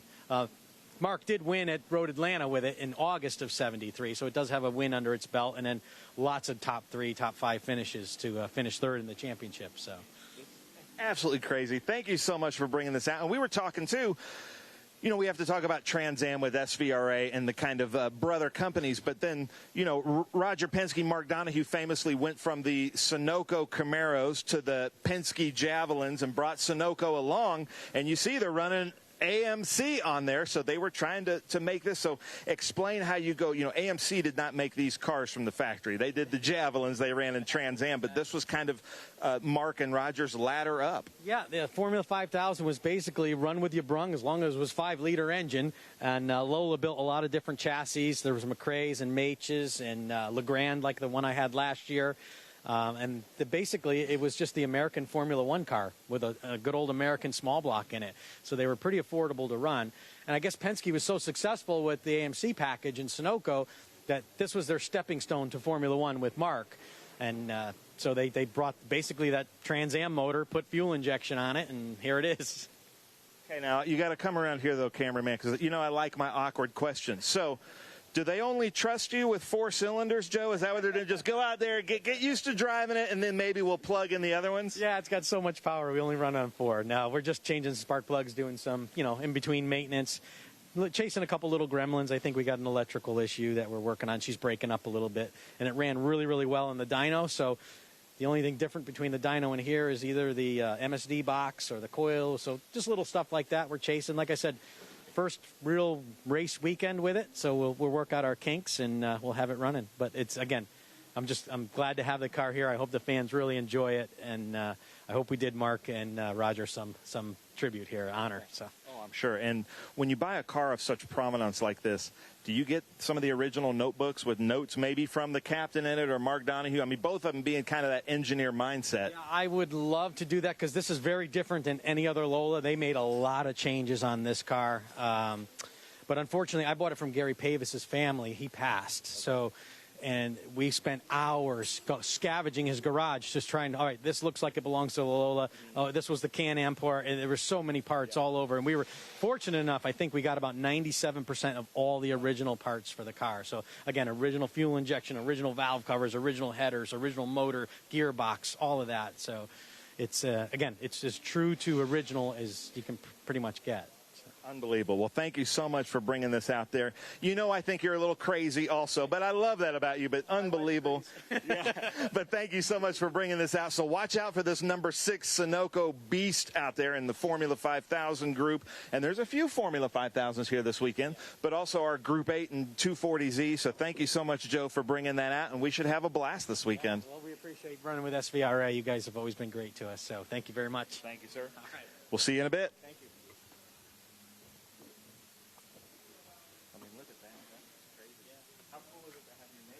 All right, now for something extra special. One of my favorite drivers.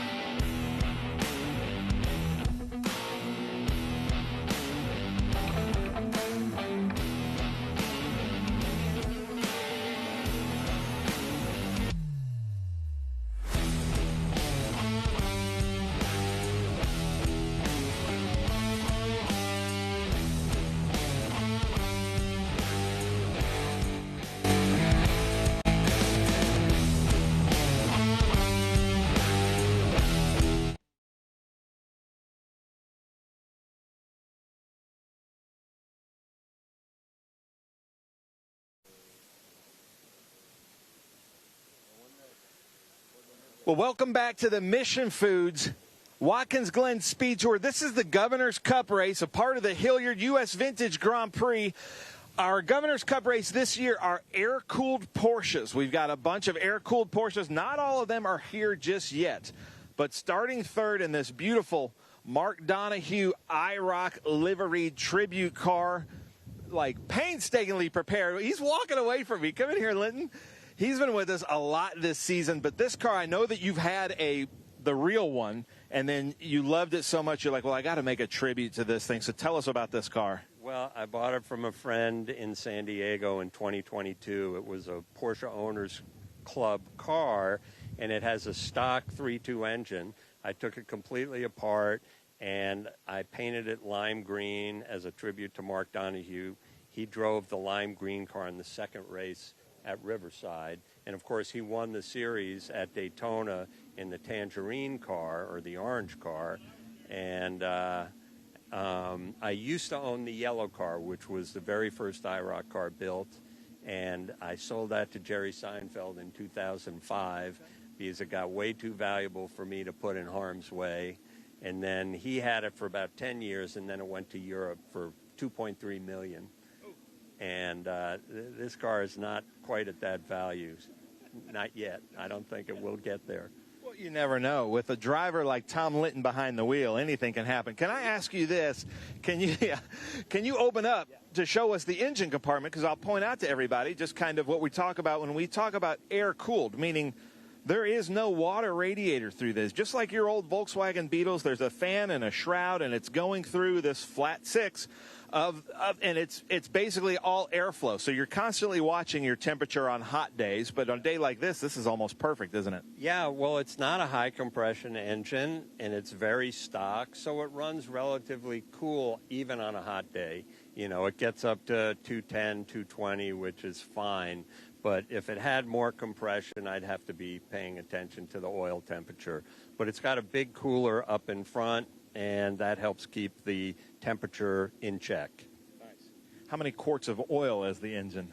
It's about between 10 and 12. If I drain the oil cooler, it's probably 12, but just a typical oil change is about 10 quarts.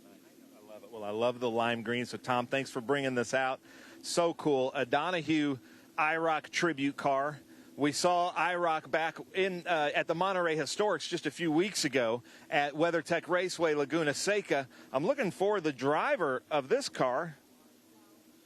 Not sure where it is. The 911, Larry Lunda.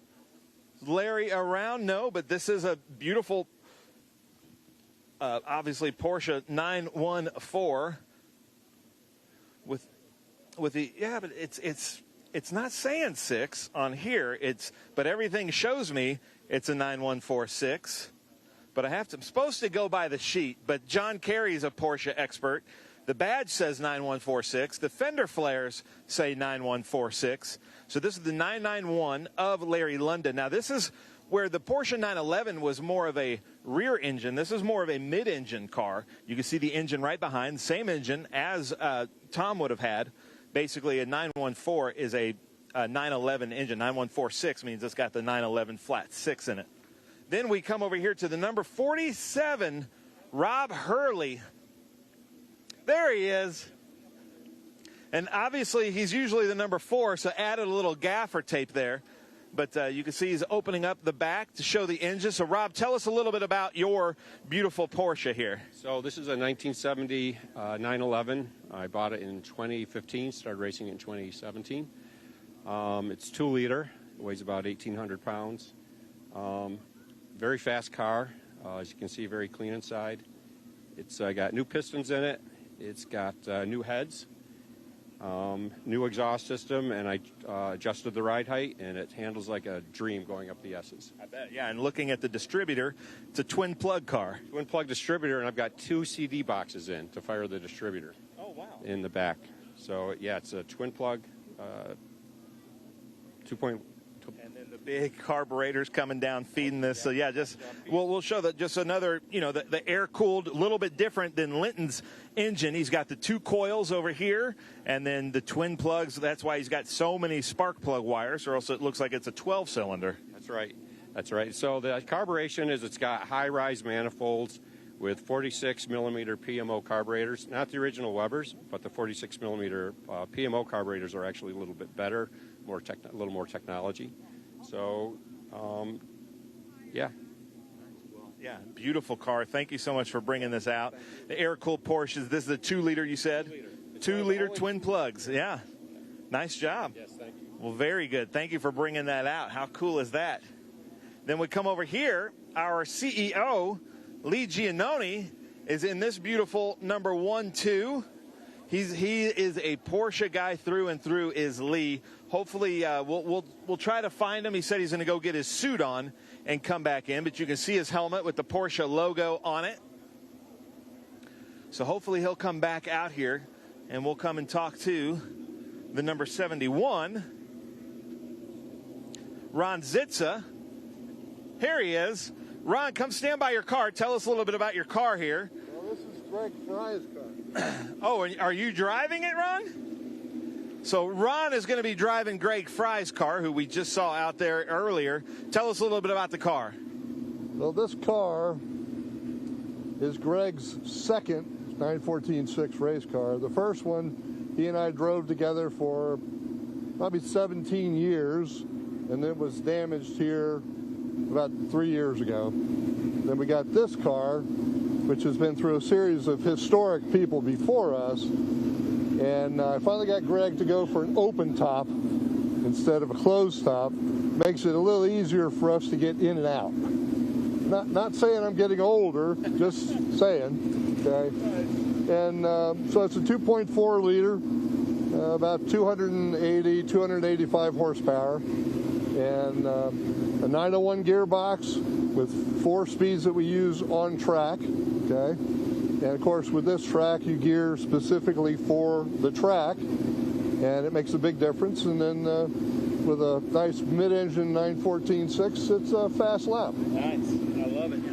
Always very well balanced, so great. Have fun out there. We're going to come into here, so we're going to kind of move away from grid and come in here for our kind of opening ceremonies pomp and circumstance. So it looks like I've got the Watkins Glen people out here. And what I'm going to do, Ralph, while we reset, I'm going to send it back up to you in the booth while we reset down here, and then we're going to start with Invocation National Anthem. The Hilliards are here to do Start Your Engines. We're going to have some fun down here. Yeah, we are, buddy. It's going to be a great afternoon of racing here at Watkins Glen as we get ready for the opening ceremonies. Good look at the S's there. Hope everybody had a good lunch during the lunch break. It is about time to go racing through the afternoon here at Watkins Glen. Final races of what has been a very exciting weekend here. Well, let's go ahead and step away and take care of some business so that when we get set to go racing, we can show you all of it, green flag to checker, here today. Stay with us, coming back. In racing, every second counts. Communication isn't just important, it's everything. Established in 1996 in Daytona Beach, Florida, Speedcom Communications was born from a passion for racing and a vision to revolutionize motorsports communication. Trusted by competitors across the world.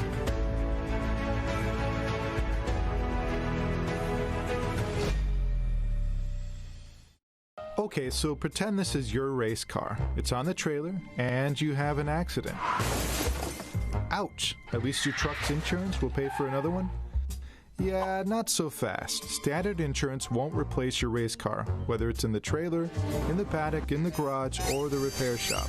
But at Hagerty, we can protect it for what it's really worth anytime it's off the track. No matter what or where you race, all for less than a set of race tires. Hagerty, let's drive together.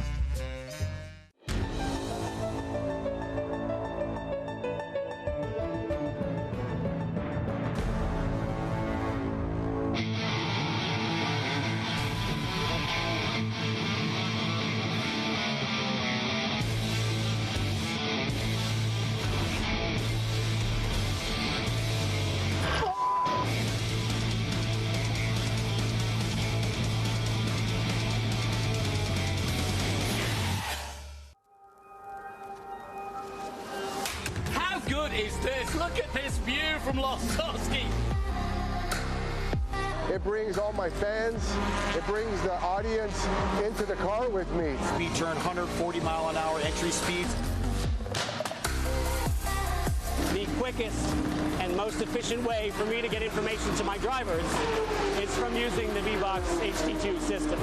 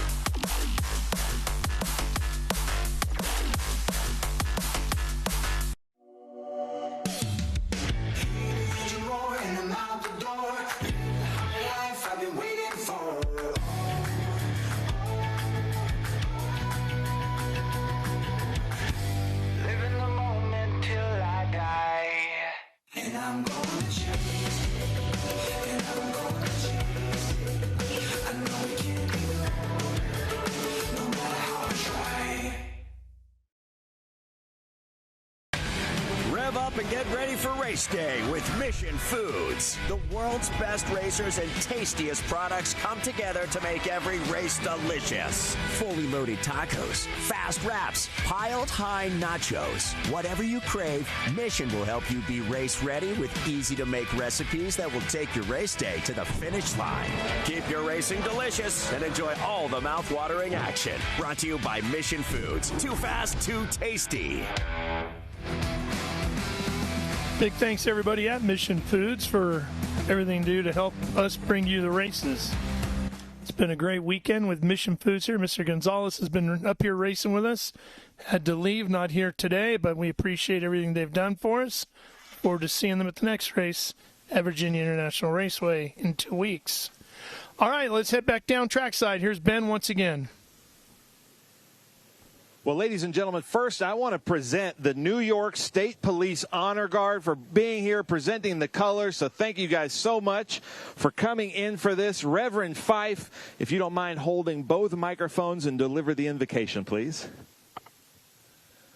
Lord God, we thank you for this opportunity to gather here at Watkins Glen for this year's running of the Hilliard Vintage Grand Prix. We ask your blessing upon this race, O Lord. We ask your blessing upon this race and for the safety of every driver, crew member, and course worker. Grant us a safe race and help us to remember that all good things come from you. In Jesus' name we pray. Amen.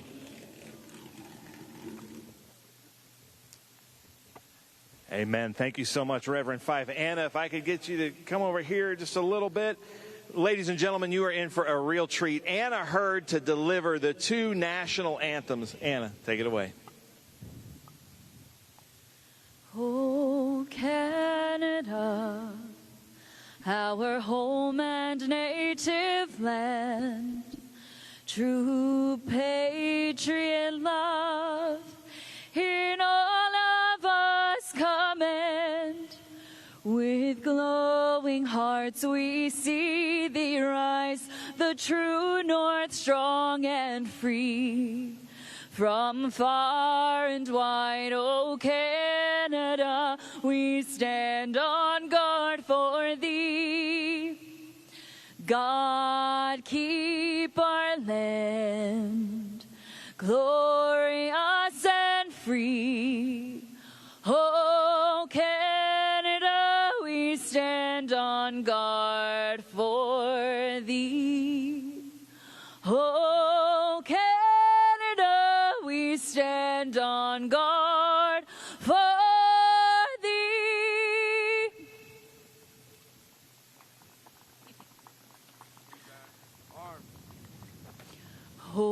Oh, say, can you see by the dawn's early light what so proudly we hailed at the twilight's last gleaming, whose broad stripes and bright stars through the perilous fight o'er the ramparts we watched were so gallantly streaming, and the rockets' red glare,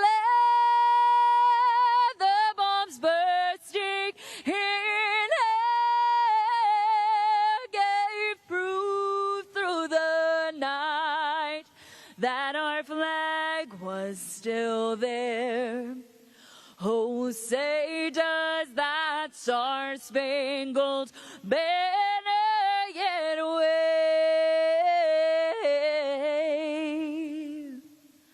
o'er the land of the free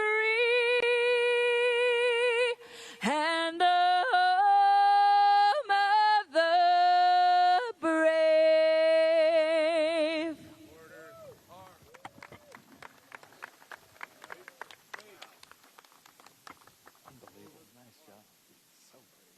All right, thank you very much. That was a very nicely done rendition of our national anthem as we get ready to go racing with the Governor's Cup. All air-cooled Porsches, 910, 911, 914s. Should be a lot of fun to watch this one. The highlight event of the weekend. Let's take a look at our track map here for Watkins Glen. Start down here on the front straightaway coming out of Summit Turn 11. Heads us downhill to Mission Foods Turn number 1, then up to the Optima Battery S's. So you start the climb back up. 2, 3, and 4, which dumps you out onto the long back straight here. Big speed through there as you set up for the Cube 3 architecture chicane, the inner loop, through the carousel at turn 5. You start going downhill through 6. Here's the laces of the boot, toe of the boot at 7, heel of the boot at 8, back uphill through 9. Out of the left-hander at 10 and the Summit Racing Equipment 11 as you complete a lap here. 3.45 miles around the full circuit here at Watkins Glen.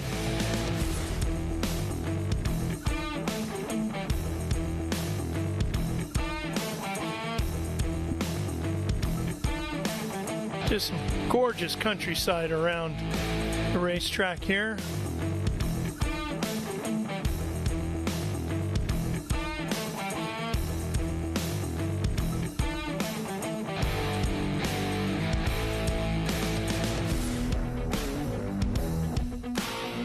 Taking a look to the inside of turn number 1. Good viewing spot, popular with the spectators, and we've got a bunch of them here this weekend as they're taking in one more big event, the 2025 season here. To be wrapping up after this weekend and getting the track prepped for the winter weather that's on its way.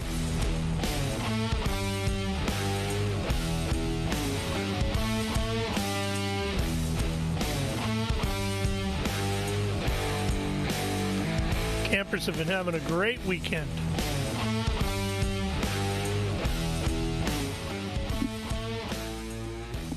All right, well, sounds like we're about ready to crank up these air-cooled engines and go racing, so let's check in one more time with Ben.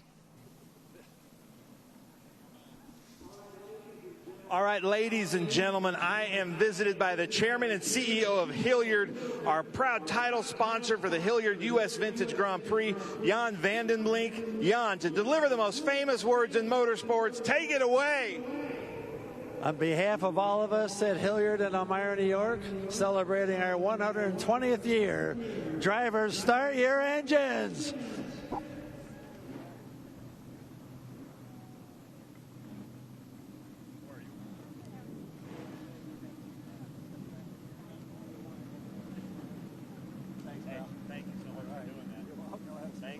Thanks for telling me about the hot mic. That could have been bad.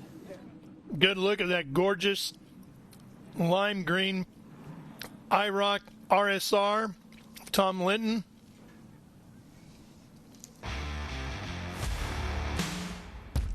"15 original IROC RSRs were produced for the season, which ran over 2 years that first year, 73-74. They tried to do the races when the rest of the racing season wasn't going on, so 2 races in the fall of 73, 2 races late winter, early spring of 74, wrapping up during speed weeks at Daytona. And Mark Donohue clinched the championship. 15 cars built that first year. The only season that the Porsches were utilized was that 73-74 season, the first one. Generation 1 of 7 of IROC machinery. Of those 15, 12 were raced, 3 were used as practice, development, and backup cars.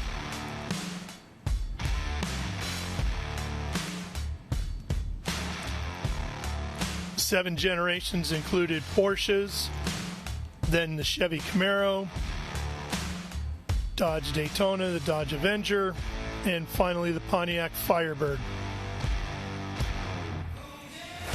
Well, while they're warming up the engines, we're going to squeeze in one more break and then come back for the green flag of the Governor's Cup from here at Watkins Glen with the Mission Foods Speed Tour after this.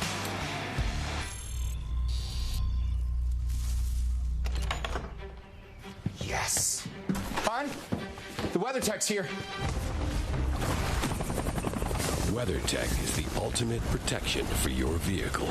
Laser-measured floor liners, no-drill mud flaps, cargo liner, bump step, seat protector, and cup phone. What about my car? WeatherTech.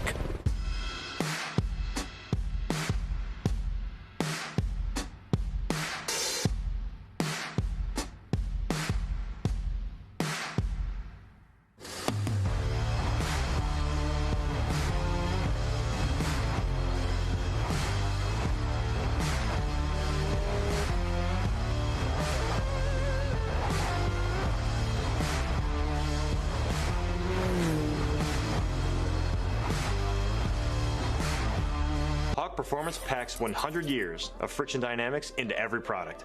Backed by Carlisle Brake and Friction, the world's premier innovator of industrial brake and friction components, Hawk leverages R&D tools and motorsports experience to deliver uncompromising performance on the street. There's no reason to settle for less. Choose pads that are race-proven and street-legal. Find the Hawk Performance Brake dealer near you at hawkperformance.com.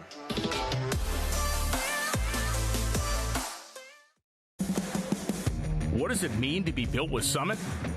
It means you're hitting the autocross, drag strip, road course, trail, dirt, or open road with confidence. Because built with Summit means you're using parts from the top names in performance. Priced to make your project affordable. And it's all backed by trusted tech expertise and blazing fast shipping. Summit Racing Equipment. Let's build it together. SummitRacing.com. How good is this? Look at this view from Losowski.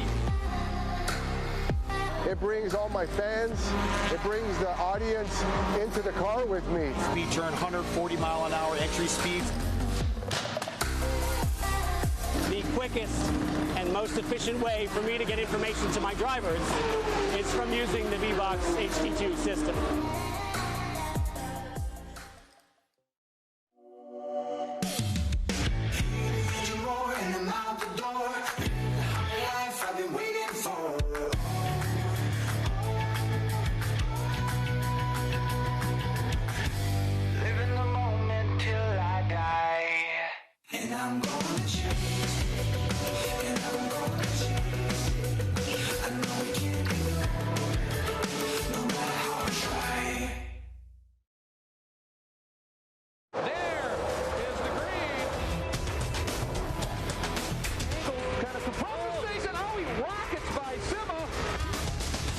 before has said. One of the ways you overtake here at Sebring is really good in the braking zones, like this one right here. Both go around. There's the green. We are back and at it. Watch this. Oh, look out, Miller, look out.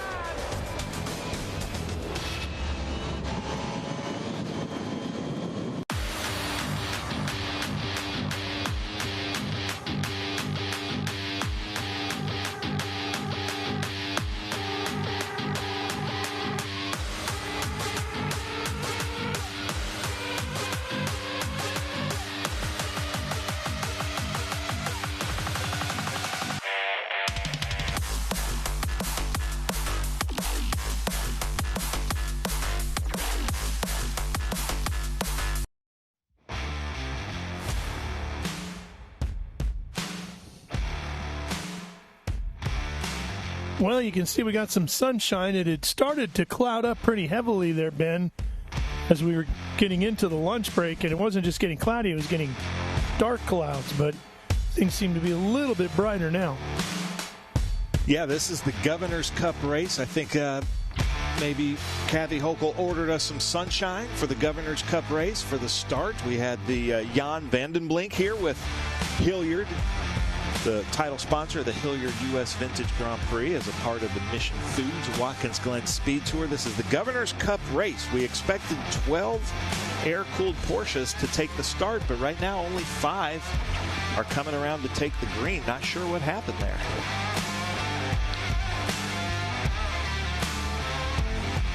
So you've got Tom Linton out front, followed by Rob Hurley, Lee Giannone. So Ron Lee is Zitzer running this one. Yeah, Lee is in the car. I saw Lee getting into the car. Buddy ran it earlier today. And Lee is a Porsche person, so he should be loving this. Oh, yeah. No doubt about it.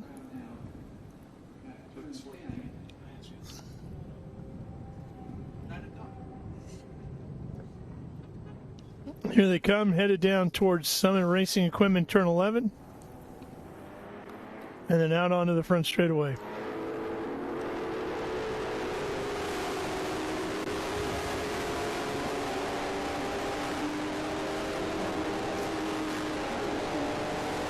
There's the green. The Governor's Cup is underway here at Watkins Glen. You can see Lee wanting to kind of duck out, but Tom Linton looks like he's going to take him through one. Now, IROC did run here at Watkins Glen. In fact, I called a few, but not in the Porsche era. That was Daytona and Riverside. So Ron Zitza now is second place behind Tom Linton in that 9.146. Then Lee Giannone started third, is in third. Okay, have a challenge for the lead going to the inner loop.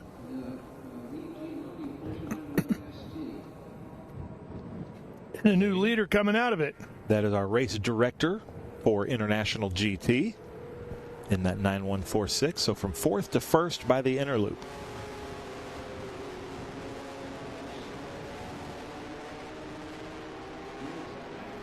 I like that lime green Donahue car. If it was a Dodge, we'd be calling it a sublime, right? Yes, slime green.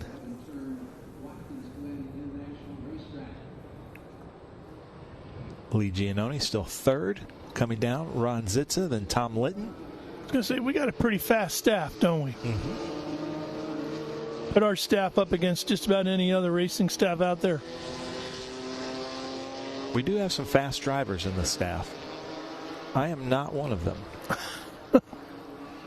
Not only are they fast, but they're active, and I like that. Larry Lunda back there in that 991 numbered 914. So we have 914.6s and 911s.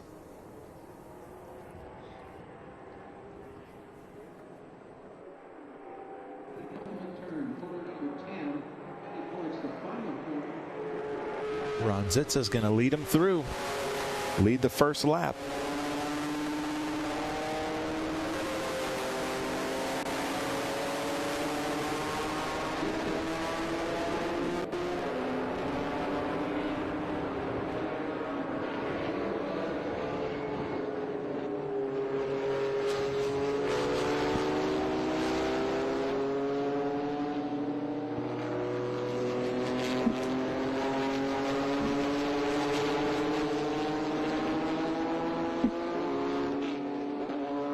Rob Hurley in fourth. Rob is who we were talking to, has a 2-liter twin plug 911.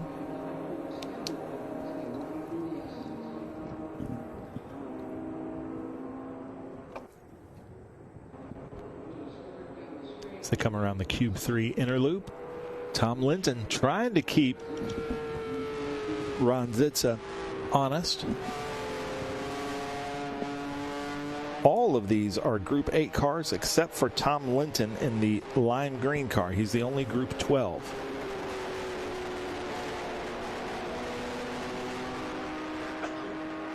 You know, it was Mark Donahue that suggested to Roger Penske they use Porsche 911 that first year for IROC. They were looking for something that was fast, very reliable, and it had to be something that they could guarantee they could get 12 of them as close to equally competitive on track as they could.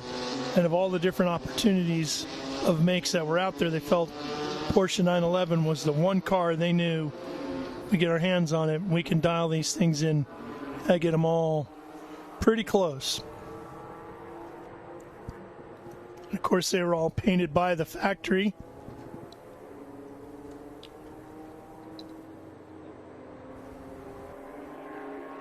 In later years, it was PPG and DuPont that shared the paint. Okay. Of the different models that were used. Roger Penske just still to this day seems to have that ability to get the right people on the phone and pitch a crazy idea, and they go along with it. Yep.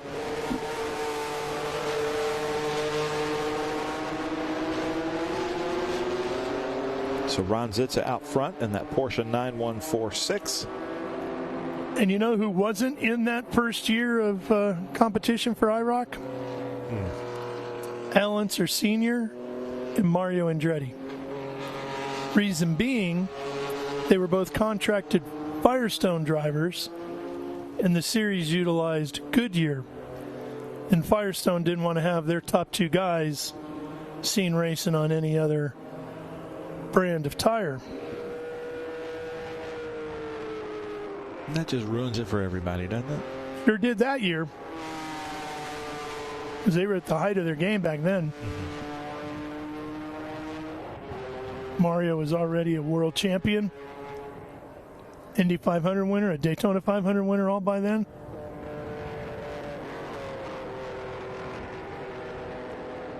Mario, by the way, is going to be my guest, the grand opening breakfast this year at the PRI show. Nice. So looking forward to that. Well, you're a PRI member. We hope to see you. Because Adam's in this. Adam. Mario watches every race. Mario watches everything.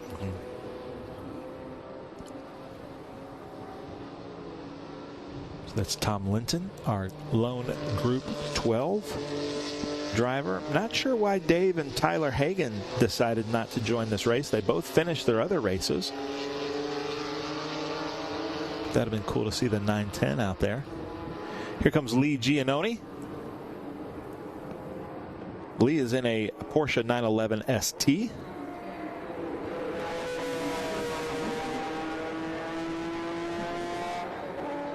Followed by Rob Hurley in the Porsche 911S.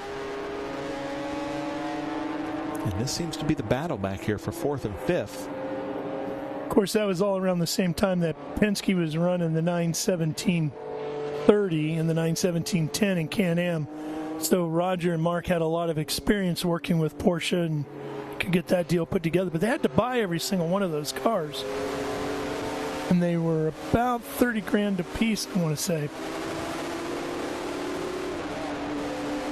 Now, had you bought them like a 30-year bond, you'd have done really well. You'd have done great. Because Tom Linton sold his to Jerry Seinfeld for $2-something million. Yeah. And then it just sold, Jerry just sold it for probably another $2 million. Oh, probably more, yeah. Everybody's making money.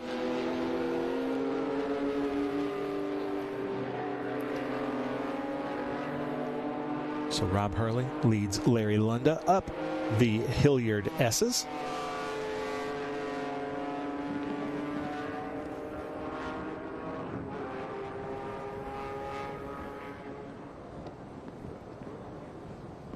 You know, that first year of IROC, they paid $3,000 to win one of the races. Think of it, all the biggest names in the world of motorsports, they were getting $3,000 to win. But if you won the championship, it paid $30,000. But if you're a champion in your, let's say, Oval or Formula One or Trans Am or any of the groups that ran it, you want to measure yourself up against the best in every other series, and that's what it was. That was the object, right? And equally performing cars. Yeah. So it was a neat class. The other key was road courses versus ovals. You know, and a lot of the guys from Europe were hesitant to come over and do it if there were too many ovals as part of the deal, because they felt like they were at a huge disadvantage. And late in the years of IROC, it kind of got that way, became more of a all NASCAR type series. There were a few IndyCar guys that would run it, of course, because they had experience on ovals. Oh. And Al Jr. was telling me that was one of the reasons why he developed such a desire to run NASCAR when he got done with his IndyCar career, which he did. If you remember, he went and drove the Daytona 500 for Mr. Hendrick. Wait, hold on. Larry Lunda has come from the back to now third place in 2 corners. So he's found another gear. And Lee Giannone headed to the pits? Is he? Put his hand up. Yeah, I think so. Yeah, he is. Hate to see that. Knowing Lee, he just got a phone call or a text, somebody complaining about the commentators in the booth. Probably. Get them out of the booth, so he's going to have to pull over. Which means he's going to be madder than normal at us, because not only is he going to be mad at us, but he had to get out of the car. Yeah, that's not looking good for us. No. So Larry Lunda now in third place, from 5th to 3rd in 2 corners. Not bad.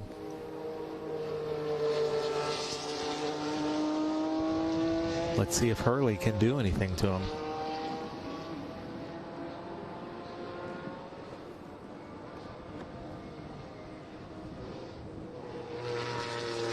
This is a fantastic circuit. The Hilliard U.S. Vintage Grand Prix. What a great event to come and watch some great racing, all kinds of different cars.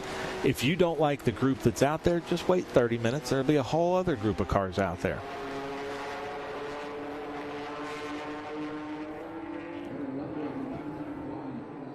So Hurley doesn't look like he's got anything for Lunda.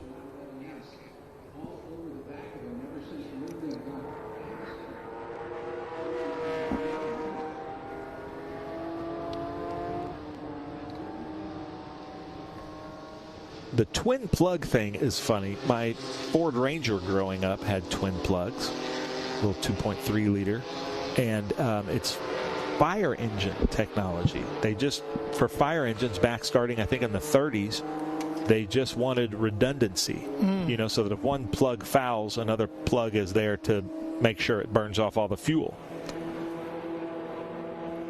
And they've noticed that it does give a little bit more power, but it's also, you know, it makes sense for fire trucks to want to have some kind of a redundancy. Yeah, a little bit of reliability.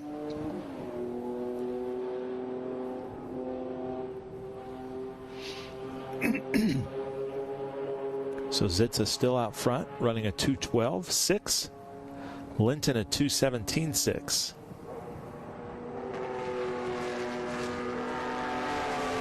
And I don't see Lee in pit lane, so he just came right back into the paddock, I believe.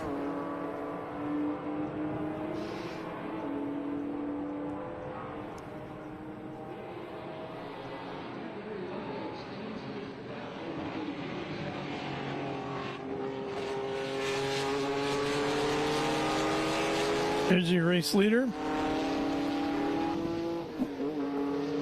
So I've noticed when they're not combating each other, they take a very late apex. You know, they take it a big arch through that 180, so they can only apex at one time on the exit to get the most speed out. But if they've got somebody behind them, they basically have to treat that like one big long apex. It's a good looking car though. Mm-hmm. That may be my favorite iteration of the 911. Yeah, it's pretty cool. The opening scene of Le Mans, where Steve McQueen's just driving his 911 and, you know, not a word is spoken for like 20 minutes. Yeah. For car guys, we love it. But, you know, you sit my wife down to watch that. They're like, so when is something going to start? Yeah, exactly. And we're like, oh, it started. It's already at the climax for car people. But if you're not a car person, you know, it's kind of like the original Italian Job. The car just, it's like 10 minutes of just car driving through the, you know, the Italian and Swiss Alps. Oh, man, Hurley got around him. This is the race to watch here, ladies and gentlemen. They're going side by side through the toe of the boot.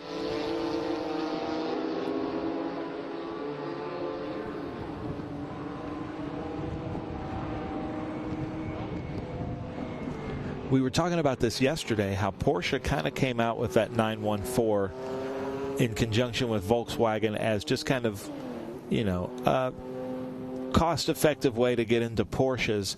People didn't really look at them that much except for racers and, you know, like Camel GT drivers and people like that. And now the Porsche collectors are starting to realize, no, these are pretty cool cars. And now cars that, you know, were junked or just put into barns or backyards are now being brought back out and restored because the value of the 914s have gone up so much. The other thing you forget about, too, is if you went to your local Porsche dealer back then, which was probably Porsche, Audi, Volkswagen dealership, there was only two variations of Porsches that were built back then for the street, the 911 and the 914, unlike today where you have 911s and 9 Boxsters and Caymans and all the SUVs, four-door sedans, Cayennes and Macans and Panameras and Taycans and everything else. What's so funny, though, and I'm supposed to be a car guy, but even, you know, they did the 991s, the 993s, 996s, all that. They're still 911s to me. Yeah, I agree with you. They just will always be 911s. I'm sorry. I know that I upset some Porsche people when I say that, but it just, you know, it went from a 356 to the 911, and it's just, in my mind, stayed a 911. And almost too many variations of it. You know, if you try to explain to somebody, you got 911, 911S, 911 4S, Turbo, RSR, Americas, all that stuff, yeah.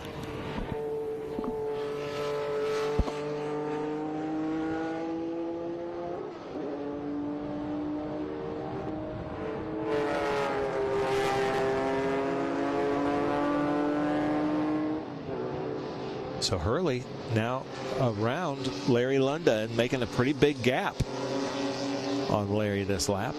They went around this corner side by side last lap. Those IROC engines produced about 325 horsepower in the 911 Carrera RSR. And originally they came with a ducktail, not the whale tail / T-tray style that you're seeing on this one today on Linton's car. And then Hurley is running no tail. We see Lunda now lunging back. So Hurley in a 2-liter twin plug.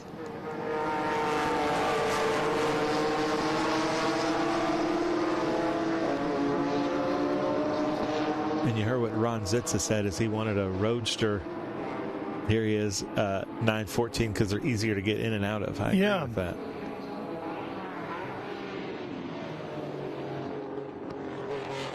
Here's our leader.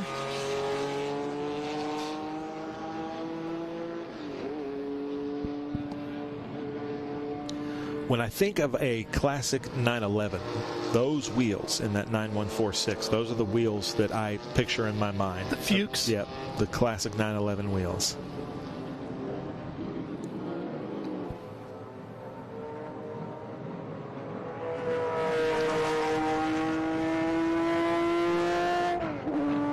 Four minutes left in this Governor's Cup Porsche race. You're of the right age, Ben. Did you like the slant nose or were you anti-slant nose? Because it's usually one or the other. I like both. If I were to pick, if you had two side by side, I'd pick the traditional 911 with the pop-up headlights. But I didn't not like it. Oh, we got one slow.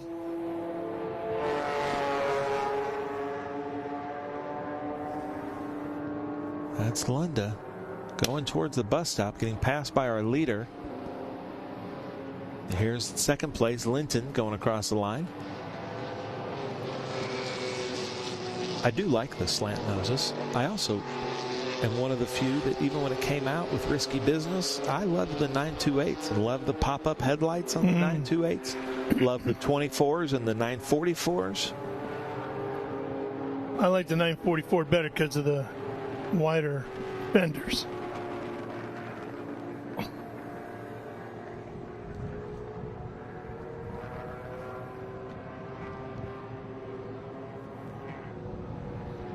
So here comes the leader, Ron Zitza, down into the loop. So he's taking a late apex there so that he can apex right there and get back on the gas quickly enough to go around.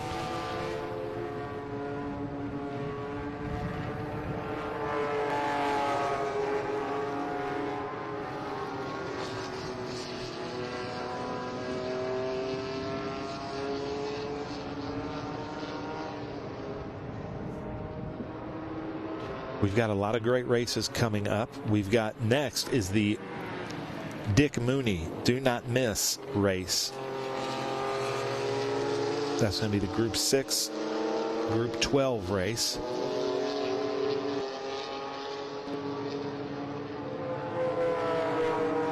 Of the 7 generations of the IROC cars, obviously the Porsche was first, and there was 3 generations of Camaros, 3 different body styles of that. Then one each of the Daytona, the Avenger, and the Firebird.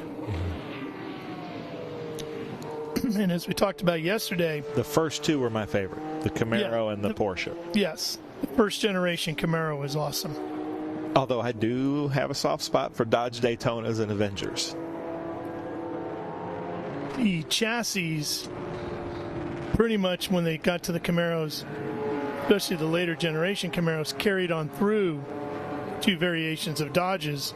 So some of those chassis ran with multiple body styles on top and a lot of years.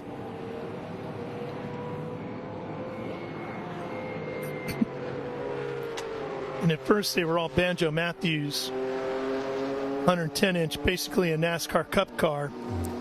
And then eventually they shifted to a Laughlin chassis, which was shortened up to 105, which would have been a Busch Grand National Series car. Well, Lunda, who was having some power problems, stayed out there. He's wanting to finish this race early.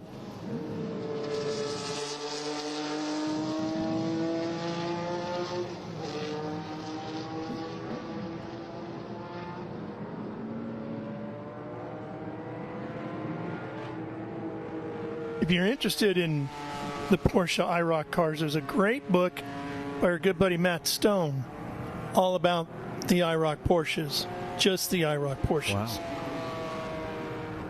Matt did a really nice job. How many are still alive today? Of the cars? The IROC Porsches. That's a good question. That I asked Ray about that, and he did not know, Ray Evernham. He wasn't 100% sure.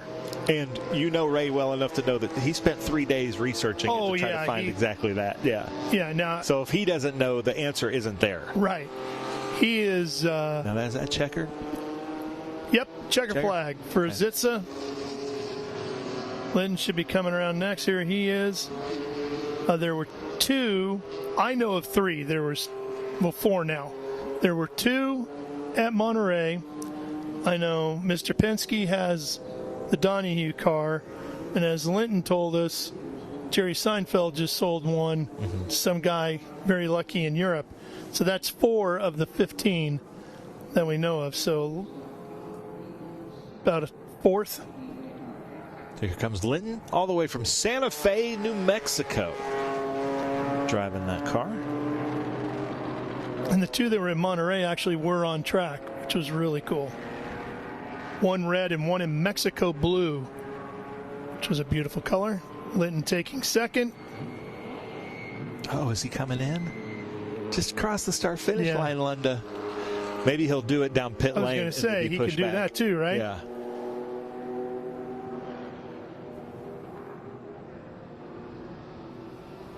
There is Fred at black flag. 24 miles an hour through the speed. Cross the start-finish line. Don't go in yet. Cross the start-finish line. Oh. And then Hurley.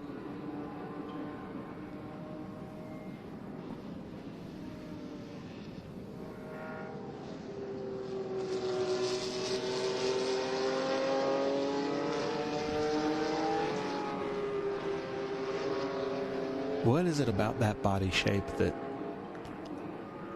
I just like? Because when the Volkswagen Beetle was released in America, it was marketed as an ugly car. Yeah. And I don't think people would agree with that anymore. But their marketing campaign was, how ugly is this car? You should buy one. And, you know, and the 911 obviously shares history and you know, kind of a silhouette with the Beetle. Yeah, there's a lot of DNA there. Mm-hmm. The Beetle was originally called, what, the People's Car? Mm-hmm. Have you ever been to the Porsche factory? No. I've been fortunate enough to do that. When you go there, you actually go by the building where the Volkswagen Beetles were originally made. Oh, wow. Which is pretty unique. Yeah. Zitza, Linton, Hurley, Lunda, and Lee Giannone are rounding out the field of 5 of our Governor's Cup race here at the Mission Foods Watkins Glen Speed Tour event. But stay tuned for Dick Mooney Memorial Trophy. That's coming up next.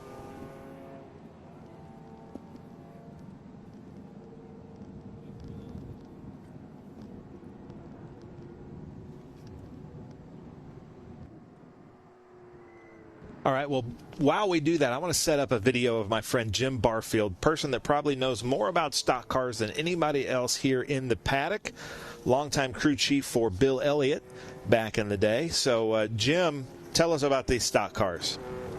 Guys, we are in for a very special treat. One of my favorite people in the paddock, Jim Barfield here. He's going to do his best to speak proper English, but he talks how I think NASCAR drivers should talk, or they did in the heyday. But this is one of his cars. He's got a long history with Bill Elliott.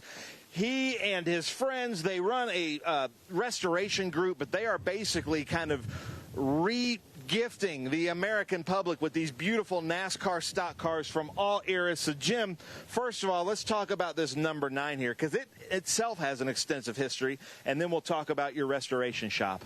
Bill run this body on this car in 1988 at Daytona and Talladega. I don't, top of my head, I don't know where he finished, but I think he was, it didn't win, but he was in top 5. Yeah, and, you know, Bill, $1 Million Bill, long history at Talladega. But this car, you were saying, the body is from something else and the chassis is from something else, and I love these little stories like this. Correct. The body is a Bill Elliott car that he raced. The frame come from Robert Yates Racing. It was a frame that they built. Then we bought the car, complete car with a UPS body on it, cut the body off the frame, and then put this body on the frame. Okay, so now let's talk. Be honest here, because I'm looking at this car and it looks like a Concours winning show car. Everything that's prepared. When you guys were racing on Sunday, when you'd pull out a car, would they look like this, or is this a little bit nicer than they would look before they went out to like Daytona or Talladega or anything? The Daytona and Talladega cars were pretty nice because you wanted aero slick. So Ernie Elliott always made us get those cars like they was going to a show car event. So, but the short track stuff was... So like Martinsville may not be? It was rough, you know, so it was the car that they raced a lot and got beat up. Now, one thing I love about this vintage stock car group is You know, racing was so prevalent in America with the SCCA in the 50s and 60s, but then NASCAR kind of took over in the 80s and 90s, and now when we come to the tracks, it's cars like this that most of the general public can identify with. They know this number 9, or we've had the Jeff Gordon or the Dale Earnhardt cars. We've got a Clint Boyer car right here. And Darrell Waltrip, my neighbor, Franklin, Tennessee. But, like, how cool is that a lot of people now, this is what they identify as the race cars of the day? Because that was your NASCAR fan. Today's kids don't know what these cars were. They don't realize the history behind them and all. And their attention span is different than our attention span was back in the day. We'll go to a race and sit there and watch it 4 or 5 hours. Their attention span these days is not like that. They're used to playing with the computers and games and stuff. I agree with that. That's a very good assessment. Now, let's talk about this restoration and the work that you and your friend Carlos and everybody at the shop are doing to get these things back up and running and putting on some of the best shows we see throughout the season in vintage racing. Yeah, it takes about 400 man-hours to restore a car.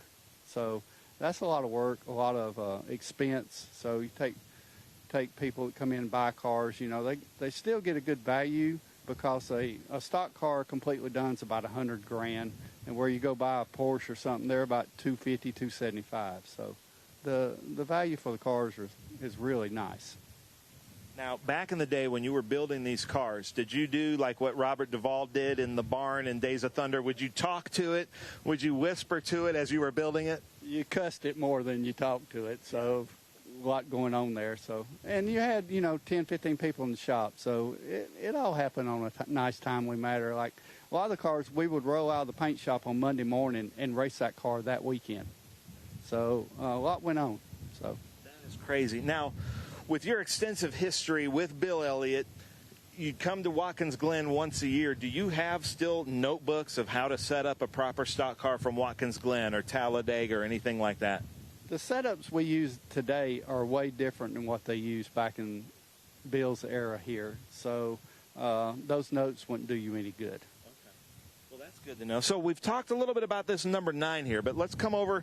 Let's look at more of a more modern car here with this Monte Carlo, the Clint Boyer Jack Daniels car. So kind of walk through, because you were in NASCAR in this era as well. What are some of the big differences between this car over here, the number 9, and then this car, the 07 of Clint Boyer? Yeah, Clint Boyer raced this car at Phoenix, Arizona.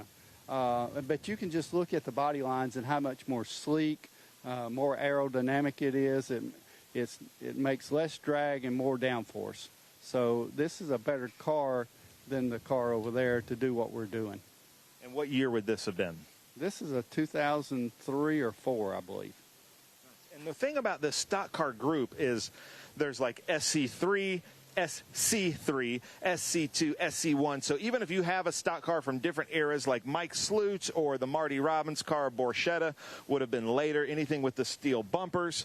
But then there's a place for all of these different cars to fit into the groups. Is that correct? That is correct. And you're racing on the track with this car with the 9 car, but you're not competing for a finishing position with this car because this is a faster car.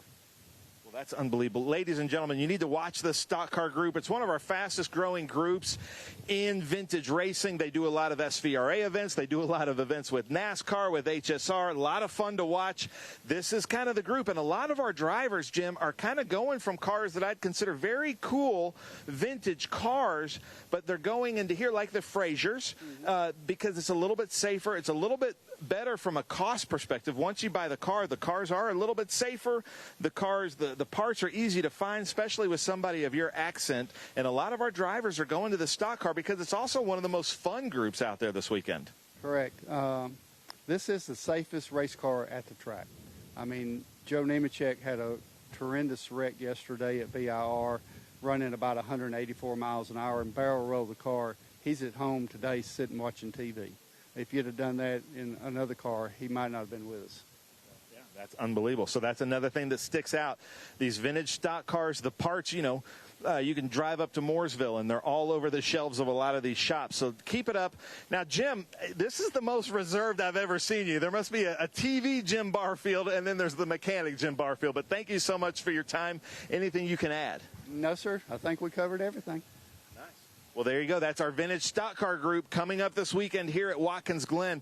And what better way? You know, when I was a kid growing up in NASCAR, I always watched Watkins Glen and Sears Point, the 2 road courses, but they're adding more and more road courses. They're going to be coming back to you for all of your knowledge. That's good. Bring it on. Nice. Well, there you go, ladies and gentlemen. Jim Barfield with Vintage Stock Cars.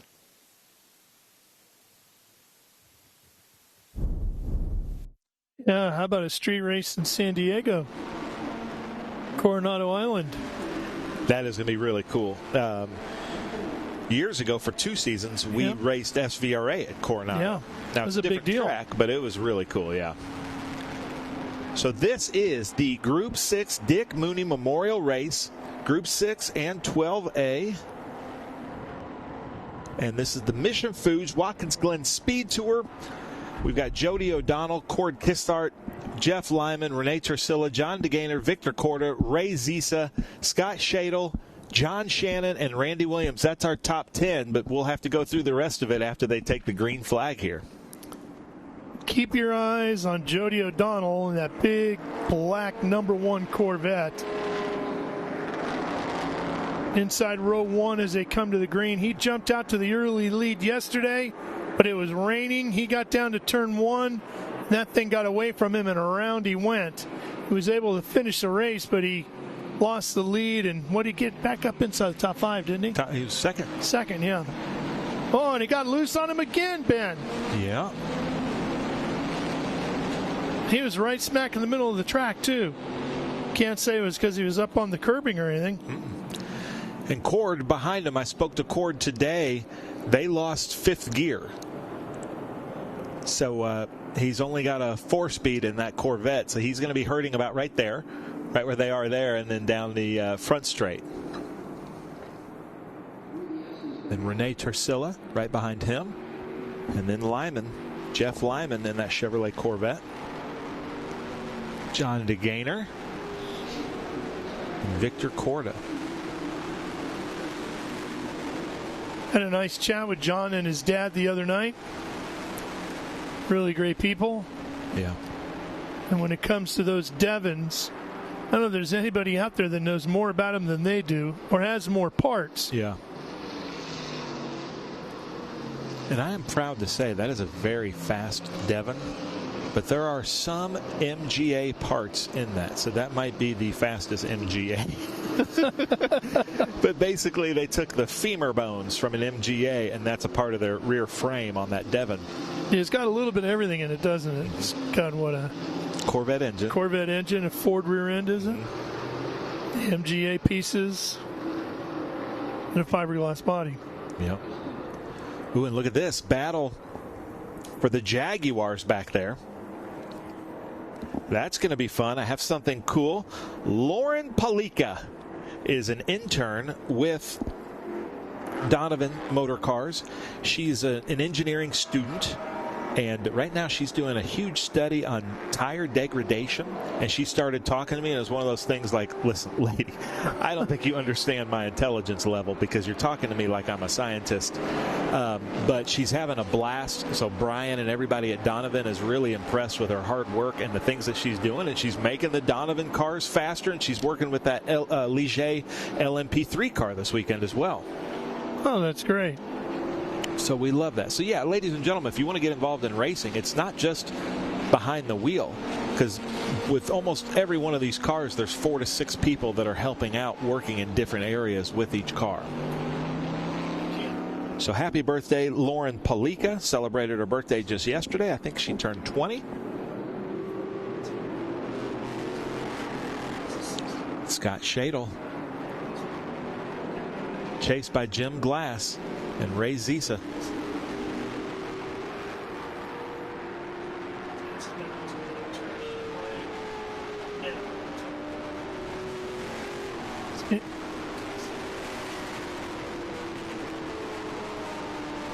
The Owens Corning car. Yeah. Beauty. It's a tribute car, obviously, Ben. Of course, the original one was in 1968 with an L88 FIA SCCA racing car. Had around 685 horsepower in it with that big block L88. Muncie Rock Crusher transmission. This was a very, very famous race car in its real life, and one that got, what, it was over $1 million, I think, when it came up for auction. Oh, yeah. That's a very famous car. And that's why if they could zoom in on the license plate, you'll see the license plate just says Xerox, meaning it's a copy. Yeah. And it's not a copy of a copy. It is a copy, like a full-on tribute car. I knew that car when it was with Tony Garmy and Matt Parent a few years ago, so love seeing it out here now, out on track. That's Daniel Lippett's 1968 Chevrolet Corvette of Owens and Corning. Tony DiLorenzo and Jerry Thompson, of course, two of the famous names that wheeled it. The Spencer Pompelli car is back out there. I think that's what I just saw out there. I'm not sure if he's behind the wheel. But he joined the race yesterday. There's a California special out there, but look at this Owens Corning trying to make a pass here on Randy Williams. Just not able to do it. Is Owens Corning, is that the Pink Panther? Yeah. That's the Pink Panther installation? What?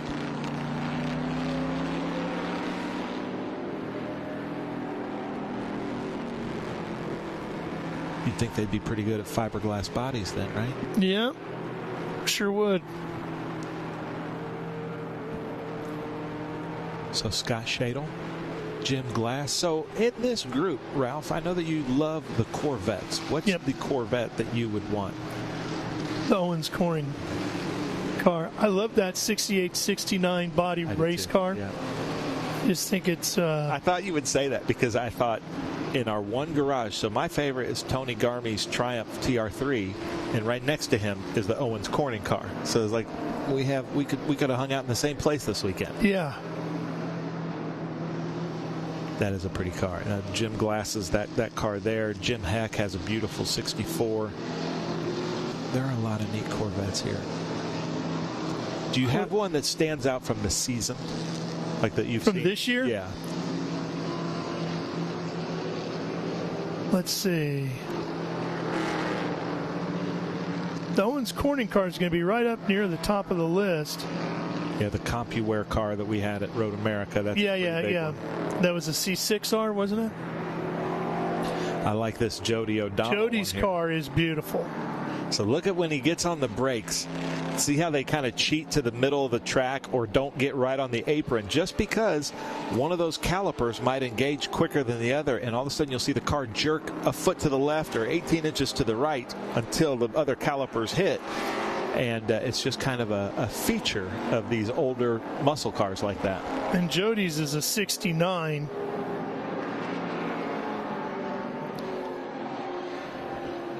There's a beautiful Star Spangled Banner car at Laguna earlier this year. Mm-hmm. Same generation. That was really sharp. Yeah. I really like the old BF Goodrich car. Yeah. That one. Yeah. Speaking of the red, white, and blue trim, that was a great looking car.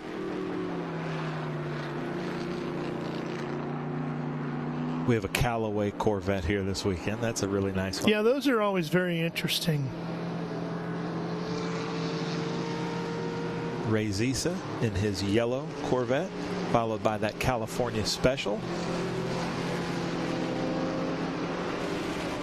Another Corvette here. It's weird how race series cars, there's ebbs and flows. Like the Mustang 2 was, in all honesty, pretty much a failure. Not a great car. But then the next Mustang and the new Mustangs are great. You know, there were some years that weren't great Corvettes, but I think now the C8 is just forever a classic. Even though it's the new iteration, I don't think that'll ever not be a classic car. Yeah. Then there's times people release cars like the Nissan 240 from the early 90s to the 2000s. Wasn't a great selling car. Then all of a sudden it became a great drift car, and the values went like crazy. Or the Fox body Mustangs. They were kind of nothing Mustangs back in the day. Now everybody wants them. from what I'm hearing, too, been privy to a little bit of information recently. Looks like there's possibly 2 more evolutions or variations, whichever way you want to put it, of the C8 before we see the C9. But the C9 is well down the road in development. Yeah. Huh. As you would expect at this stage. So as much as we all thought the ZR1X was as far as they could go, apparently not. There's enough jean short New Balance wearing customers out there to want to buy the new C9, right? Man, that is so wrong. Very true, but so wrong. There's Matt Latucci going up in the car that he was with out west, but it didn't look anything like that. So that he put that new wrap on the car to go back to the livery it originally raced so that he could do the Monterey Historics with you a couple weeks ago. Yeah. Boy, we missed you at that this year, Ben.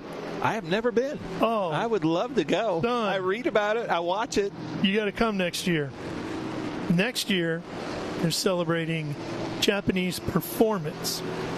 So you get all the major Japanese manufacturers, Mazda, Toyota, Honda, Acura, Lexus, so forth and so on, which there'll be some amazing cars when you consider what they can bring. Yeah. But then they're also going to include Yamaha, Honda, Kawasaki, Suzuki, and the Japanese motorcycle brands. So we'll get all the MotoGP bikes, the World Superbike machinery, and so forth and so on. That's going to be awesome. It's going to be tremendous. But my feelings are a little bit hurt. They're not doing the 60 years of Trans Am and Can-Am. Yeah. Guess we need to do it. Yeah. I do think that's, I'm not sure how that got missed. They could have held off, done Japanese deal in but that's cool 27. Too, some cool Japanese cars. Here he is, Richard Payne. Real name. Trying to get Ralph canceled over here. He's not doing it. Richard Payne, I spoke to him. He did the downtown parade. That's a 1970 Chevrolet Corvette Roadster. He does say he likes to go by Richard.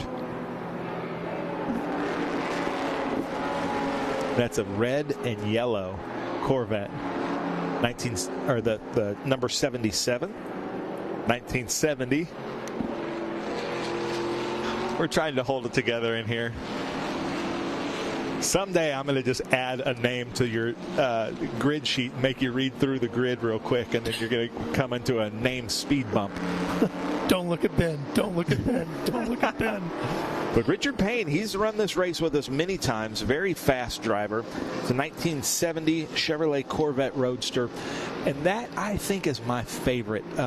Chris Tucker, what's the movies that he did with Jackie Chan? Had a Corvette Roadster. Yeah. And I loved that. Rush Hour, yes. Yep. Yeah. So surely Richard Payne doesn't have a radio in his car, but, you know. Stay classy, San Diego. But that is a cool... I like that. The 68, 69, 70 Corvette. My C7 looked like that, white with the black. Jim Glass is just trying to get around Victor Korda. And I don't know if you've seen that Mustang up close in the light, but the camera processors can't do justice just the color of the car. It's a very unusual color. Mm-hmm. That's my favorite generation of the Mustang, 65, 66, the fastback. Love that. My favorite, I should know the year of this. It's either 69 or 70, but the Boss 302, the Grabber Blue of John Cloud. Yeah. I love that one. That's a great one, too. And then I didn't like the Mach 1s, didn't like the Mustang 2s. Yeah. I had a Mustang GT 1989, 25th year anniversary. It was my mom's car. We talk about my mom. My mom was a big car guy. And so that was her car for a while, and that was a lot of fun. Speaking of Ford and the Mustang, one of the highlights of this year's Rolex was a nice chat with Jim Farley, CEO from Ford, who's what a great guy. He's been a good buddy. Always like running into Jim, and man, can he wheel that Cobra of his. Yeah. He runs at real 289, and he won out there, and he is just up on the wheel on that thing. But anyway, chatting with him, I was telling him how cool it was as a car guy, car enthusiast, that when Ford went over and set the records at the Nürburgring, and then Chevy went over with 3 Corvettes and did the same.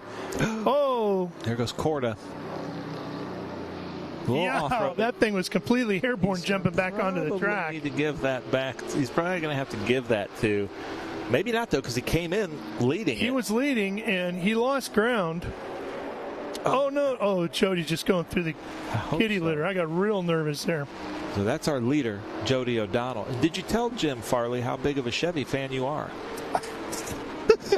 No, but I've told Jim Campbell at Chevrolet. Yeah, Jim knows and kids me about it all the time. Wait, hold on. Do we have was that Cord Kitsart now in front of Jody O'Donnell? I believe so. I think we have a lead change. We'll see here. Yes. Oh, Jody spun out, they said. And got going again. You know what I love about Jody O'Donnell is if I ask him to do some stunt driving for us, no problem. He'll do it. He'll spin at turn 1 for us. He'll spin at 8. Look, now Cord's going too deep. Putting Jody at Indianapolis at the V-Rock, 3rd or 4th lap, he's leading the race, and his steering wheel comes off right at that last turn. And so he's able to get the thing stopped, put the wheel back on, and continue. But that was quite a brown underwear moment, too. Steve wasn't that lucky. And here comes Jody, blasting around the outside. Wow. Now, again, that's where Cord would want to go into 5th gear and can't. Yeah. Jody shouldn't be able to go into 5th gear. He goes into 5th gear, we got a real problem. So does Jody. But anyway, I was telling Farley about how cool it was that he got right back after Corvette set the record, and he jumped on and said, "We're going back. We're going to take it back from him." And he said, "Oh, yeah." He goes, "I am fully committed to doing that. However long it takes, we will stand on the top of the podium." And I thought, as car people, that's fantastic to see that the guys in charge are not just corporate guys, but the real car guys, right? The men and the women. And they really want this stuff as much as we do. And we're on the brink of getting to see, I think, Ben, some really cool things that we're all going to enjoy over the next few years as these guys wage that war in Detroit. I think so as well. I hope so. It's going to be fun to watch. Because back when it was Lee Iacocca and DeLorean competing for just the coolest muscle cars and pony cars, that made for a good little war. Well, and I can also tell you the same person that was telling me about when we'll get to see the C9 was also telling me that time that the ZR1X set at the Nürburgring was the unload time. They had just rolled the car off the trailer, laid that down as a base lap, and were already under the record. Spent the next few days dialing it in. They knew they were well under the record, but when they were going to go for the time, it rained, and they never got a chance to do it. So there's a lot more at the ZR1X just the way it is. So J.C. Ogle is in that number 63 1967 E-Type right there. And that is who Lauren Palika, celebrating her birthday, is working with this weekend as an apprentice, this year as an apprentice with Donovan. And you're so used to seeing the all-wet British racing green Jaguars and all that sort of stuff. They look so great, but the silver with the 2 green stripes and the green roof is just, it jumps out. It is a really, really sharp color scheme on that body. And it accents the lines better than really does. Green. Yeah. Yeah, it's funny because the E-Types kind of scream to want to be red or, like a big flary color. Yeah. The British Grand Prix colors was British Racing Green. Yes.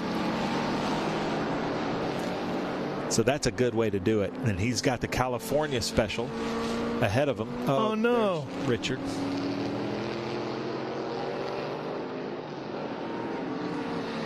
It's at the exit of the hill. There goes Jody. The leaders go through. Yeah, what you guys don't know is sometimes the producers say things in our ears that make us laugh. And it's hard to collect ourselves up here.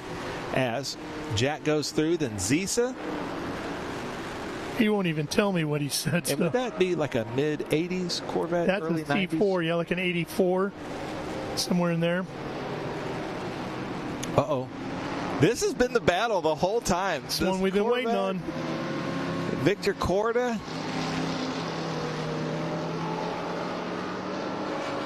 So I'm hearing white flag on Jody O'Donnell next time by. And Jody O'Donnell, we talk about this, like we've got Jared Odrick from the NFL that races with us in TA2, the Cube 3 series. Jody O'Donnell was a tight end in the NFL for the New York Jets and got out and was like, yeah, just golf, fishing, this isn't doing it for me. He wants to do something competitive and dangerous, and this is perfect for him.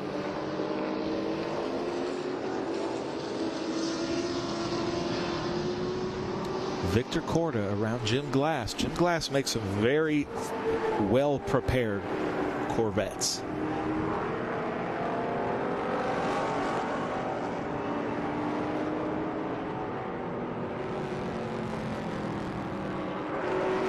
So that Corvette would have, what, a 327 in it? Yeah. And then the Mustang should have a 289. Okay, there's Cord. Should be second place. And Lyman. That Corvette Z06. Here comes Jody. They're showing him that there's a car pulled over, driver's left. This will be his second time seeing it. That's that Corvette, yep. So he should get the white flag next time by, and they're just showing a local yellow for Richard Payne. The funny thing about Jody O'Donnell is he used to race with Peter Kloot, Edward Savage, and Scott Borchetta. His cars were always set up so soft. They're almost like an off-road package, like a Baja Beetle. And you watch his cars move around, and when he hits the brakes, see how it's just bouncing? He likes a real soft suspension. Almost like he's taking the sway bar out of the rear. He always is, but he's fast, and he thinks he can just get the power down on a softer suspension. Well, as long as it works for you, that's all that matters, right? But when he's racing against equally prepared Corvettes, it's a noticeable difference in the body roll. I'm sure. But it's, driver preference. And he's obviously fast. It obviously works for him.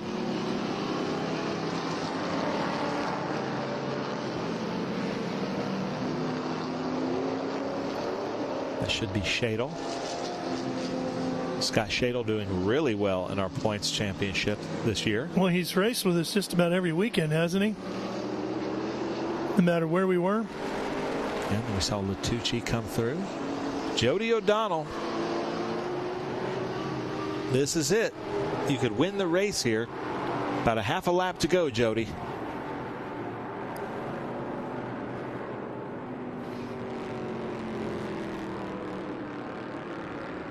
To me, I've always thought if Darth Vader drove a vintage race car, that's what he would drive right there. Yeah, could see that. Or Batman.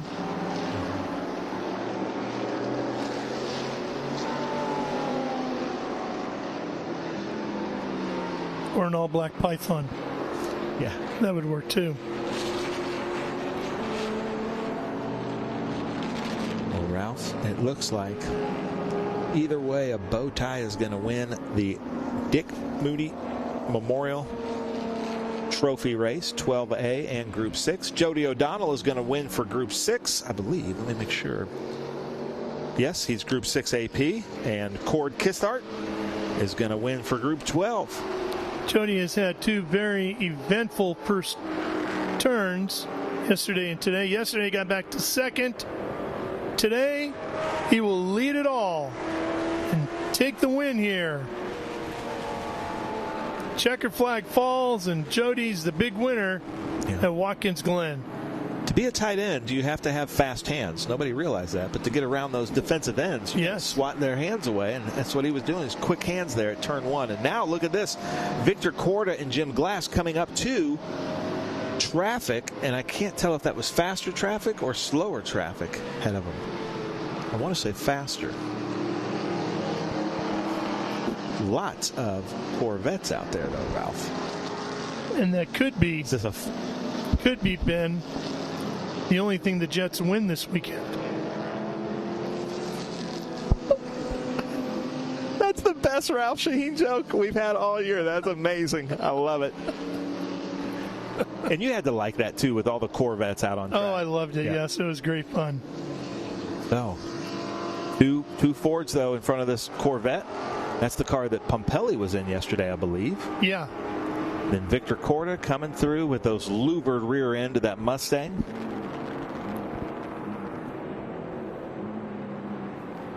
Well, Rick Mooney, if you were watching, I hope we did you proud. You need to come here and win this race, though. You came so close just a few years ago. You need to come back and win this one.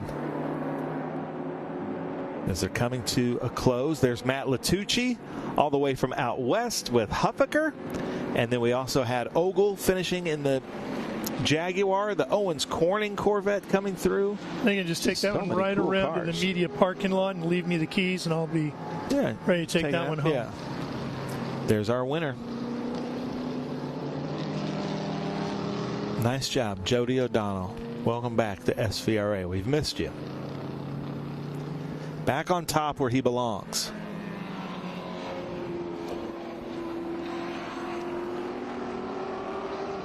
So Richard Payne, I have to give him credit. He pulled over in a place that we could continue racing, in a safe place.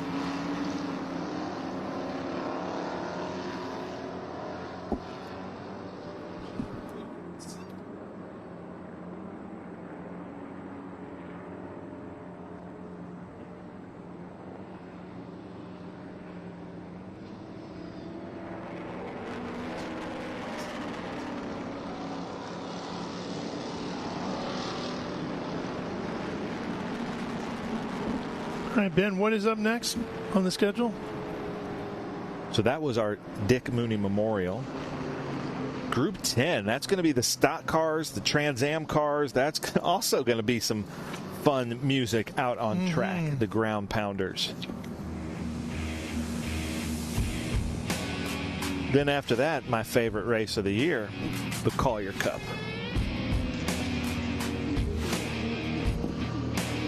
All right, well, there they are, lined up, waiting to roll off. You see the nose of the Python back there. It's going to be a lot of fun. Stay with us. We're coming right back to Watkins Glen. Rev up and get ready for race day with Mission Foods. The world's best racers and tastiest products come together to make every race delicious. Fully loaded tacos, fast wraps, piled high nachos. Whatever you crave, Mission will help you be race ready with easy to make recipes that will take your race day to the finish line. Keep your racing delicious and enjoy all the mouth-watering action. Brought to you by Mission Foods. Too fast, too tasty.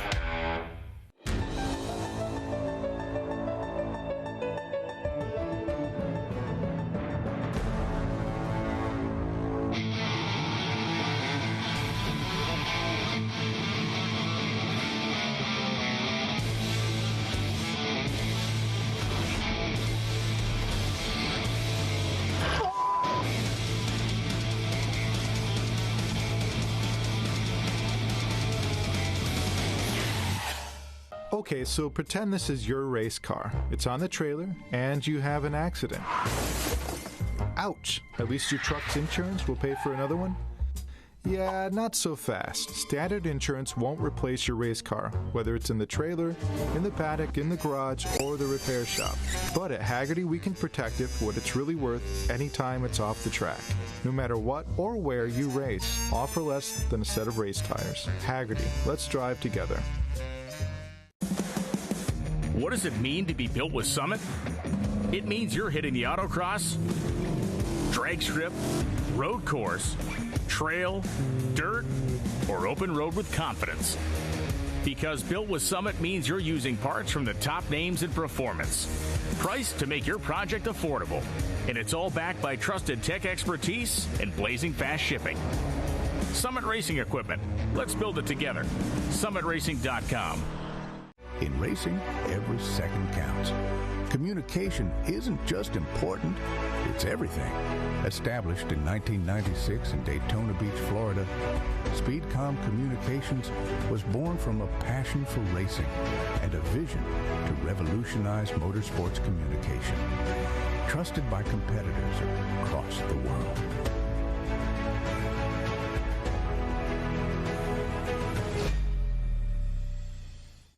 Okay, so pretend this is your race car. It's on the trailer, and you have an accident.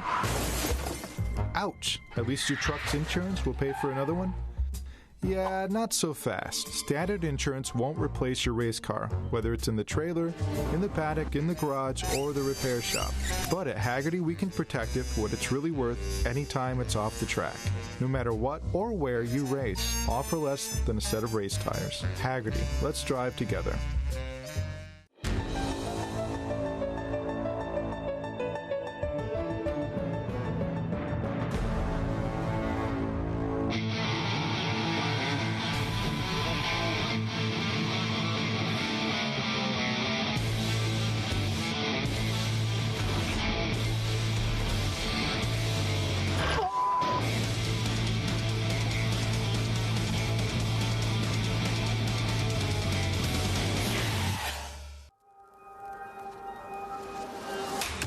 Good is this? Look at this view from Losowski. It brings all my fans, it brings the audience into the car with me. We turn 140 mile an hour entry speeds. The quickest and most efficient way for me to get information to my drivers is from using the V-Box HT2 system.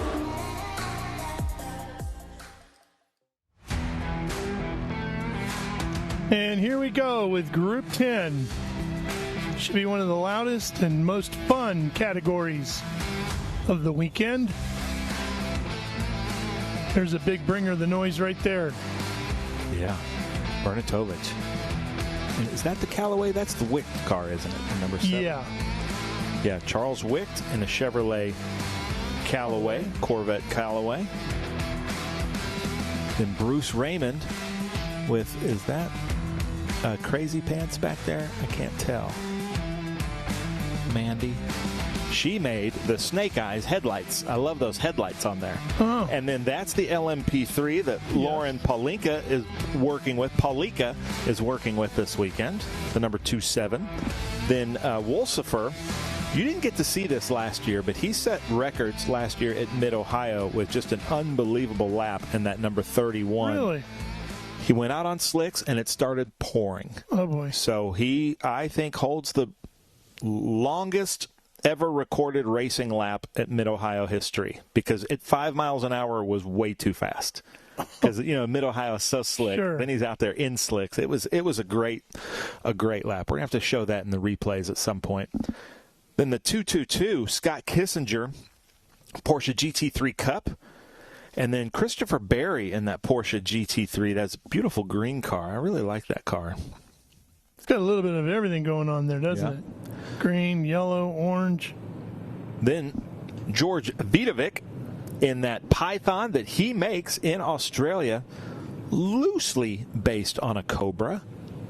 But that thing has got, the fender flares have fender flares on that thing. It is very, very wide, very menacing. He's always dressed like a little bit like a bandit. Went around the downtown parade with a bandana over his face. And then next to him is Jen Kirpata. Jen Kirpata, one of our really great Trans Am competitors. She is in the IBEW, the Long Island, New York Electricians Union. And very fast. International Brotherhood of Electricians and Welders? Welders, probably, yeah, I think so. And then there's Mercurio, who's going to start from the back of our Group 10 GT class. Then you see that there's a Toyota Camry that's going to pace out the stock cars. So Kurt Vogt is the first in the stock cars. He's running a Mark Martin Ford Thunderbird. Then Fletcher Quigley in one of those new Hendricks, I think, Track Attack cars is what that is. Chris Stillwell in the Discount Tire car. Joey Logano car. That's a Logano. I'm going to make notes of that. So in the Logano car is Chris Stillwell. Danny Lowry is in a Ford stock car. Not sure Whose car from 2016? I think that's the other Mark Martin car. There's two of them. Well, one of them is Steve Beck, and one of them is Kurt Vogt. Oh, okay. But let's see the Danny Lowry. So it should be the fourth car in line. Oh, that could be the Greg Biffle Ford car. Yeah, it's the Biffle car. Okay. So Danny Lowry's in the Biffle car. The Biff. Michael Dubé is in that Chevy truck. We saw him with us at Lime Rock. Which is a very unique-looking variation of a truck. And remember, we had Mike Skinner in the booth with us at Lime Rock one year, and he wasn't quite sure what that truck was. And you think he's the truck expert? Yeah, well, he would have been. That certainly would not pass tech with that front end like it is. Wouldn't get through the claw. Greg Sarf is in a Dodge Charger. Carlos Gann is in my favorite of the stock cars. He's in the 1988 Ford Thunderbird of Bill Elliott that you see on screen there. The Charger's a Montoya car. Ooh, I got to write that down. Montoya. And then the Clint Boyer car. There's the other Mark Martin car. So Donnie Etherly is in the Clint Boyer. You don't think that's the Juan Pablo Montoya car that's so famous, do you? For running into the safety equipment? No. Anthony, isn't that weird? I mean, he's Juan Pablo Montoya. He's done everything. Pretty darn good, but yeah. That's what I'm remembering him by. It's also Formula One, IndyCar, whatever. Yeah. Anthony Della Vecchia is in a Ford Taurus from 1999. Steve Beck is in a the Mark Martin car, the giveaway car. I'm sure we'll talk about that. And then they're showing Mark Mercurio starting back here. They're showing it in a Toyota Camry, but I saw him out there in his Howe chassis Camaro starting at the back of the GT cars. So we're going to go with that.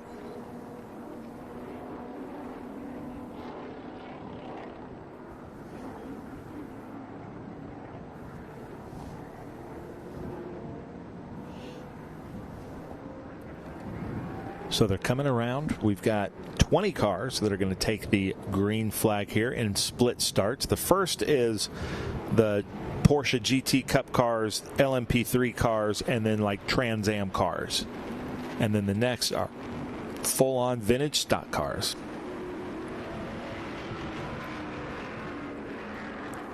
Run into that Callaway looks pretty awesome, doesn't it? Coming at you. Yeah. I love the look of the C7 anyway.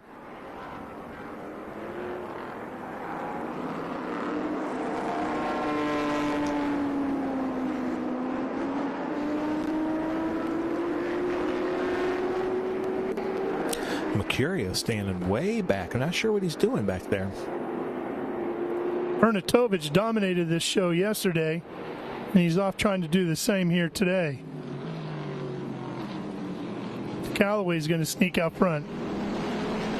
Here comes the LMP3 around the outside, which should be a rocket ship through the S's. Mm-hmm. Once its tires are under it. Yes. And then, ooh, crikey, here comes the Python. And they make Python choppers, too, don't they? You know, I don't know. I'm not sure. I think they do. Here come the stock cars here at Watkins Glen. Mark Martin leading the field down to Mission Foods Turn 1. Greg Biffle up right behind him, being piloted by the... No, I'm sorry, that's the Joey Logano car. The 22 of Joey Logano being driven by Chris Stillwell, right behind Danny Lowry. And right behind Kurt Vogt. And then that Track Attack car of Fletcher Quigley right behind him. Yep, Python choppers. Oh, wow. Oh, there he is. Yeah, I know that guy.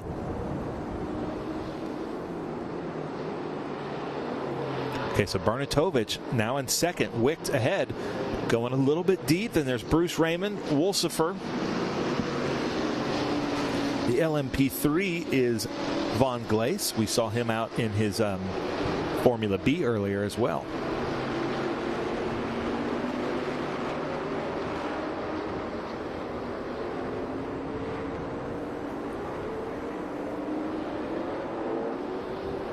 So here comes Kurt Vogt leading the stock cars, and Fletcher, then the Joey Logano car of Chris Stillwell, then that was the Greg Biffle car.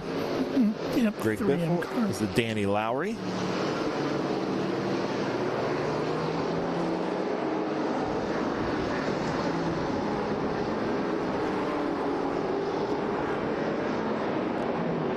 Uh-oh, what's happening with the LMP3? Yeah. It's offline. Maybe missed a gear. I'm sure Lauren Palika can help him with that when she's analyzing the data.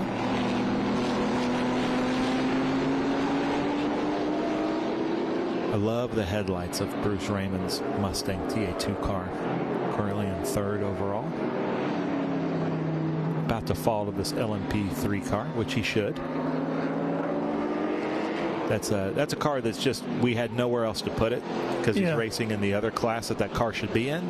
So we're like, well, just based on speed, you can go in this group, but don't touch anybody. Now Bruce Raymond giving it to Bernatovich in that GT1. Come around the outside there through the carousel. That's the second pass on the outside of the carousel we've seen today. If you've ever wanted to see an illustration of does downforce really make a big difference, there was a great illustration right there.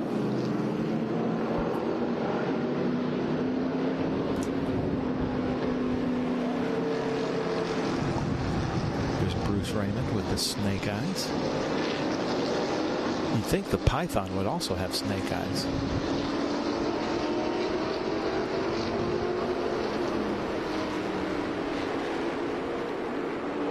That was funny, those snake eyes became kind of a thing in Trans Am. The rules indicated that you have to have headlight stickers on the body for the race. So technically it was a headlight sticker that she put snake eyes on. So it was like a gray area of the rules that she found to be able to do that.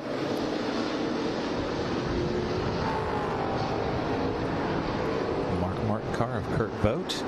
Those track attack cars. Basically, Hendricks, if I'm not mistaken, if I understand it right, they made those cars for people like us or the HBDE kind of type guys that just want to feel like what a stock car feels like when they go to their local tracks. Yeah, I mean, Dale Ledbetter heads up that program for Mr. Hendrick, and they, as you heard, stock car like this, a cup car, one of the safest race cars you can find. So a lot of people who are interested in going racing look at this and they go, okay, I can get something that's cool, makes a lot of noise, it's a real race car, and you know what? God forbid something goes wrong, I'm probably going to be okay in this car. And if I have to get it fixed after, it's reasonably affordable as opposed to, say, trying to fix one of the RagTime racing machines. Yeah. Right? So. Yeah, basically, if you live anywhere where people say y'all, you're going to find somebody that can fix a stock car. Yeah, that's very true. And we got a new leader here. Yeah, LMP3. He should be up there. Once the tires came to temperature, he should work his way through pretty easily. And then Wicht is leading in that Callaway Corvette. And was that kind of true? Sometimes I say half-truths. But the Callaway is kind of somewhat similar to like a Saleen with Ford or a Shelby with Ford. It's just another group. Or Cunningham now, they have the Cunningham Corvettes. It's just a group that you can kind of send your Corvette to and they'll do it. Or you can buy a Callaway Corvette. How does it work? Yeah, they like Lingenfelter. Same kind of thing. They made aftermarket performance parts for Corvettes. And you could also buy a car directly from them where they would buy a production model off of a dealer and take it and do their magic to the car. And they produced some incredibly fast machines. Yeah, there was a 2-year period where they were on the cover of every car magazine. Oh, yeah. There's Vidovic in that Python, and there are Pythons for sale. And I just found out he also makes choppers. So he's been doing kind of a North American tour with us the last couple of weeks. Just trying to click some tracks off of his bucket list.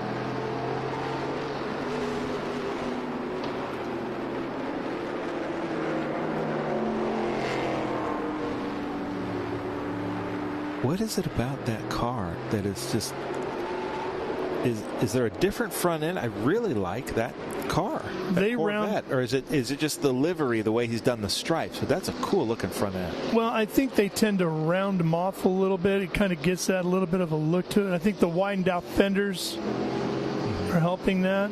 But the nose is different, especially down at the front. You can see the hood goes down further and kind of gives it that more rounded look to it, I think. But it looks like it's based on a C7. Which I've always thought the C7 was one of the more beautiful variations of these later generation model Corvettes.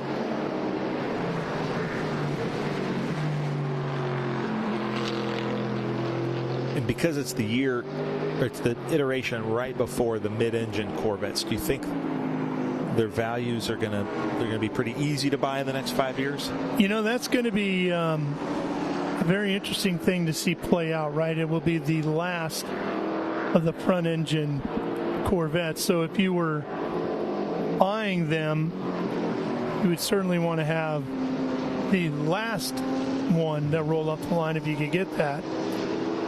Or do like Mr. Hendrick does and grab the first VIN number that comes off.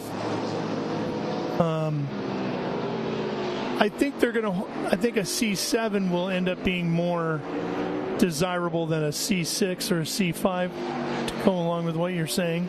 And there were some commemorative models made during the C7 run that will probably be a little bit more attractive to collectors than straight up model. They seem to be holding their value pretty good right now. Yeah. That's Christopher Barry in the Porsche GT3 Cup car from 2022, running a clean line. There's the Greg Biffle car, correct? Yep. Of Danny Lowry with Bennett Bridgehall. He drove a 3M on the side of the car. Of course, Rusty never drove a Camaro. Yeah. But that Miller Genuine Draft paint scheme looks pretty good on there. It does. Now, where did Kurt Vogt go? Is that Kurt Vogt behind him? So we have a new leader in stock car, I believe. Ladies and gentlemen, this should be Fletcher Quigley. Should be scored at the leader. Yeah, he is there. There he is. That's the leader of stock car there is Quigley. Which is the black and gold car. Over Kurt Vogt. Who's in the other Mark Martin car.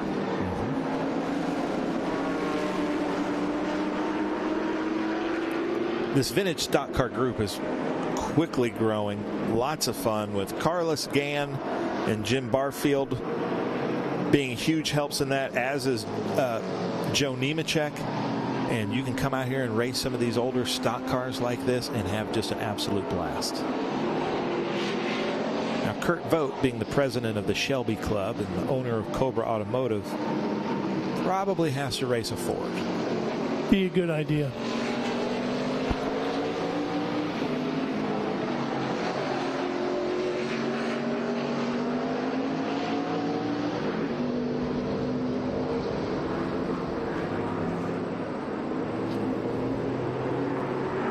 That's our overall leader there, Glace. And then on P3 car.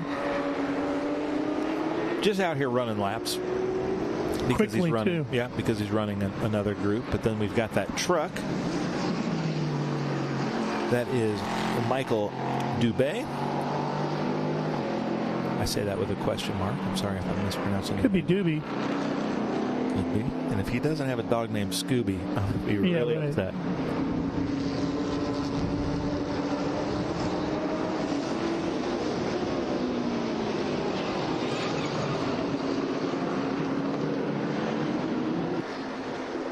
Clouds are still white. They're not yet gray, but there's getting to be more of them. Yeah. Uh-oh. Here's the Callaway on the Python. You've got the Jack Daniels car of Clint Boyer right behind him. I like that the Jack Daniels car is 07. Yeah. That makes a lot of sense if you know Jack Daniels.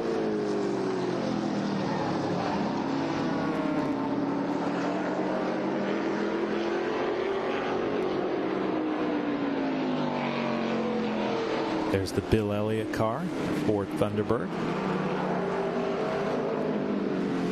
And here is the actual leader of our Group 10 race, is Charles Wicht in that Callaway Corvette.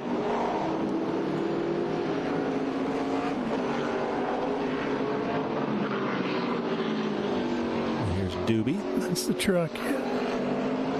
Just looking at the body, it looks like that's set up for oval racing, doesn't it? Or short track racing? Yeah, the front end is just really weird, and the roof line looks chopped more than normal.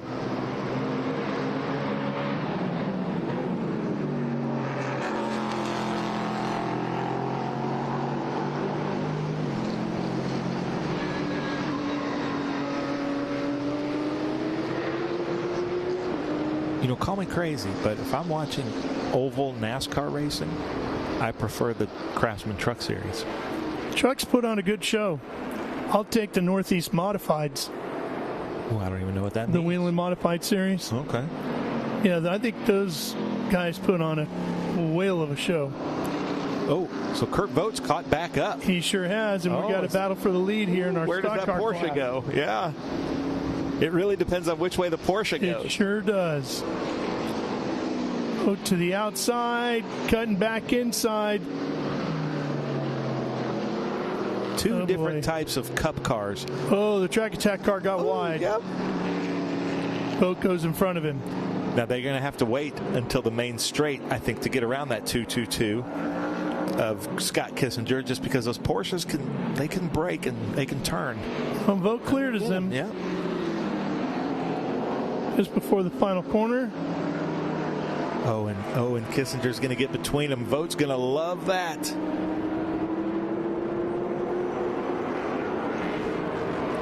So Kurt Vogt now out in the lead in that Mark Martin car of our vintage stock car, but right behind him is Fletcher Quigley in that what we believe is a Hendricks Track Attack car. And who is the Ledbetter you were speaking of? Dale Ledbetter. Those kind of one of Mr. Hendricks' right-hand men. His executive staff handles all of the Hendrick performance stuff.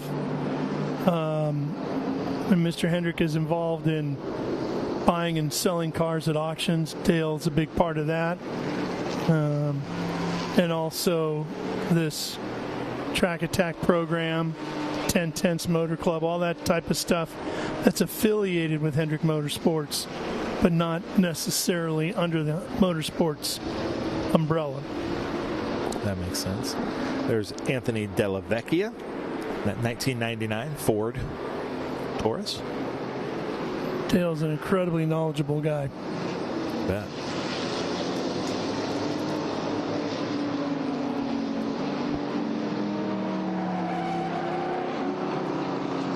Here's our leader in Group 10.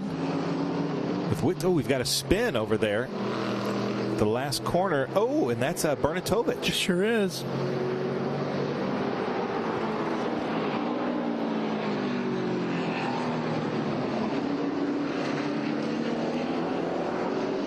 So that's second place in Group 10.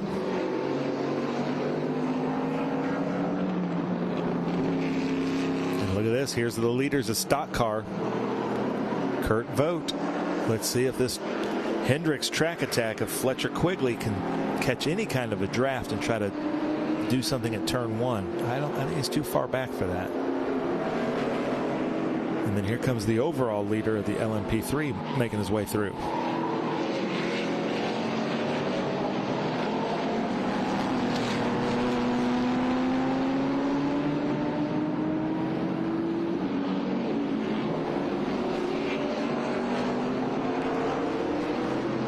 White flag next time by on that LMP3 car of Glaze.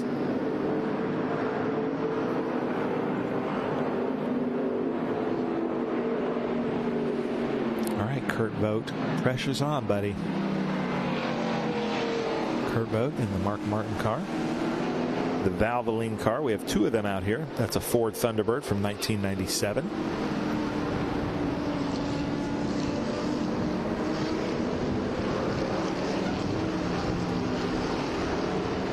Coming up on the Clint Boyer car. Now, what kind of car would this Ford of Anthony Della Vecchia be? The 1999 Ford Taurus that Kurt Boat just went around. I don't know whose car that was. I didn't get a chance to visit them in the paddock.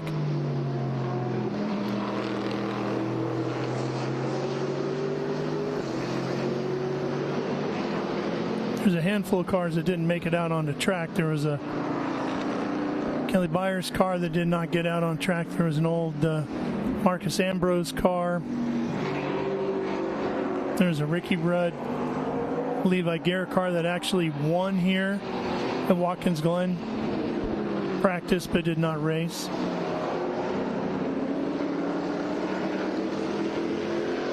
Okay, white flag on the leader.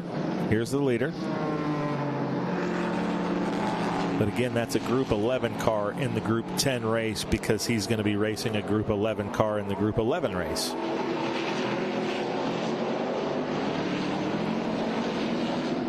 Boy, that thing just rockets up through the S's, doesn't it? It is fast.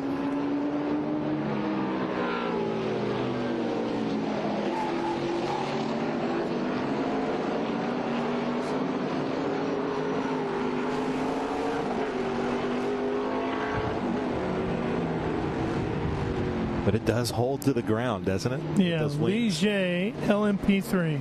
Here's Bernatovic, currently second in Group 10. And Dubé in the truck.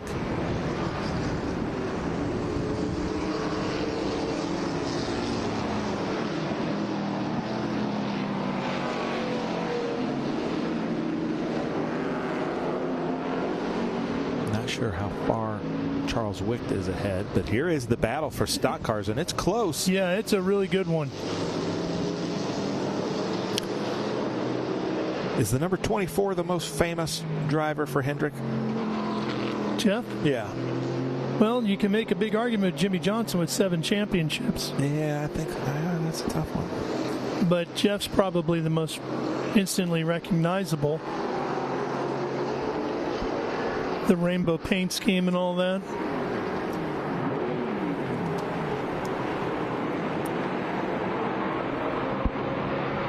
Here comes our leader in Group 10.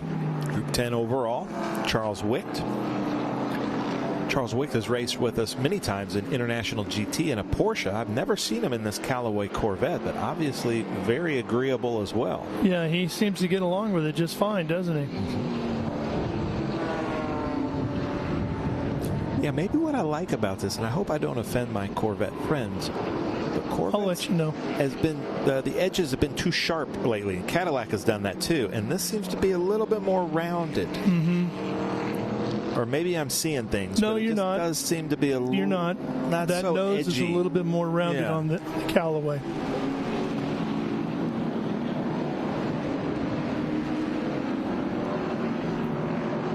It maintains a lot of the key elements of the C7 while just giving it a little bit of a different look, and I like it as well. Yeah.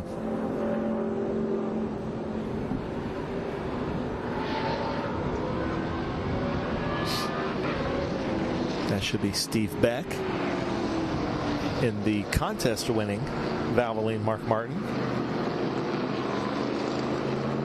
What are you going to do when you win the lottery? I didn't. I tried. Did somebody win it? Somebody did win it, yes. Well, congratulations to them. Come race with us in SVRA. So checkered flag falls. Wick, the Callaway Corvette. Oh, but here is the race with stock cars.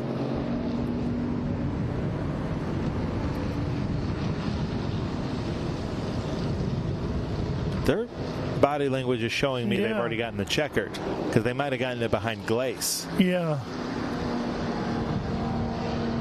We had that same thought earlier today, and we were off on it.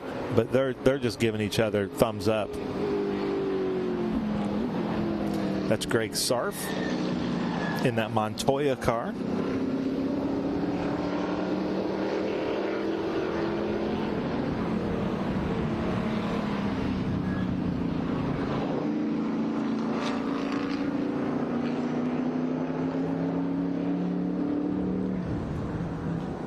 Bruce Raymond is going to get on the podium in Group 10. Nice job.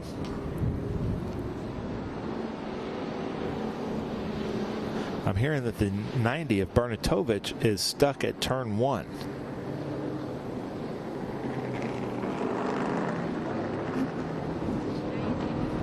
Well, I wonder if when he spun, he ended up having some sort of problem. Yeah, maybe.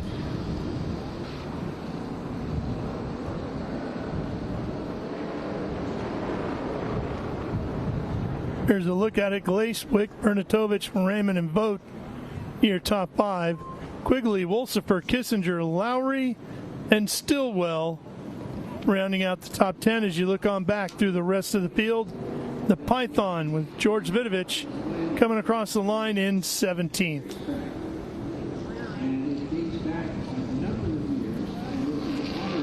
As we take a look at Mark Mercurio in 21st, we will let you know that the Collier Cup is next, right? Yeah, I'm so excited. The MG race here. We have to like that. All right, Collier Cup when we return to New York. Stay with us.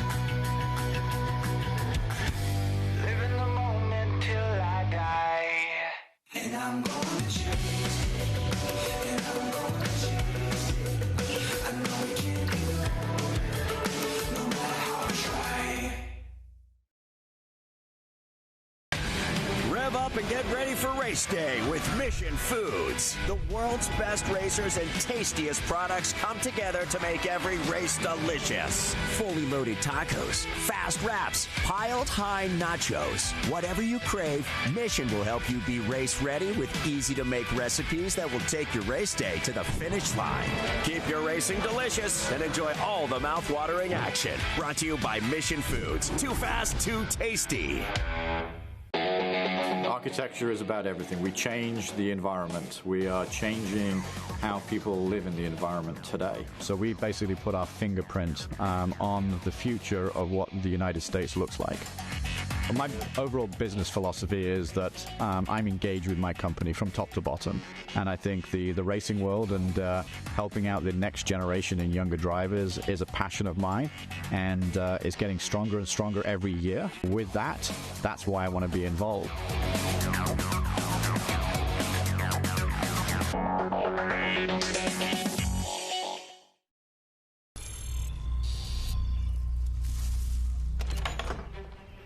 Yes. Hon, the WeatherTech's here. WeatherTech is the ultimate protection for your vehicle. Laser measured floor liners, no drill mud flaps, cargo liner, bump step, seat protector, and cup phone. What about my car? WeatherTech.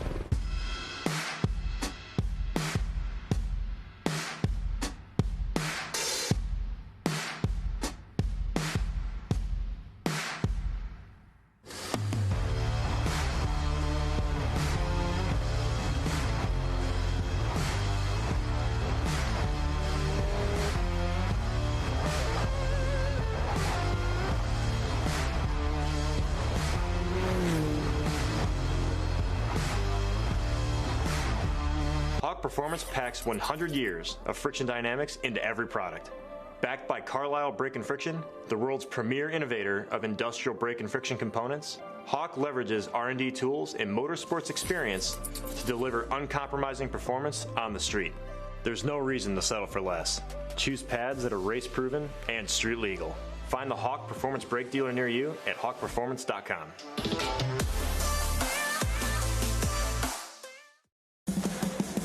What does it mean to be built with Summit? It means you're hitting the autocross, drag strip, road course, trail, dirt, or open road with confidence. Because built with Summit means you're using parts from the top names in performance. Priced to make your project affordable. And it's all backed by trusted tech expertise and blazing fast shipping. Summit Racing Equipment. Let's build it together. SummitRacing.com. How good is this? Look at this view from Losowski. It brings all my fans, it brings the audience into the car with me. We turn 140 mile an hour entry speeds. The quickest and most efficient way for me to get information to my drivers is from using the V-Box HD2 system.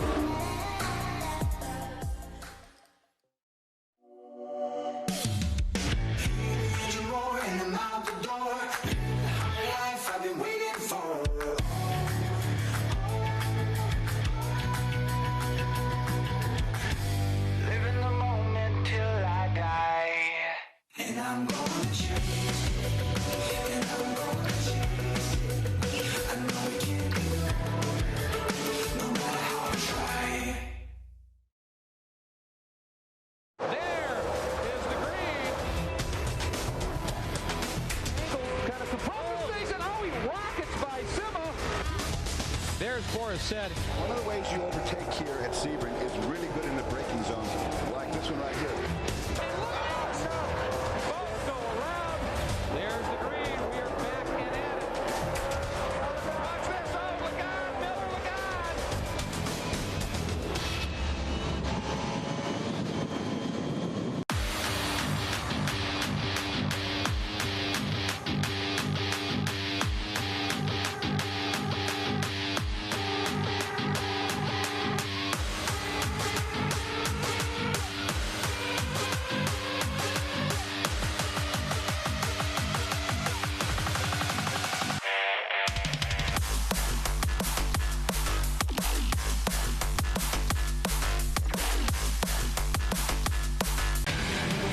And get ready for race day with Mission Foods. The world's best racers and tastiest products come together to make every race delicious. Fully loaded tacos, fast wraps, piled high nachos. Whatever you crave, Mission will help you be race ready with easy to make recipes that will take your race day to the finish line.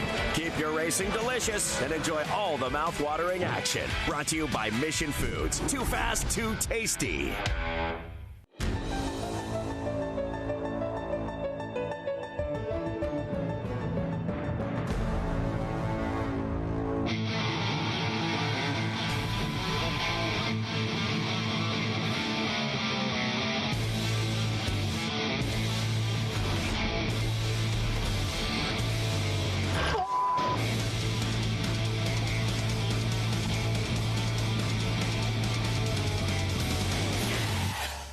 Okay, so pretend this is your race car. It's on the trailer, and you have an accident.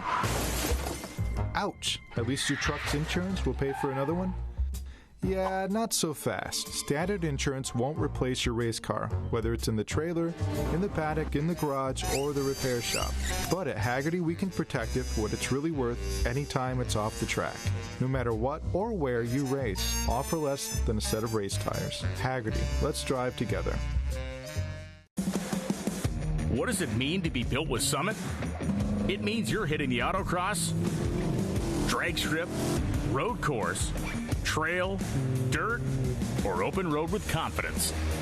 Because built with Summit means you're using parts from the top names in performance. Priced to make your project affordable. And it's all backed by trusted tech expertise and blazing fast shipping. Summit Racing Equipment. Let's build it together. SummitRacing.com. In racing, every second counts. Communication isn't just important, it's everything. Established in 1996 in Daytona Beach, Florida, Speedcom Communications was born from a passion for racing and a vision to revolutionize motorsports communication. Trusted by competitors across the world.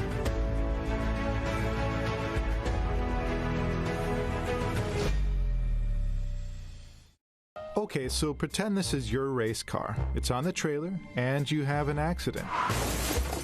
Ouch! At least your truck's insurance will pay for another one? Yeah, not so fast. Standard insurance won't replace your race car, whether it's in the trailer, in the paddock, in the garage, or the repair shop. But at Hagerty, we can protect it for what it's really worth anytime it's off the track. No matter what or where you race, offer less than a set of race tires. Hagerty, let's drive together.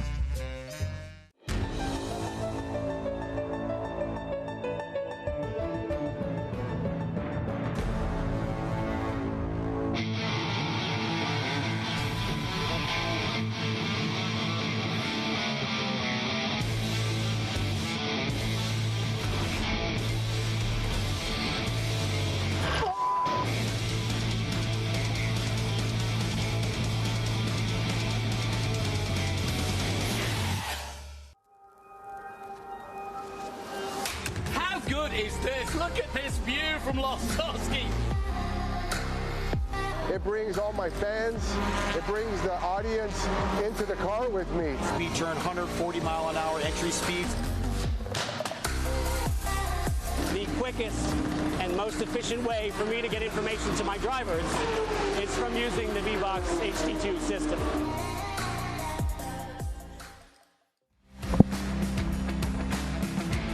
All right, I beat Ralph to the button because this is the Collier Cup, an all-MG race here at Watkins Glen to celebrate the Collier brothers. Let me make sure I get this right. The Collier Cup is an annual event for MG vintage racers at the Mission Foods Watkins Glen Speed Tour, held at Watkins Glen International, that honors the legacy of the pioneering Collier brothers, Sam and Miles. The event features races for various MG models and celebrates the brothers' role in early American sports car racing, particularly their connection to importing MGs into the U.S. So you know I have to like the Collier brothers for that. Mm-hmm.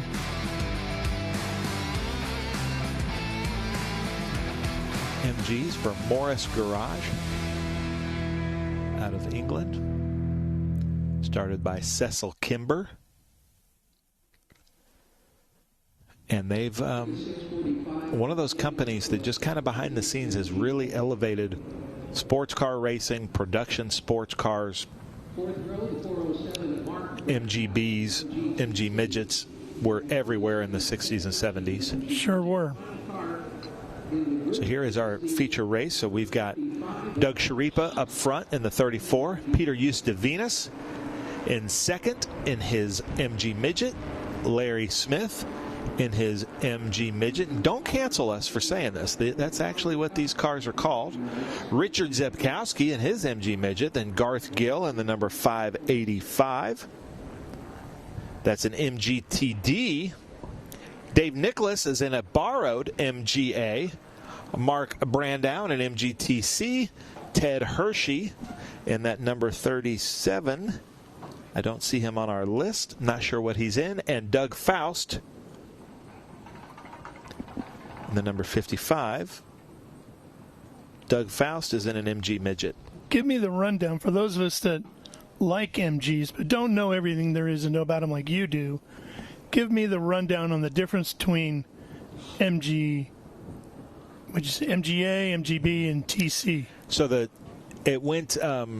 TCs are kind of the open wheel looking cars, the taller tires. The TDs are a little bit more down. So there's a TD and a TC. The TC has the red wire wheels. Okay. Then the MGA is the car to the left of that, the more modern looking one. Then the midgets are the ones that are leading the group through here. And then that's an MGB there on our left, driver's right with the blue stripes on. B's just a little bit bigger. Yeah. B's are great, really well balanced cars. The midgets are a little bit twitchy, more nimble, smaller, but they also have smaller engines. They have 998s and 1275s, where the MGBs are 3 and 5 main bearing 1800 cc motors. MGAs are 1600, 1500, 1600, and 1622.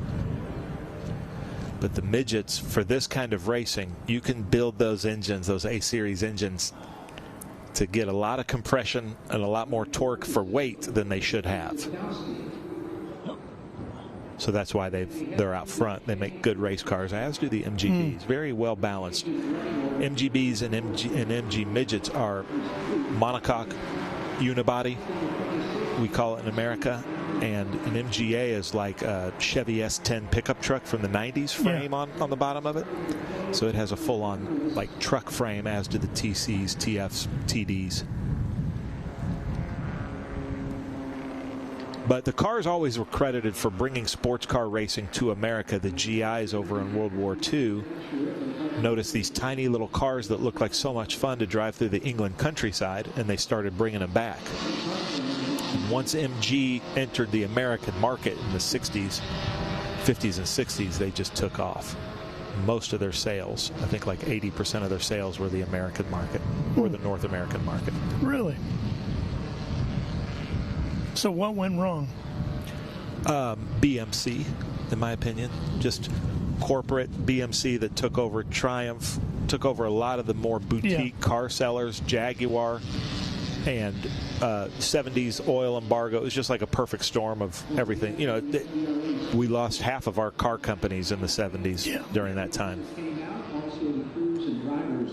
Unions, everything that, you know, it's kind of famously, they were just one of the many car companies that got caught in that kind of perfect storm. Mm-hmm. So you had all the new Ralph Nader regulations, safety regulations, and emissions.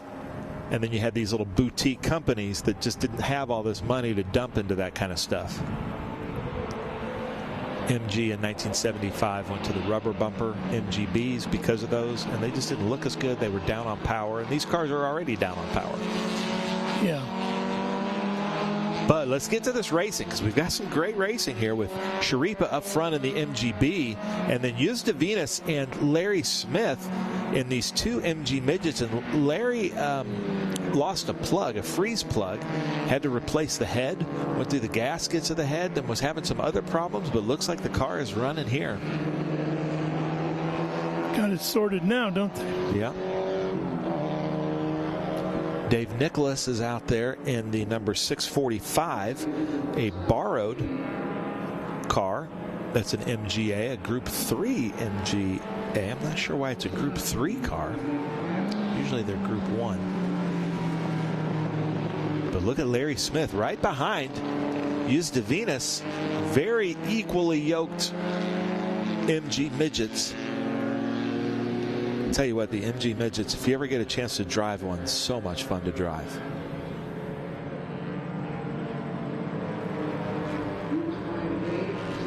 I'd argue a lot more fun to drive than a Corvette if you're not wanting to break the law. Corvette, if you're willing to break the law, much more fun. Yeah. But if you're just driving around your town in the hills of North Carolina, an MG midget, you can have the most fun without ever having to break the speed limit. Could see that. They just corner so well, you know how sometimes there's the suggested mile per hour around like exit ramps and things like that. You always try to double it in an MG midget or a Miata or something like that.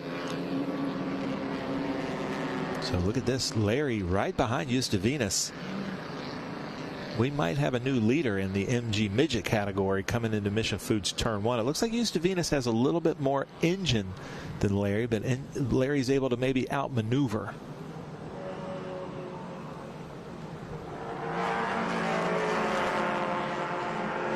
And the thing is, ladies and gentlemen, you can buy race-prepared MGs for $10,000 to $12,000.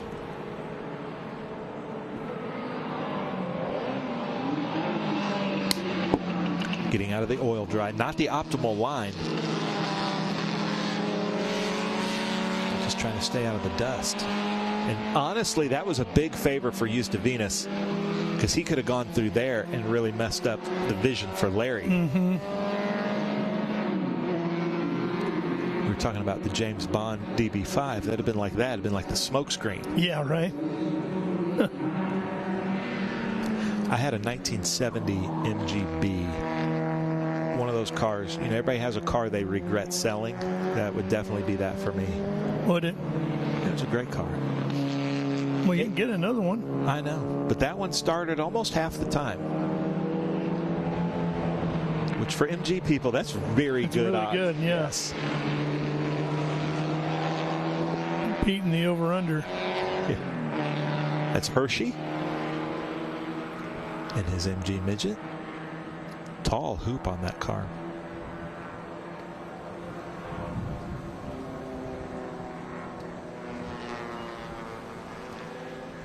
MG midgets are a little bit more nimble.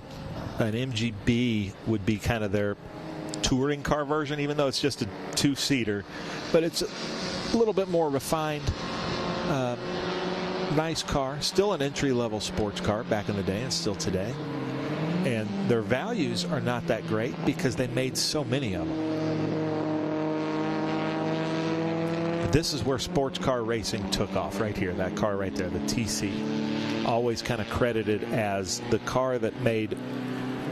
It was the Model T of sports cars. It was the affordable, sporty car. Then they went to the TD and the TF.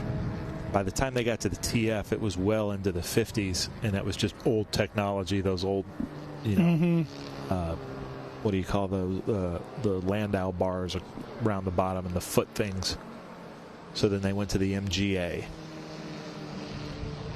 which is what I have now. That's the 55, Doug Faust in an MG midget, white, Group 1. Here's the battle. Larry Smith still not able to get around, but Venus could be using that smoke screen on him and still doesn't want to, because it's also a risk that he gets in there and gets kind of squiggly also. Yeah, right.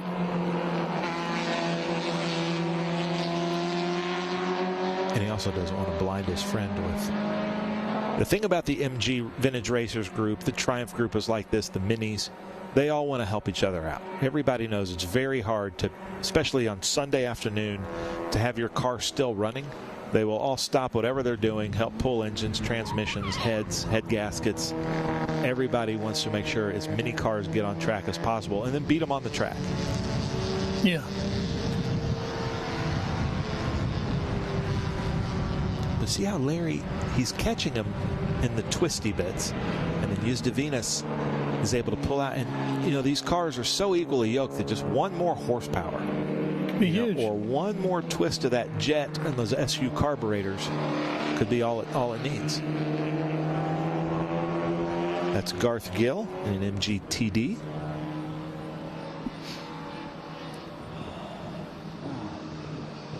Okay, Venus. Larry taking a little bit shorter apex there. Larry kind of running more of the defensive line through the toe. And they're still keeping that MGB within striking distance, which, you know, that MGB is an 1800. Those MG midgets should be 1275, maybe 1293s. So you smoked up the brakes a little bit there. Did. I like the color blue of Larry's car.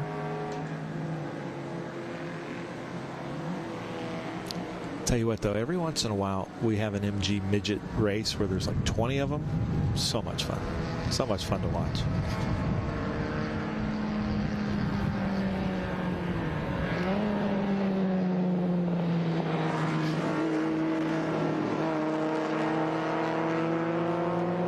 And you'll never get more attention than driving an MG midget or a Mini Cooper on the road at my size. And you get out like at gas stations and people are like, whoa. It does look a little bit like a clown car. But I love it. Once you're in it, great cars to drive. There's enough room in there for you? Yeah.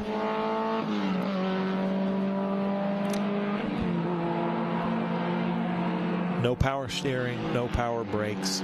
It's all, so sometimes, because I have to use a smaller steering wheel, so you have to use your arm muscles when you're parking it, because you don't have the leverage of a big steering wheel, but I don't have the room to have a big steering wheel. Looks like he's smoking just a little bit. In the British car world, we say he's leaking smoke, not smoking. Sorry, I should have said that. There's our leader, Sharipa, Doug Sharipa in an MGB, Group 3 with the Collier Cup.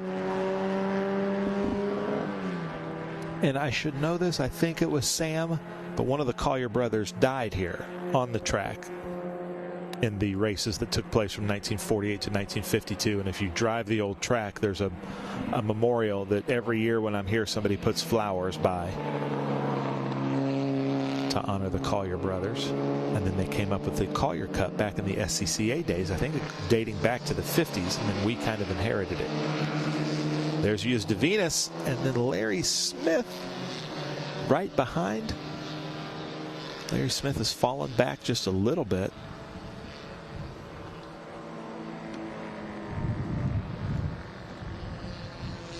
So they come around this MGTD.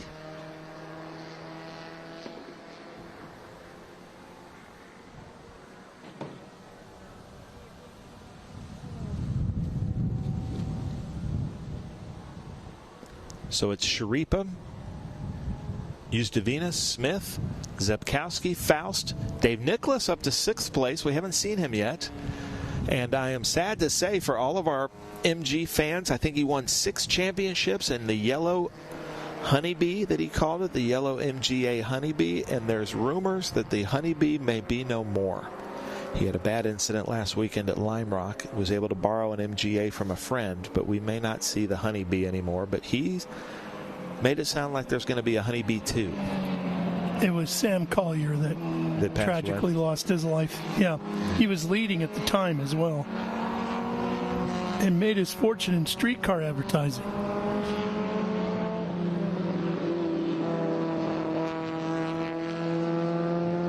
He's driving a Ferrari 166.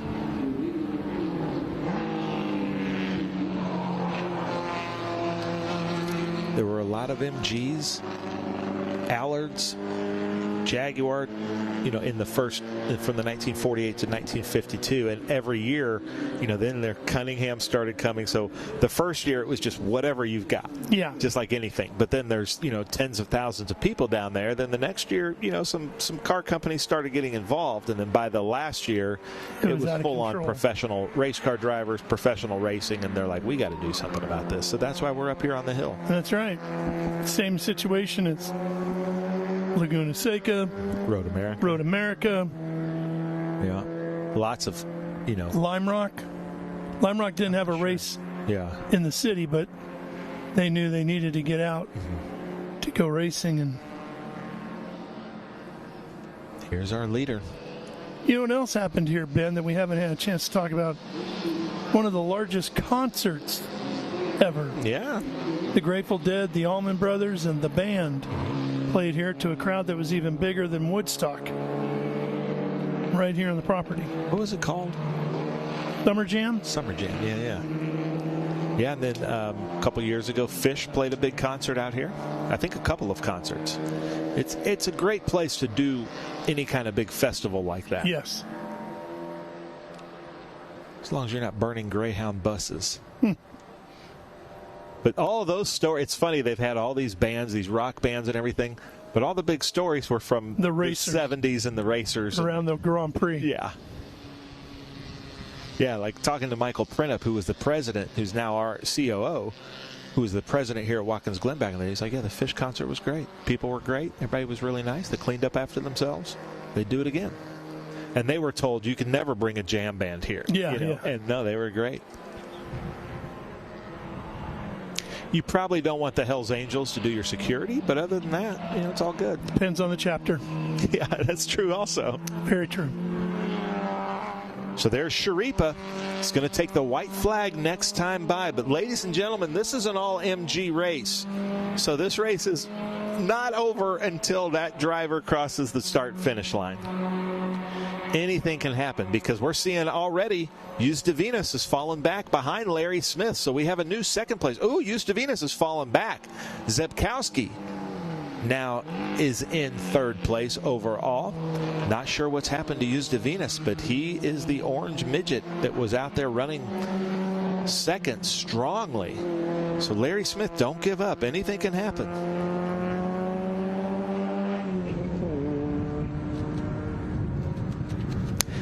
I honestly think if it weren't for Lucas Electronics, everybody would love British cars. It's just that they decided to put Lucas in and never went away from it. You know, the true Prince of Darkness, Lucas Electronics. Yeah. And had they not done that, and had they not been positive ground, I think the American market would have loved them even more. But it is also kind of a neat thing, a camaraderie, that if you find a fellow MG person, you know that you're with your people. That person's just as crazy as I am. We're going to get along great. They've suffered as much? Yeah, maybe, yeah. They don't mind tinkering, I guess is what the MG owners would say.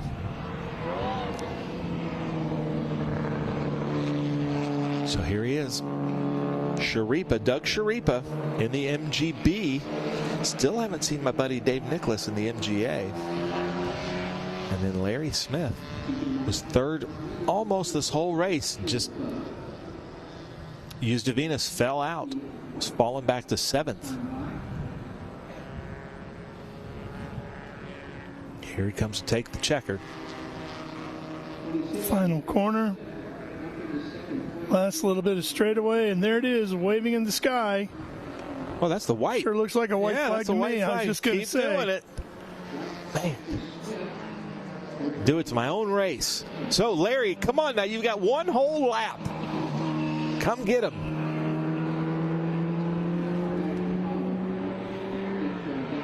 So, Larry Smith and Zebkowski should be behind him in the midget.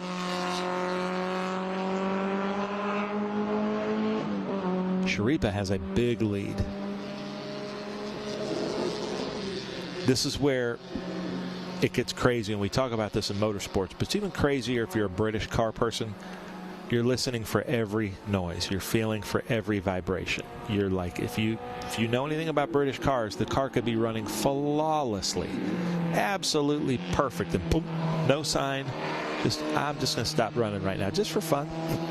And maybe it starts right back up and you don't know what in the world happened. Or maybe it's everything happened for no reason. You have to have a sense of humor to like these.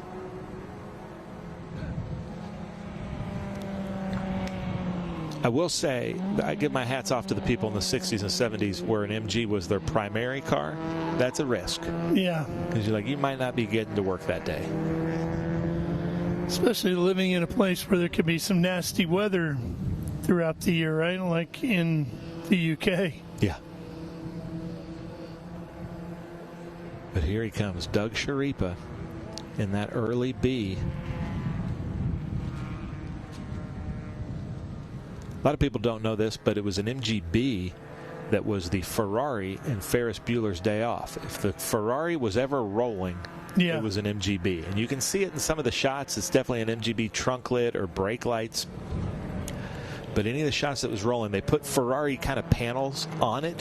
But the rolling shots were an MGB. Anytime it was in that garage, it was a Ferrari. Yeah, they did not push a California Spider out the window. And even then, it was probably worth a couple of million. But that was a very valuable car. But now they're, 50 million. Absolutely. Whatever they are. So here he comes, Ralph, to take the checker. For real. You sure? For real this time. This time? Maybe. Okay. We'll find out. We're going to all find out together, including Sherpa. He's looking, yeah, that one's a checker. There it is. He finally gets the win. Made him run an extra lap, but he's got it this time. Where's Larry? Well, Ben, that checkered flag on the Collier Cup for you is kind of like the switch from Christmas morning to Christmas late afternoon. It's kind of not. Yeah. It's still good, but it's. Got 364 more days to the next Collier Cup Do it again, race.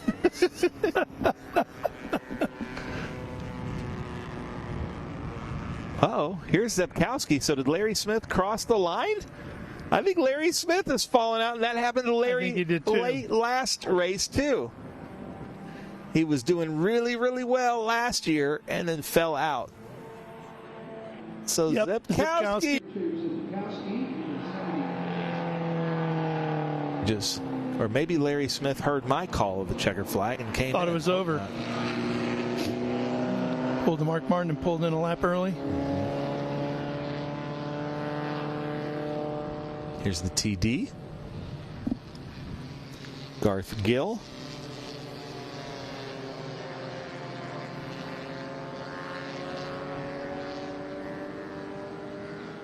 It's a drag race to the Yeah, it is. And the midget's catching him.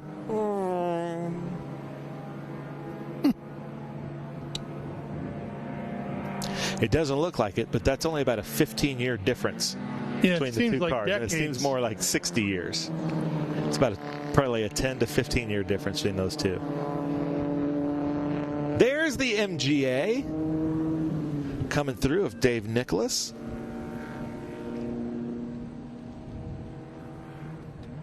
So Dave and Rosie are here.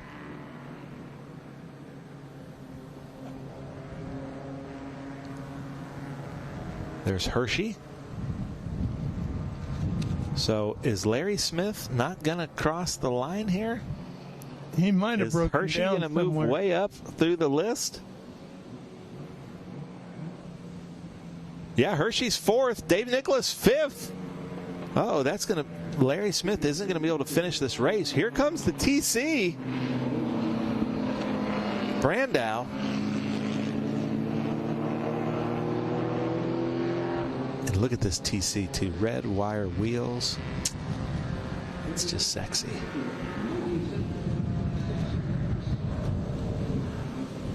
Headlights turn the wrong way for a little bit of aero advantage. It really matters when the front of your car's a brick, but you turn your headlights the other way.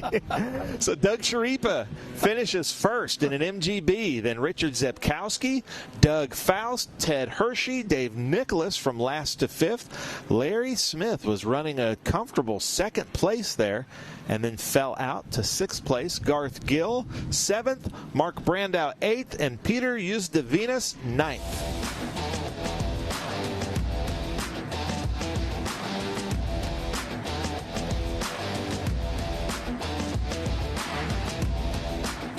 So Peter Usdavinas, ninth, was second place for most of the race, but ended up 3 laps down.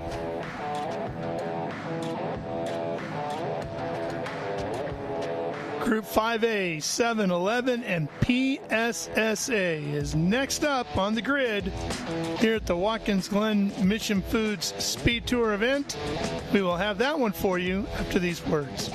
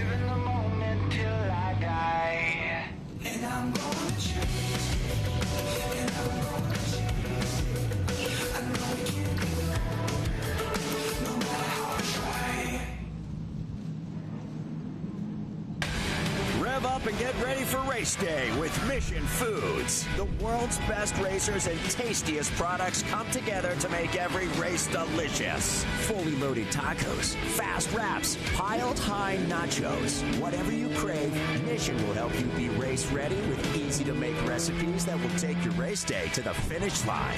Keep your racing delicious and enjoy all the mouth-watering action. Brought to you by Mission Foods. Too fast, too tasty.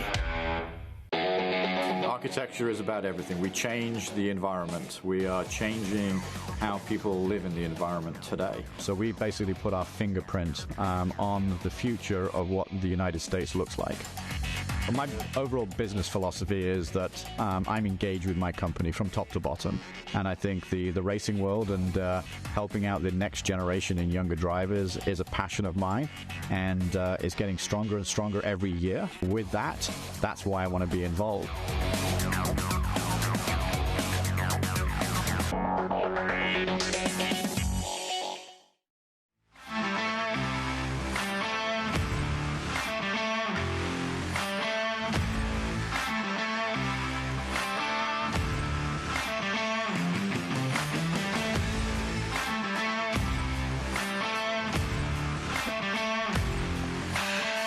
Group 5A, 7, 11, and PSSA. Out on track right now. We work our way into the afternoon here. 2:30 in the afternoon on the East Coast. Couple races left to go here. It's the Mission Foods Watkins Glen Speed Tour. Ralph Shaheen in the booth. I'm Ben Sissel. This should be our last live stream race of the weekend. It's been a fantastic weekend here at the Mission Food Watkins Glen Speed Tour and the Hilliard U.S. Vintage Grand Prix. John Ulmer up front, Carter Bowles, Nathaniel Duckles, Kyle Collins, Joe Cawley, Mitchell Idle, Vaughn Grace, Gary Gray, Rafe Baskin, David Kunzelman, Keith Taylor, Sean Monnett, Mark S. Clark, Matt Schieferle, Mark Hannafin, Michael Lang, David Bauman, Chris Allen, Michael Merritt, and Timothy Nichols, all out there. Good feel of the cars. And this was a good race yesterday between the Revolutions at the front, the different variations of those three. Watch for Carter Bowles in that Dallara. It's not in relation to Doug, is it? Because I know Doug's son races with us sometimes. Yeah, that would be. And it's a Dallara. That makes sense. Yeah, it does. Dallara makes a few of the Indy cars. Oh, yeah. Just a few. So John Ulmer up front in that Revolution. It looks like Nathaniel Duckles in the Evo behind him. You can tell the Evo by the flat rear wing.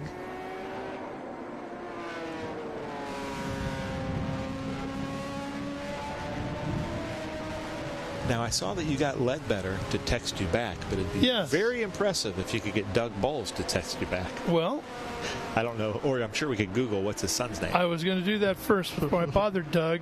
I was trying to remember what Doug's, obviously, Connor. And Dale did confirm, by the way, that is Fletcher Quigley's car is a track action, track attack machine out of their Hendrick facility. So Ulmer, big gap. He's in the Revolution 500 SC. Lots of radicals out here looking for Kyle Collins. I'm not seeing him out there in the Cannon car. And that's why Glace was out there in that LMP3 car, because he's out there in the number 18 car. Vaughn Glace in a Radical SR3.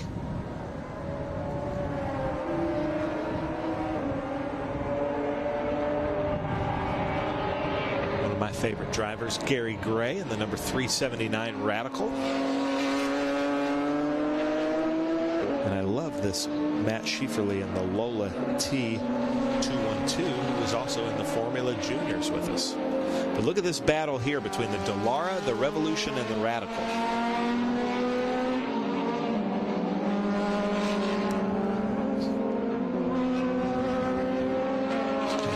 You know what? I believe that is Doug's son. Well, makes sense. We've seen a lot of those Dallaras at some IndyCar events, and they take the vintage Indy with Alonso Jr. Let's see if we can catch. Well, Doug, if you're watching, very impressed. Your sons are very good race car drivers, and these Dallaras are exciting. We were so excited to be back at Indianapolis Motor Speedway this year, and looking forward to being back next year, Father's Day weekend, with an even bigger show. We're bringing, I don't know if I'm allowed to publicly announce what we're bringing next year, but it's even bigger and better than it has been in the last few years. It's going to be cool. Trying to get the, I believe that's Glace in that white Radical around Bowles and that Dallara. We have 3 Dallaras here this weekend. And now Bowles going back around the Radical. Side by side through turn 8.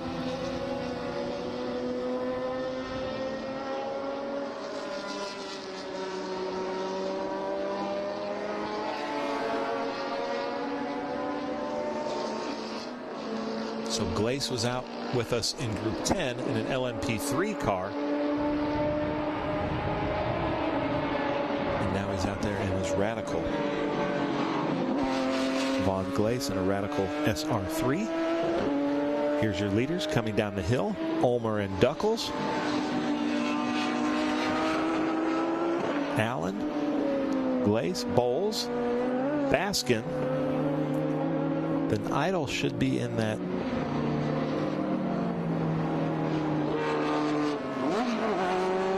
Chevron B31 from 1975. Look at this, though, side by side, Ralph.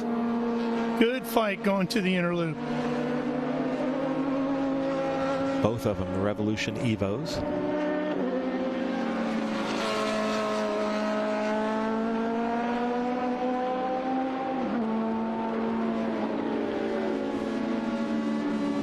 They were side by side. That's how the inner loop can really mess you up. But if you miss the entrance into that inner loop, that's how big of a gap it can make. Or if you have to, you know, concede the position like he did.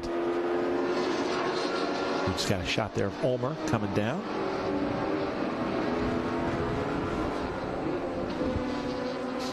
Then here's Duckles and Allen.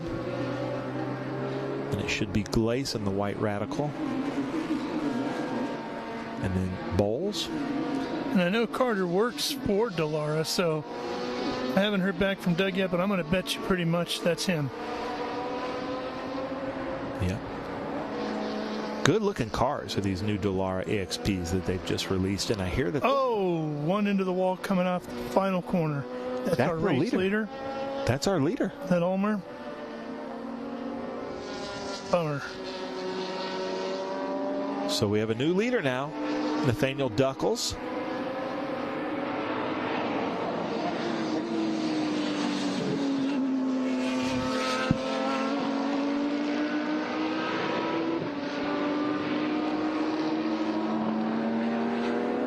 I'm sorry, I said that was Duckles. That was not Duckles. That's Allen. And I'm not seeing. There he is. Chris Allen is in a PS1 Revolution 500 Evo. My sheet is saying that he started 18th. I didn't see that. We're double yellow because we can't get Ulmer out of the wall. Looked like he backed into it too, didn't he? Did, yes. There is a NASCAR safer barrier there, that whole wall, that does take a lot of shock absorption. For very good reason. That's a very fast section of track in a high impact zone.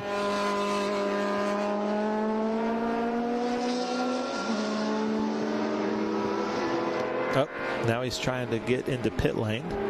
Looks like he might have made it. Just don't know if it's far enough. Yeah, he can't block pit lane.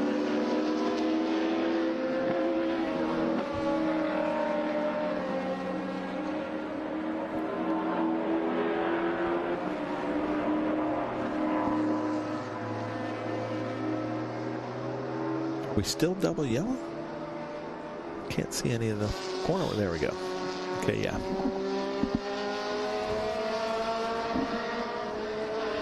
Are these Delaras, are they made in Indianapolis? Yeah, they are. The tour of the facility when we were there for Speed Tour was incredible.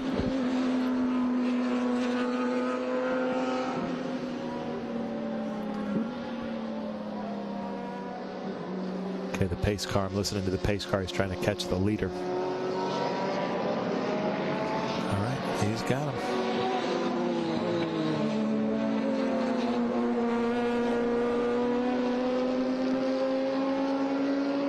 So there's Glace in the White Revolution.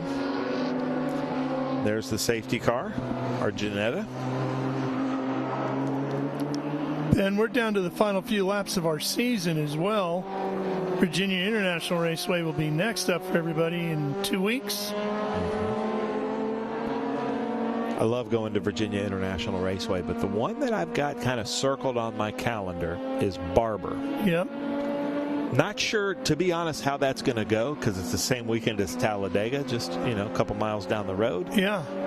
It's a weekend during SEC football in Alabama. That's never a great thing, but we're going to have a lot of cars there, and it's a great place. I can't wait to go see the Motorcycle Museum and all the great places. So if you want to come out to a race that's going to be kind of one of a kind, come out to the Barber Speed Tour, Barber Motorsports Park, just outside of Birmingham, Alabama. Well, that museum has a lot more than just motorcycles in there, too.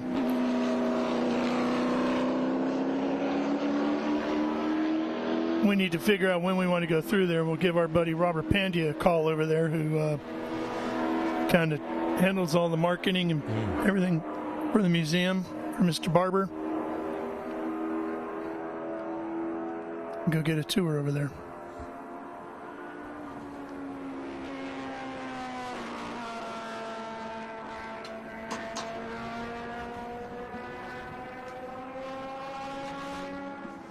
Yes.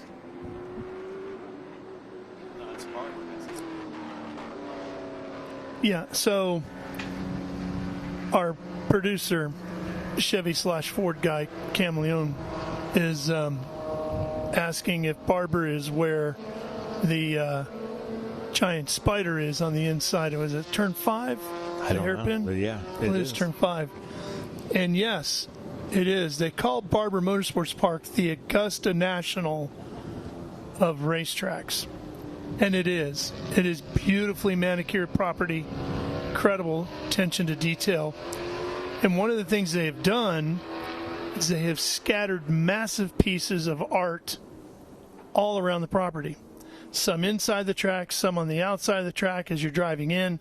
But you need to keep your eyes open all the time because you just never know. You glance off to the left, and there's this massive sculpture out there. One time, just like a year ago, the lady fell off the bridge. The mannequin, I should say that. The mannequin yeah. fell off the bridge during like an Indy practice. Sure did, yeah. But there's the woman in the lake. There's all kinds of stuff around there. The museum. It's going to be pretty neat.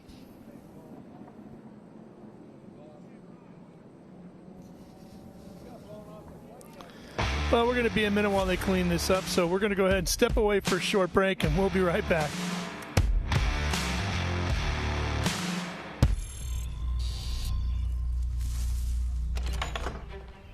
Yes. Hon, the WeatherTech's here. WeatherTech is the ultimate protection for your vehicle. Laser measured floor liners, no drill mud flaps, cargo liner, bump step, seat protector, and cup phone. What about my car? WeatherTech.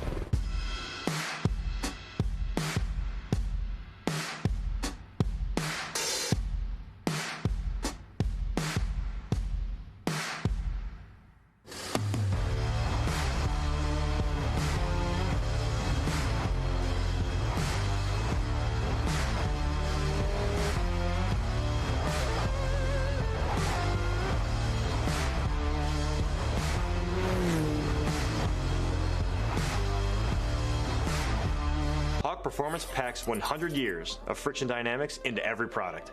Backed by Carlisle Brake and Friction, the world's premier innovator of industrial brake and friction components, Hawk leverages R&D tools and motorsports experience to deliver uncompromising performance on the street. There's no reason to settle for less. Choose pads that are race-proven and street-legal. Find the Hawk Performance brake dealer near you at hawkperformance.com.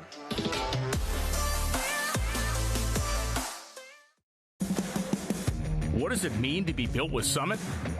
It means you're hitting the autocross, drag strip, road course, trail, dirt, or open road with confidence. Because built with Summit means you're using parts from the top names in performance. Priced to make your project affordable. And it's all backed by trusted tech expertise and blazing fast shipping. Summit Racing Equipment. Let's build it together. SummitRacing.com. How good is this? Look at this view from Losowski.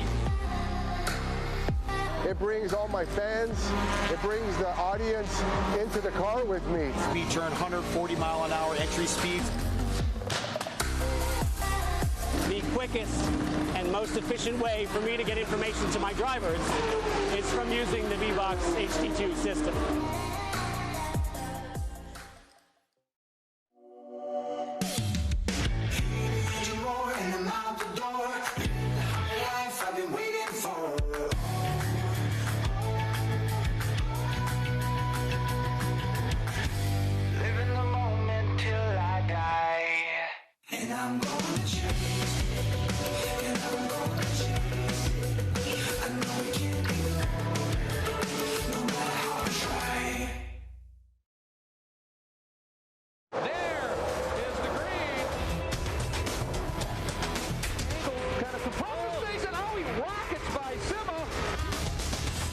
Said. One of the ways you overtake here at Sebring is really good in the braking zone, like this one right here.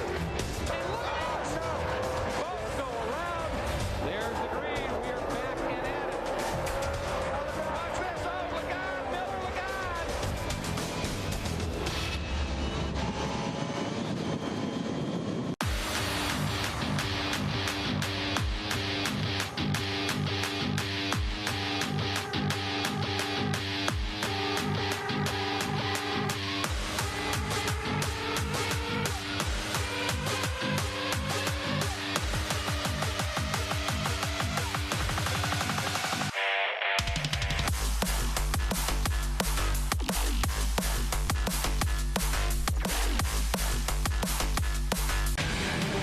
And get ready for race day with Mission Foods. The world's best racers and tastiest products come together to make every race delicious. Fully loaded tacos, fast wraps, piled high nachos. Whatever you crave, Mission will help you be race ready with easy to make recipes that will take your race day to the finish line.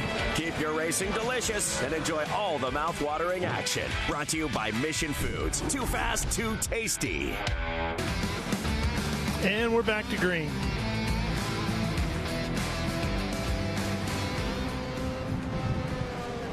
Revolution's out front. Bowles still strongly in third. And I'm hearing reports that the car that's currently in second may have had some contact under double yellow. So Bowles may be inheriting another position if he can't get around him.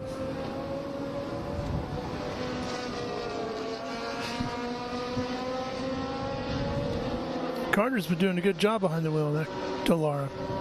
Yeah.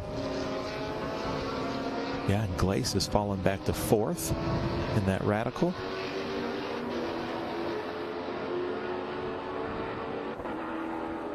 So the Dallara right behind the Revolution of Duckles. Duckles looks to be going slower.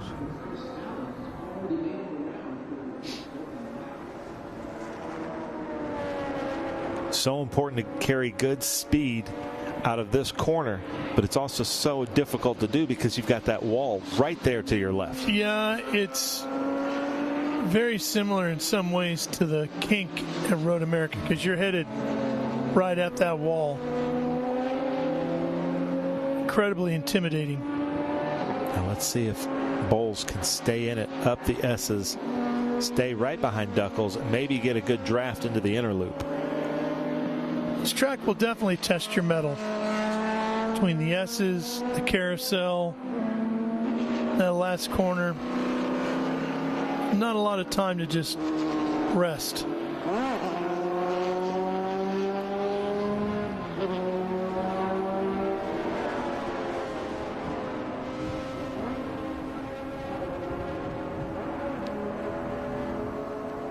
Coming down into the toe, the boot section. They're in the laces of the boot right now. And what this has done is this has given Glace the opportunity to get right up behind these drivers. Man, we just showed that Mission commercial. Now Glace has McDonald's on the side of his car. You're going to be hungry, aren't you? I'm hurting.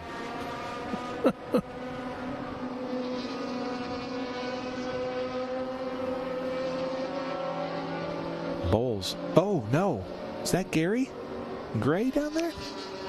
Hope not.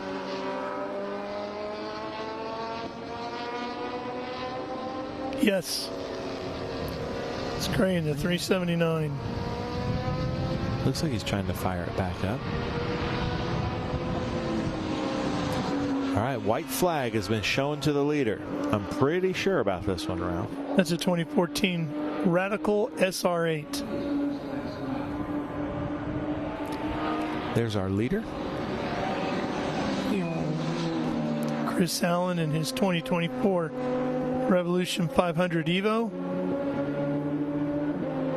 Tuckles in second in another 2024 Revolution 500 Evo. And then Carter Bowles, a 2021 Dallara EXP. That's your top three. But something happening with Carter and Duckles. Maybe they've slowed down because they're going at it so hard, but Allen has got a huge gap, and they just restarted. Yeah. He has pulled away.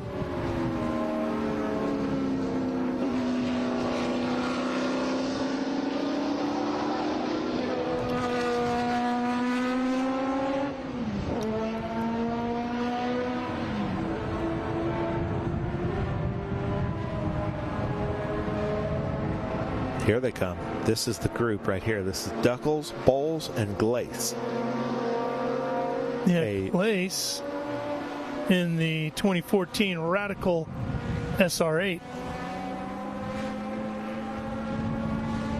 So Revolutions, Dallara, and a Radical.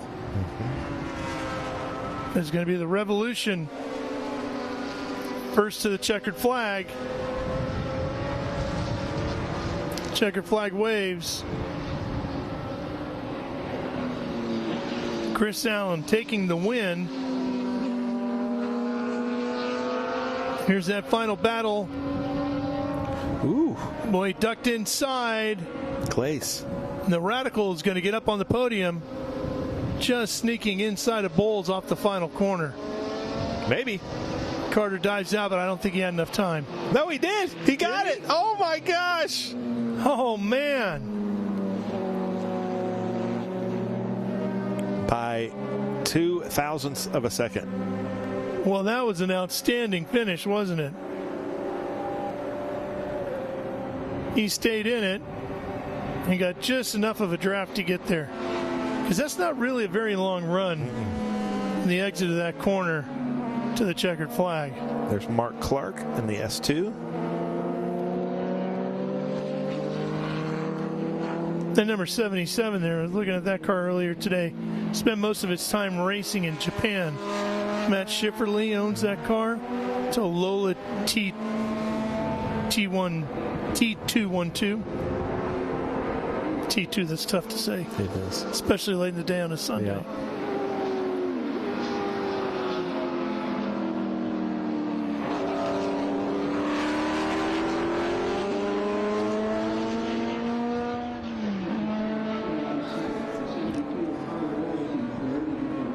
Here's a look at it. Allen, Duckles, Bowles, Glace, Baskin. Top five, Taylor, Kunzelman, Monet, Clark, and Schifferle rounding out the top 10. So we have got the RagTime Racers coming up next. That will be our last event of the weekend as we close things up here at Watkins Glen. But stay with us. Some great, very interesting race cars coming up when we come back. In racing, every second counts. Communication isn't just important, it's everything. Established in 1996 in Daytona Beach, Florida, Speedcom Communications was born from a passion for racing and a vision to revolutionize motorsports communication. Trusted by competitors across the world.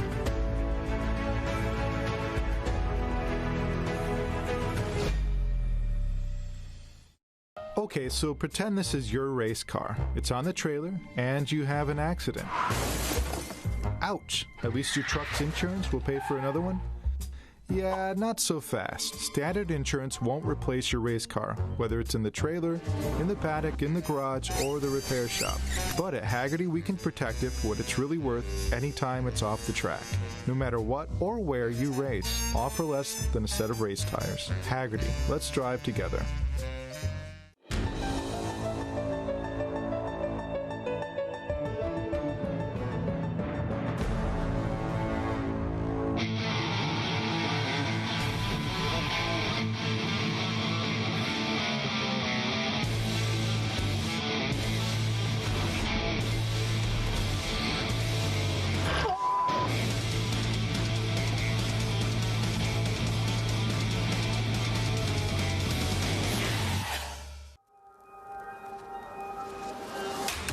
Good is this? Look at this view from Losowski. It brings all my fans, it brings the audience into the car with me. Speed turn 140 mile an hour entry speeds. The quickest and most efficient way for me to get information to my drivers is from using the V-Box HD2 system. Architecture is about everything. We change the environment. We are changing how people live in the environment today. So we basically put our fingerprint on the future of what the United States looks like. My overall business philosophy is that I'm engaged with my company from top to bottom, and I think the racing world and helping out the next generation and younger drivers is a passion of mine, and is getting stronger and stronger every year. With that, that's why I want to be involved.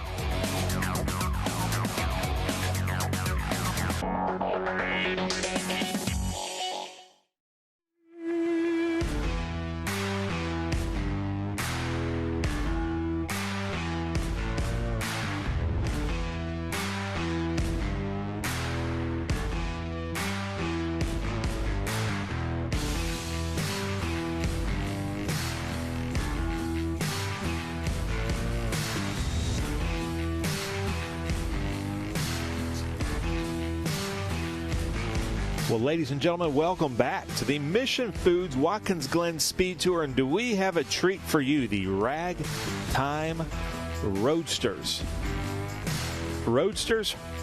Actually, the RagTime Racers, sorry.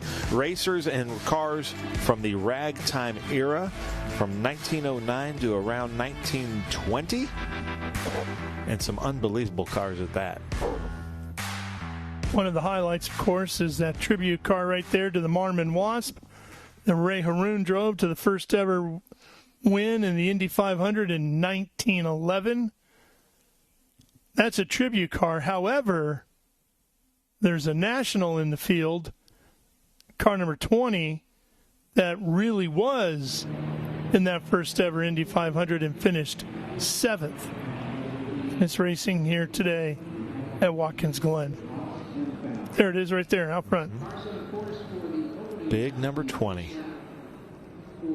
So we've got Locomobiles, National, Bergdahl, Hudson's, EMF, Packard, Buick, Lexington, and a Durant Special. The Lexington is that bright yellow machine, number 7. Lexington Motor Company. Originally out of Lexington, Kentucky, ended up moving to Connorsville, Indiana. It's a 6-cylinder, 224 cubic inches producing 73 horsepower. Drivers and riding mechanics wear period clothes and drive their cars at racing speed. Not sure why there's a flatbed tow truck coming through the camping area. And that car competed at the Pikes Peak Hill Climb. Twice. Yes, which Lexington won. So Brian leading him around in that number 20. Number 5, the 1909 American Speed Car. Over 100 years of motorsports here this weekend, ladies and gentlemen. And here are the oldest. There's the Wasp, a tribute car to the first Indy 500, like you were saying, but also the car that's kind of credited for the first rear view mirror. And it was just a necessity. He didn't bring a riding mechanic to do the spotting for him, so he's like, well, I'll just put a mirror. And it's right in front of him. Car number 12, the Bergdahl, driven by Glen. And, airplanes were so new then, but he used a little bit of airplane technology to stabilize the car with that little wing in the back. 12, it's car number 16, it's blue, Charles Test behind the wheel. And, of course, without the riding mechanic, the weight went down, and the Wasp went quicker. All of these cars were on display during the course of the weekend at the RagTime races. There's the Lexington number 7. The blue number 20, that's 1911 National Indy, driven by Brian Glen, and a couple more for you. Here comes that big number 20.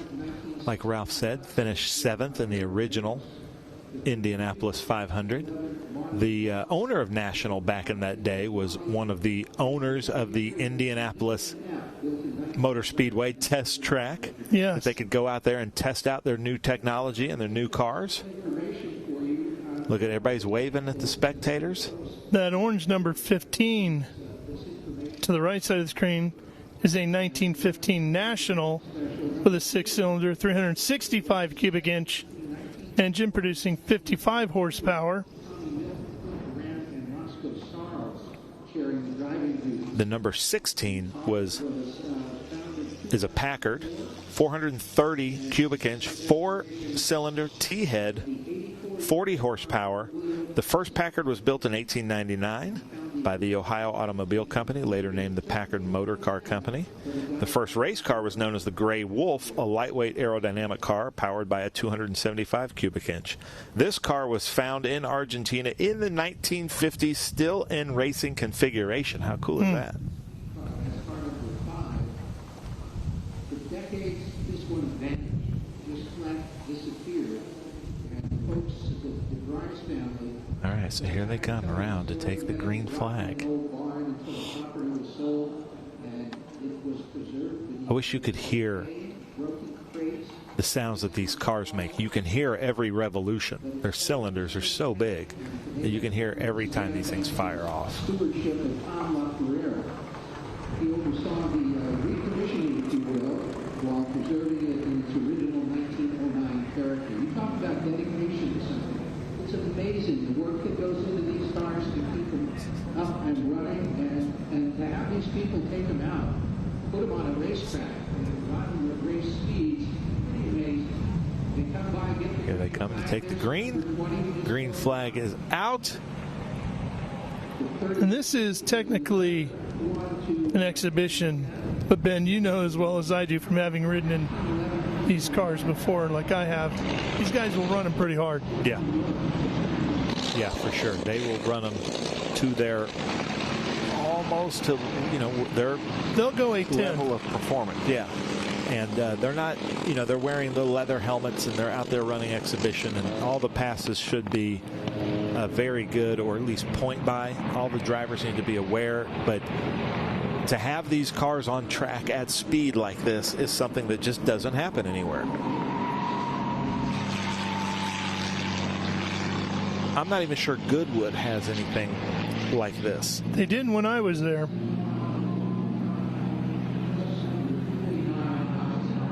They should just bring all of these over in one shot. That would be great. You know what's funny is really, of all of these cars, Buick is the only one still around. Yeah. Well, as we've talked about before, there were some, 220 plus auto manufacturers during just this in era? North America. Just in North America during this era. And a lot of them were also carriage companies or bicycle companies. Right. That, we'll make a few cars. And now we're down to literally a handful. In America, we've got the GM cars, Ford, Lincoln, Tesla, Dodge. Oh, here we go. And that's our Lucas McCabe, cameraman extraordinaire, riding along, hanging on for dear life, I guarantee it, and getting us the shot all at the same time. Great job, Lucas. Way to go. Tell you what, though, that 1920s camera looks 4K. It's pretty good, right? Yeah, it looks good. Sure, he's having a heck of a time. Yep. That is fun. It's terrifying. I've done this. It really is. It is scary. It's pretty sketchy. So there he is. He's in the 21. It's like a national as well. Let's see. He's got both hands on the camera. He needs to be hanging on to something. I think that's a Hudson. Is it? Which is what it is. Paul Newman was in the movie Cars. It's a 6-cylinder L head with a balanced crankshaft.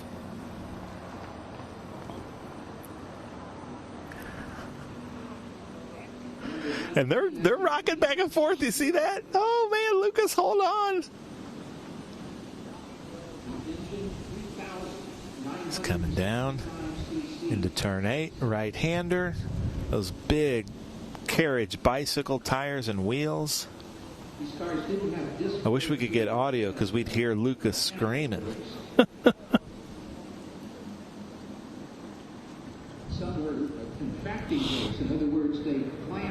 But that's a little closer than I'm used to for exhibition races. Yeah, I like that. They're having some fun out there. The true modern era of gladiators would have to have been this kind of racing or Grand Prix racing up until like the Silver Arrow eras, up until like the World War II. Yeah. When, no seatbelts. Your life expectancy as a race car driver was about 7 weeks. That was legitimately the number. That was a crazy time. Here they come out on the front straightaway.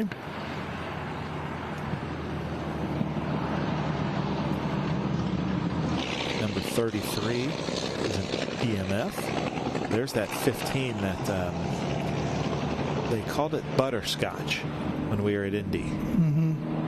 Then the 33 of EMF. EMF began building passenger cars in 1908.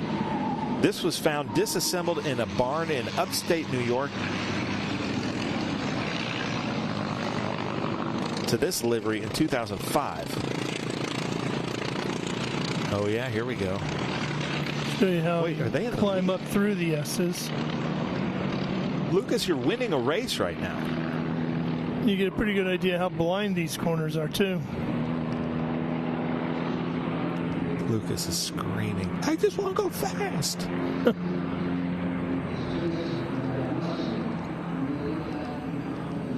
You really can't get a sense of how fast that feels. When you're just naked like that, open in a car, oof, that is scary. Slipping and sliding around on the seat. So here comes Brian in that number 20, National. Credit to these owners and mechanics. They run these cars quite often. I mean, we saw them in Indianapolis, and I saw them again at Laguna Seca. Here they are in Watkins Glen, opposite ends of the country. They were at Lime Rock. I mean, they have raced a lot. Just maintaining these vehicles is a huge challenge, and getting them all around the country. Yeah. Then we go back to the in-car.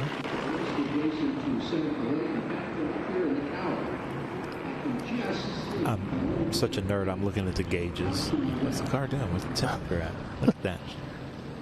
Well, the one gauge you got to watch is the oil pressure gauge if you're the passenger, because usually you have a pump. If that oil pressure goes down too far, you're working the pump pretty hard to get it back up. Oh, see the water coming out of the radiator? Yeah, right on the Lucas's camera lens. Yeah, that's all right. It's just, that's a feature. Mm-hmm. Here they come up over that rise. The Marmon Wasp up front.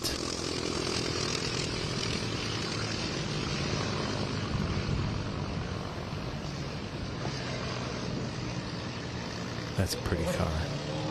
The brass era. Yeah.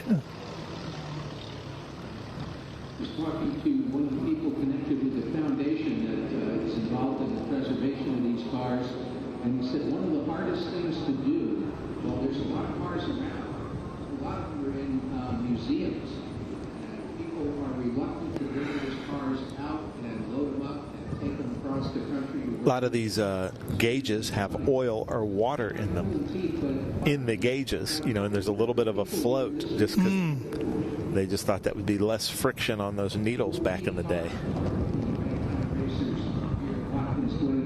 And some of them are, like oil pressure gauges are from a diaphragm.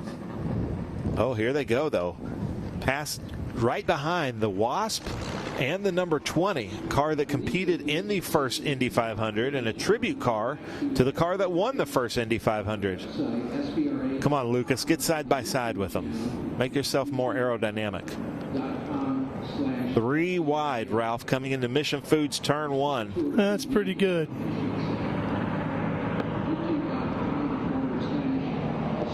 Is that the checkered? Lucas might have just won a race. Scale of 1 to 10, how car sick is Lucas right now? He could be up there. Make sure we get that on camera. That is a checkered flag. It was a checkered flag. Not sure who won. I'm going to say Lucas. The guy in the middle was pumping his fist like he thought he had it. And the car that finished 7th in the first Indy 500. I don't know. We'll have to go to Lucas's onboard and see if we can figure it out. Yeah. Photo finish, right? Exactly.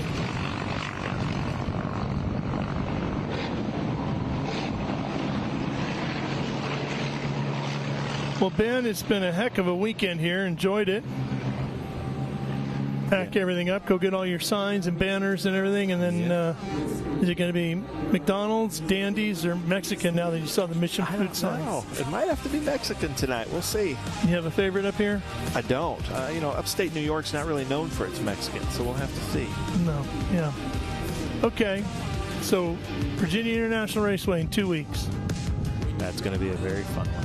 We will see you there. We'll have SVRA, Open Wheel Formula Series cars. The whole family. And Trans Am, right? It's a family reunion. Everybody's going to be there. Everybody in the Speed Tour umbrella is going to be there. Should be a great time. Folks, thanks for joining us. For Ben Sissel, I'm Ralph Shaheen. So long from Watkins, Glen.